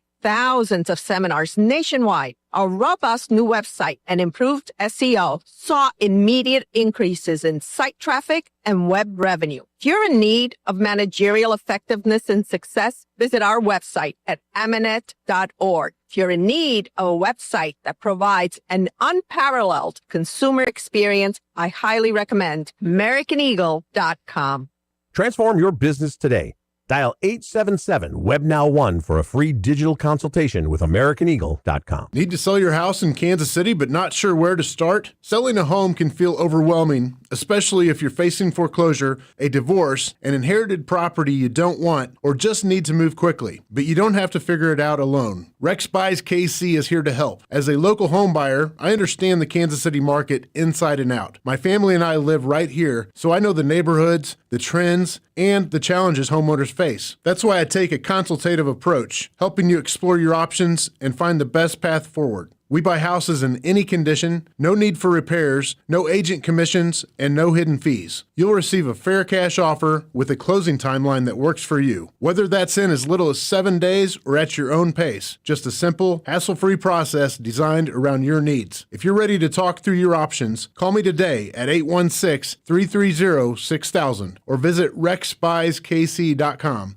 Let's find the right solution for you. Rex Buys KC. Local, fair, and focused on you. Call Aspen Lawn and Pest Control. Our iconic blue trucks and expert team get it right the first time. Award-winning full-service lawn care and pest control since 1985. Call today for a free estimate. Visit aspenlawn.com.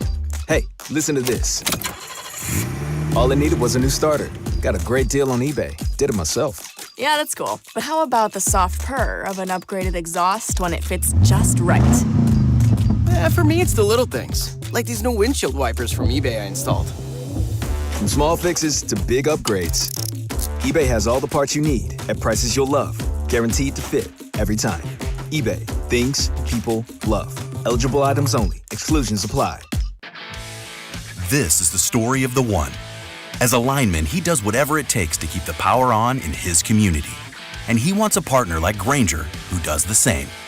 Grainger offers the professional-grade products he needs, from voltage detectors to harnesses to hard hats, plus fast, dependable delivery, so he can rise to every challenge. Call 1-800-GRAINGER, click Grainger.com, or just stop by. Grainger, for the ones who get it done. One of life's greatest mysteries has finally been solved. Who let the dogs out? Spruce! It's Spruce, the new hard-working, worry-free weed and grass killer that's safe for use around people and pets. When used as directed, spray the leaves for visible results in just 1 hour and dead weeds in just 1 day. You spray, they play. Weeds die by the next day. Find Spruce wherever weed killers are sold. Get in the zone, AutoZone. Welcome to AutoZone. What are you working on today?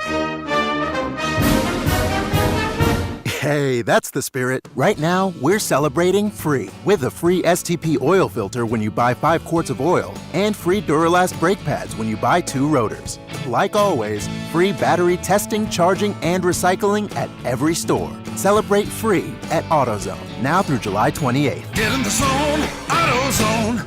Restrictions apply. DQ presents How to Make Your Summer Take Flight. Just head into DQ for a new Superman Cake Batter Cookie Dough Blizzard Treat. Treat your inner hero to an epic mix of sugar cookie dough, sprinkles, and cake batter flavor. Blend it all with legendary DQ soft serve, and it's enough to tempt Superman himself. Fly into DQ for our new Superman Cake Batter Cookie Dough Blizzard Treat before it's gone. And don't miss Superman, only in theaters July 11th. DQ, happy tastes good. Only at participating locations. You're listening to 96.5 The Fan from the Mission Plumbing, Heating, and Cooling Studios. Fan Club Friday continues here on Cody and Gold. We got Josh Brisco hanging out with us, talking some Chiefs football. But before we get back into the Chiefs. Well, I was going to say, brought to you by Circa Resort. Are you going to come out to Las Vegas with us? We have a chance to. We're going to be out there for contest week where they have guaranteed prizes for people who enter the Survivor or pick 'em contest, you know? The best place in Vegas now, man. It's I guess I'll ask you, am I coming with you? Because I think my schedule's pretty clear. It is unreal, man. I'll the carry sports your bags. book, it is the world's largest sports book. And then outside at Stadium Swim, 6 pools, just football-sized screen. I mean, it's football field-sized screen. It's incredible. But yes, Circa Millions, Circa Survivor, back with a massive $21 million in guaranteed prizes. So the Circa Million, you pick 5 games against the spread each week. Overall, $6 million guaranteed. Survivor, you guys are familiar with that. 1 pick a week, no point spread. You last till the end, $15 million guaranteed. Go to fandomsports.com. You do have to enter in Nevada, but you can play from anywhere. And the perfect weekend to go and sign up is the weekend we're going to be out there. We'll be there August 20th through the 23rd. We're a good hang like Matt Nagy, I'm a good hang in Las Vegas.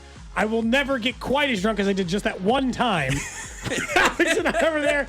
And of course, we randomly ran into the big boss of the entire building. That's who then so said good. To Alex, is Cody drunk?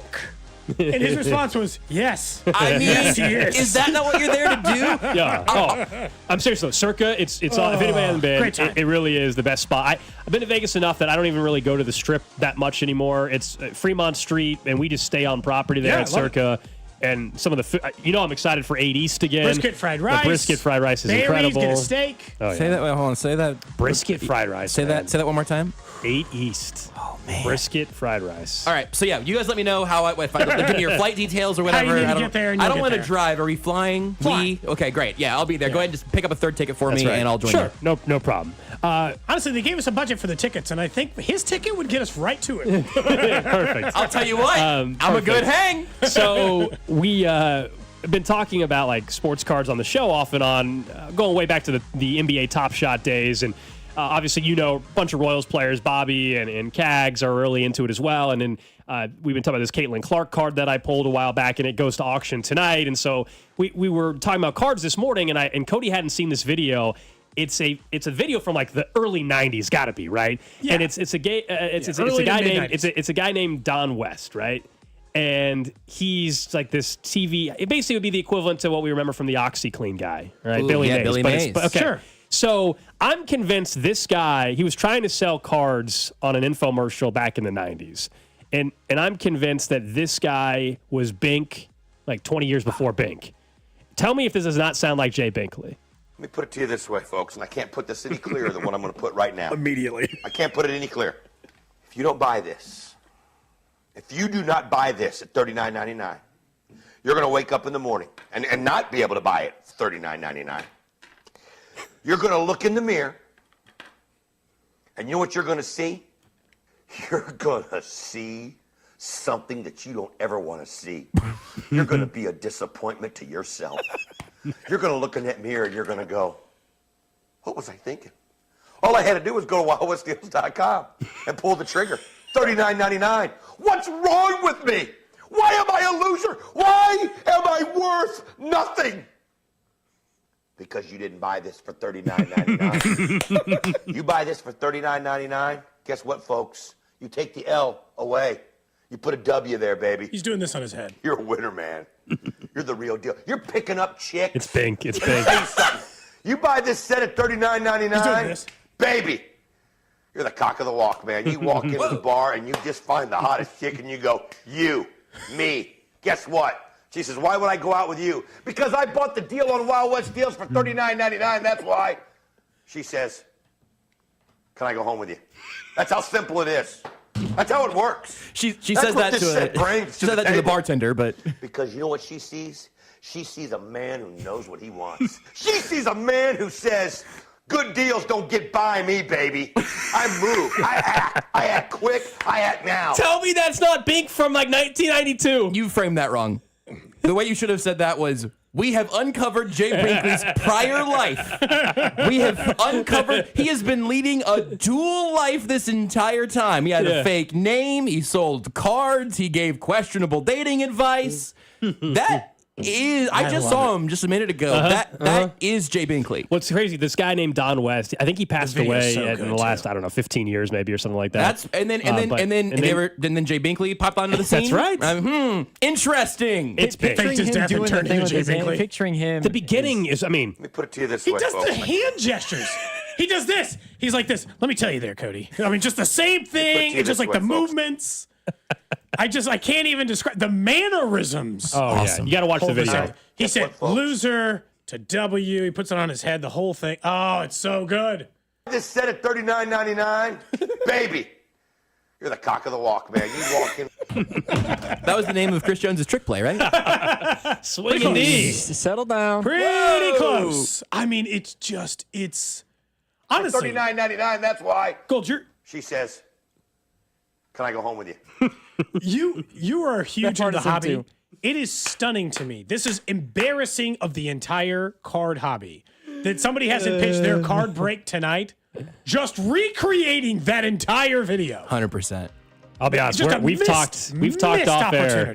We might have to have Bink recreate that. Oh, I'd love that. The whole video. Be immaculate. Please if we just rewrote it for the garage sale. For the Cody Gold garage sale, maybe. Perfect. Yeah, 100%. I love this evolution for you guys. I back in the day, I used to watch a lot of card breaks on YouTube and stuff. Some of the, man, I can't remember. There was a set that was $300. They were all hits. It was like 6 cards or whatever. I don't know if it was Platinum or Premier or something. I can't remember. I can't remember the name of the box.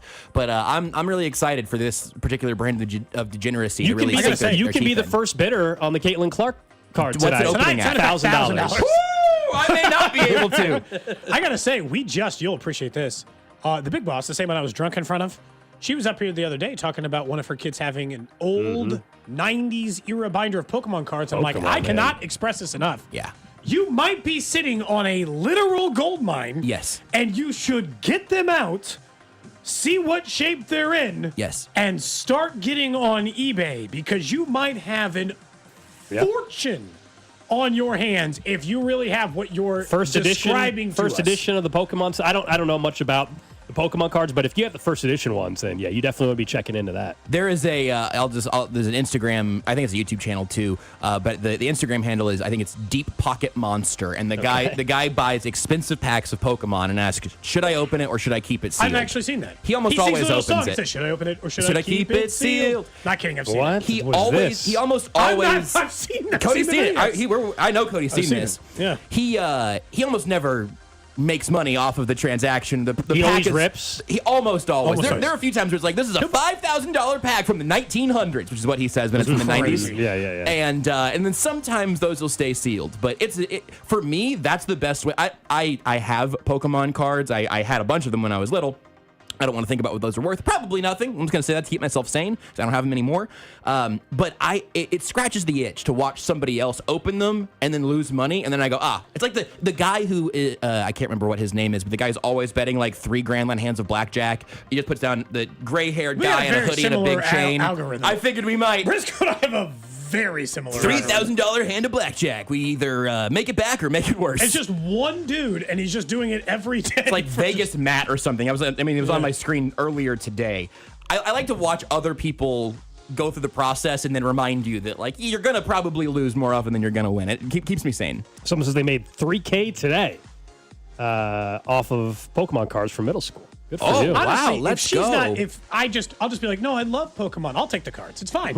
I'll just take them off your hands. Wow. You don't want that sounds smart to go ahead and rip off the big boss. That sounds like a great idea. I told her that they were worth money. We both did. That sounds like a great idea, Cody. Gold, I'm going to take out my sunglasses so we can cut Cody out of this. I don't know this person, but you do, right? I can pass the Pokemon purity test. Okay. I have the background. Yeah. I have the knowledge. So if you can get in and be like, hey, actually, this other guy, he's really the Pokemon fan of the group, then have her give him to us, and then you and I we'll figure out the math after that. Sounds good. Yeah. Honestly, I'll sell them. Just give me like a 20% cut. Let's just agree to 20% blank. I need you to be able to name like 10 Bulbasaur. Pokemon. Charizard. What was the first one? Bulbasaur. Well, yeah, okay. You pronounce it a little Charizard, strange. Pikachu, Squirtle. Ivysaur, Squirtle. I can name a few. A lot of first gen starters, but that's okay. I can't So go War whatever it was called. I played some Pokemon Red I played a little bit of Pokemon back in the day. On my laptop here, we got a little. How's that one's pronounced? Dragonite, little purple Jigglypuff. That's definitely a knockoff. There's a little Clefairy back there. It is all over Seadra. here. Maybe that's actually a Kingdra. I think that's a Seadra. So yeah, I mean, if you want to talk Pokemon, I'm your guy. There you go. New game coming out on Switch 2 pretty soon. There you go. Looking forward Do to you have that. a Switch 2 already? I do. Man, you were quick. I was. Cody's been dragging his feet. His poor kids, you know? I'm on the Nintendo waitlist, but they didn't let me in the initial part. And so now I'm just hanging around waiting. I got my email a few days ago. I think my spot there probably expired. I ended up getting it in a store. And I paid $500 to play Mario Kart for 2 weeks, and now I'm playing college football again. It's going to be worth it eventually, but like if you're right now, if you're stressed about the Switch 2, I'm not.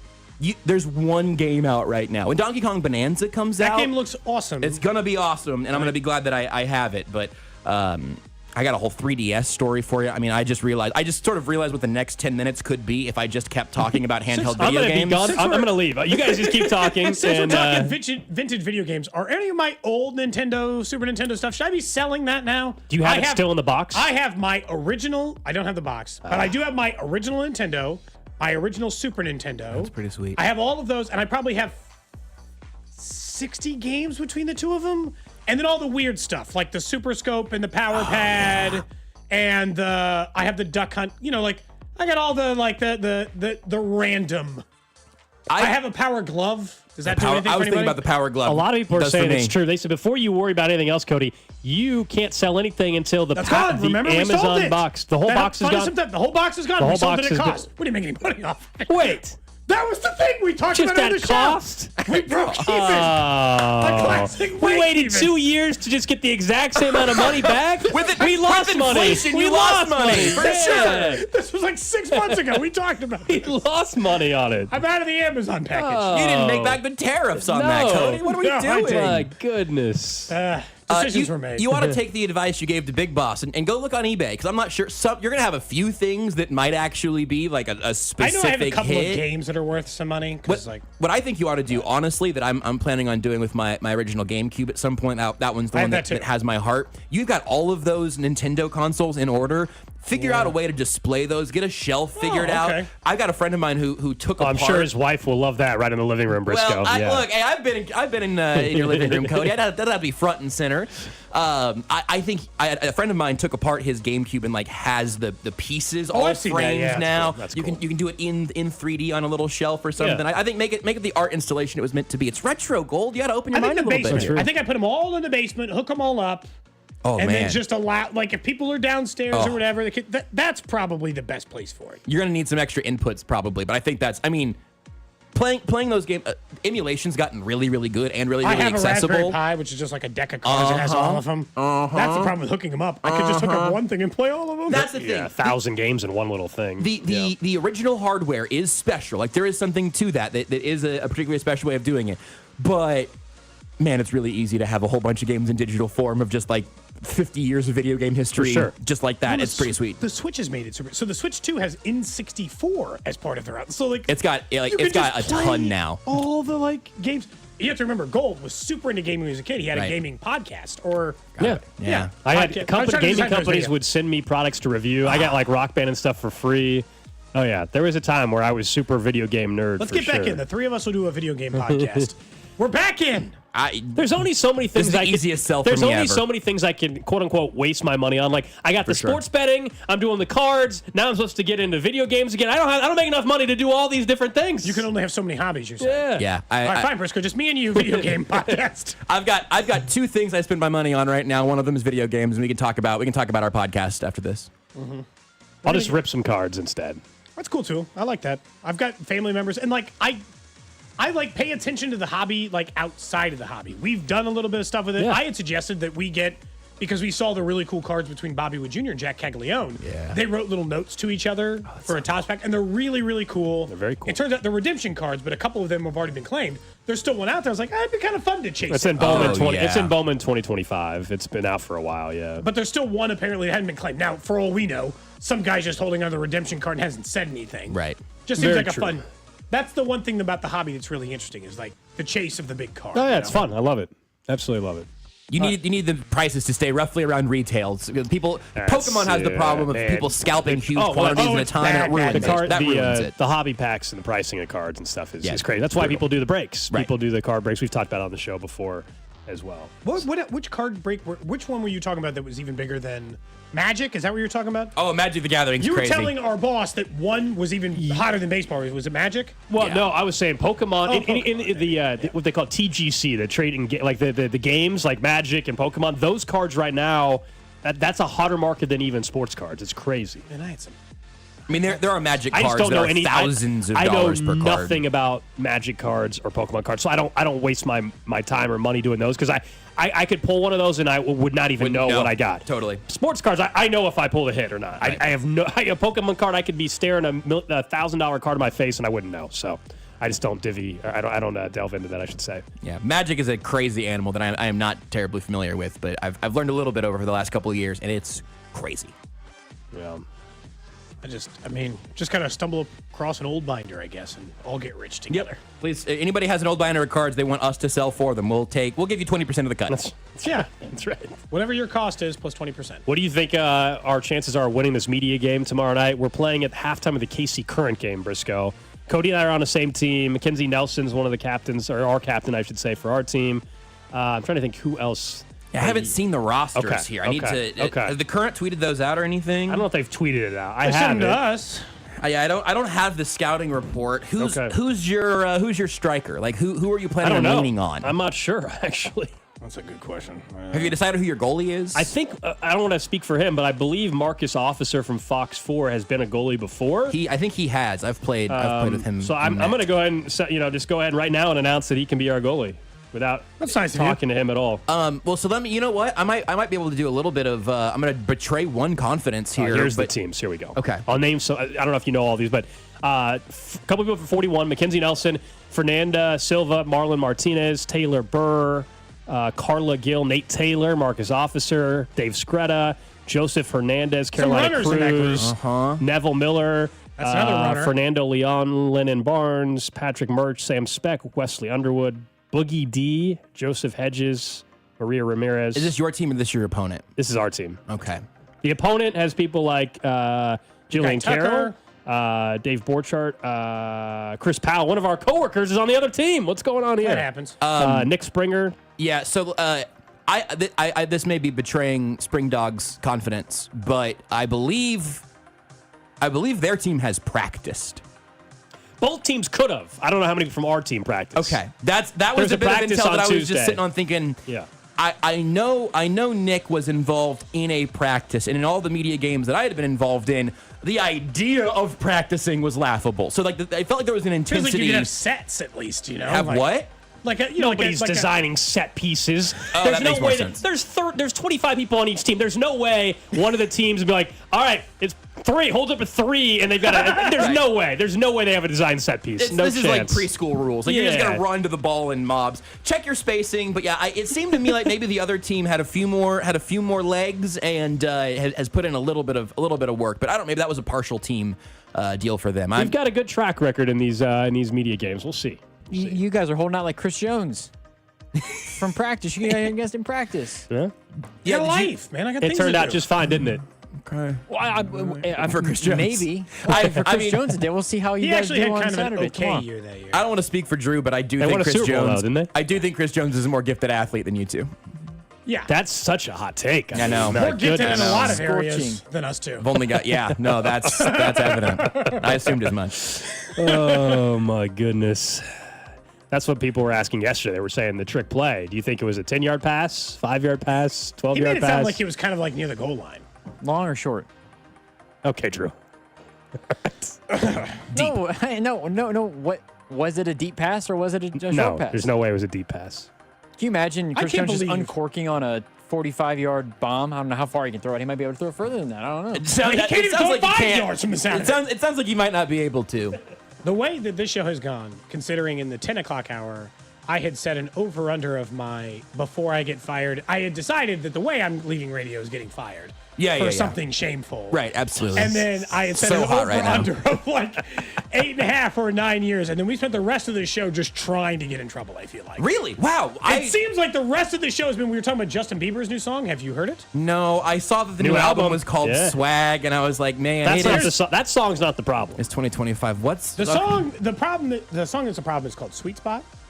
And Sexy Red is with him. Okay. So And that gives you I some would just insight. say, Oh, that's the song that she's in? Yeah. you probably could be charged with something if you listen to that in earshot of anyone under the age of 18. Really? So where Biebs is getting nasty now. That's Yes, okay. yes. We said Yes. earlier that it was like if you mixed 90s era Casey and JoJo with WAP, then you'd probably be.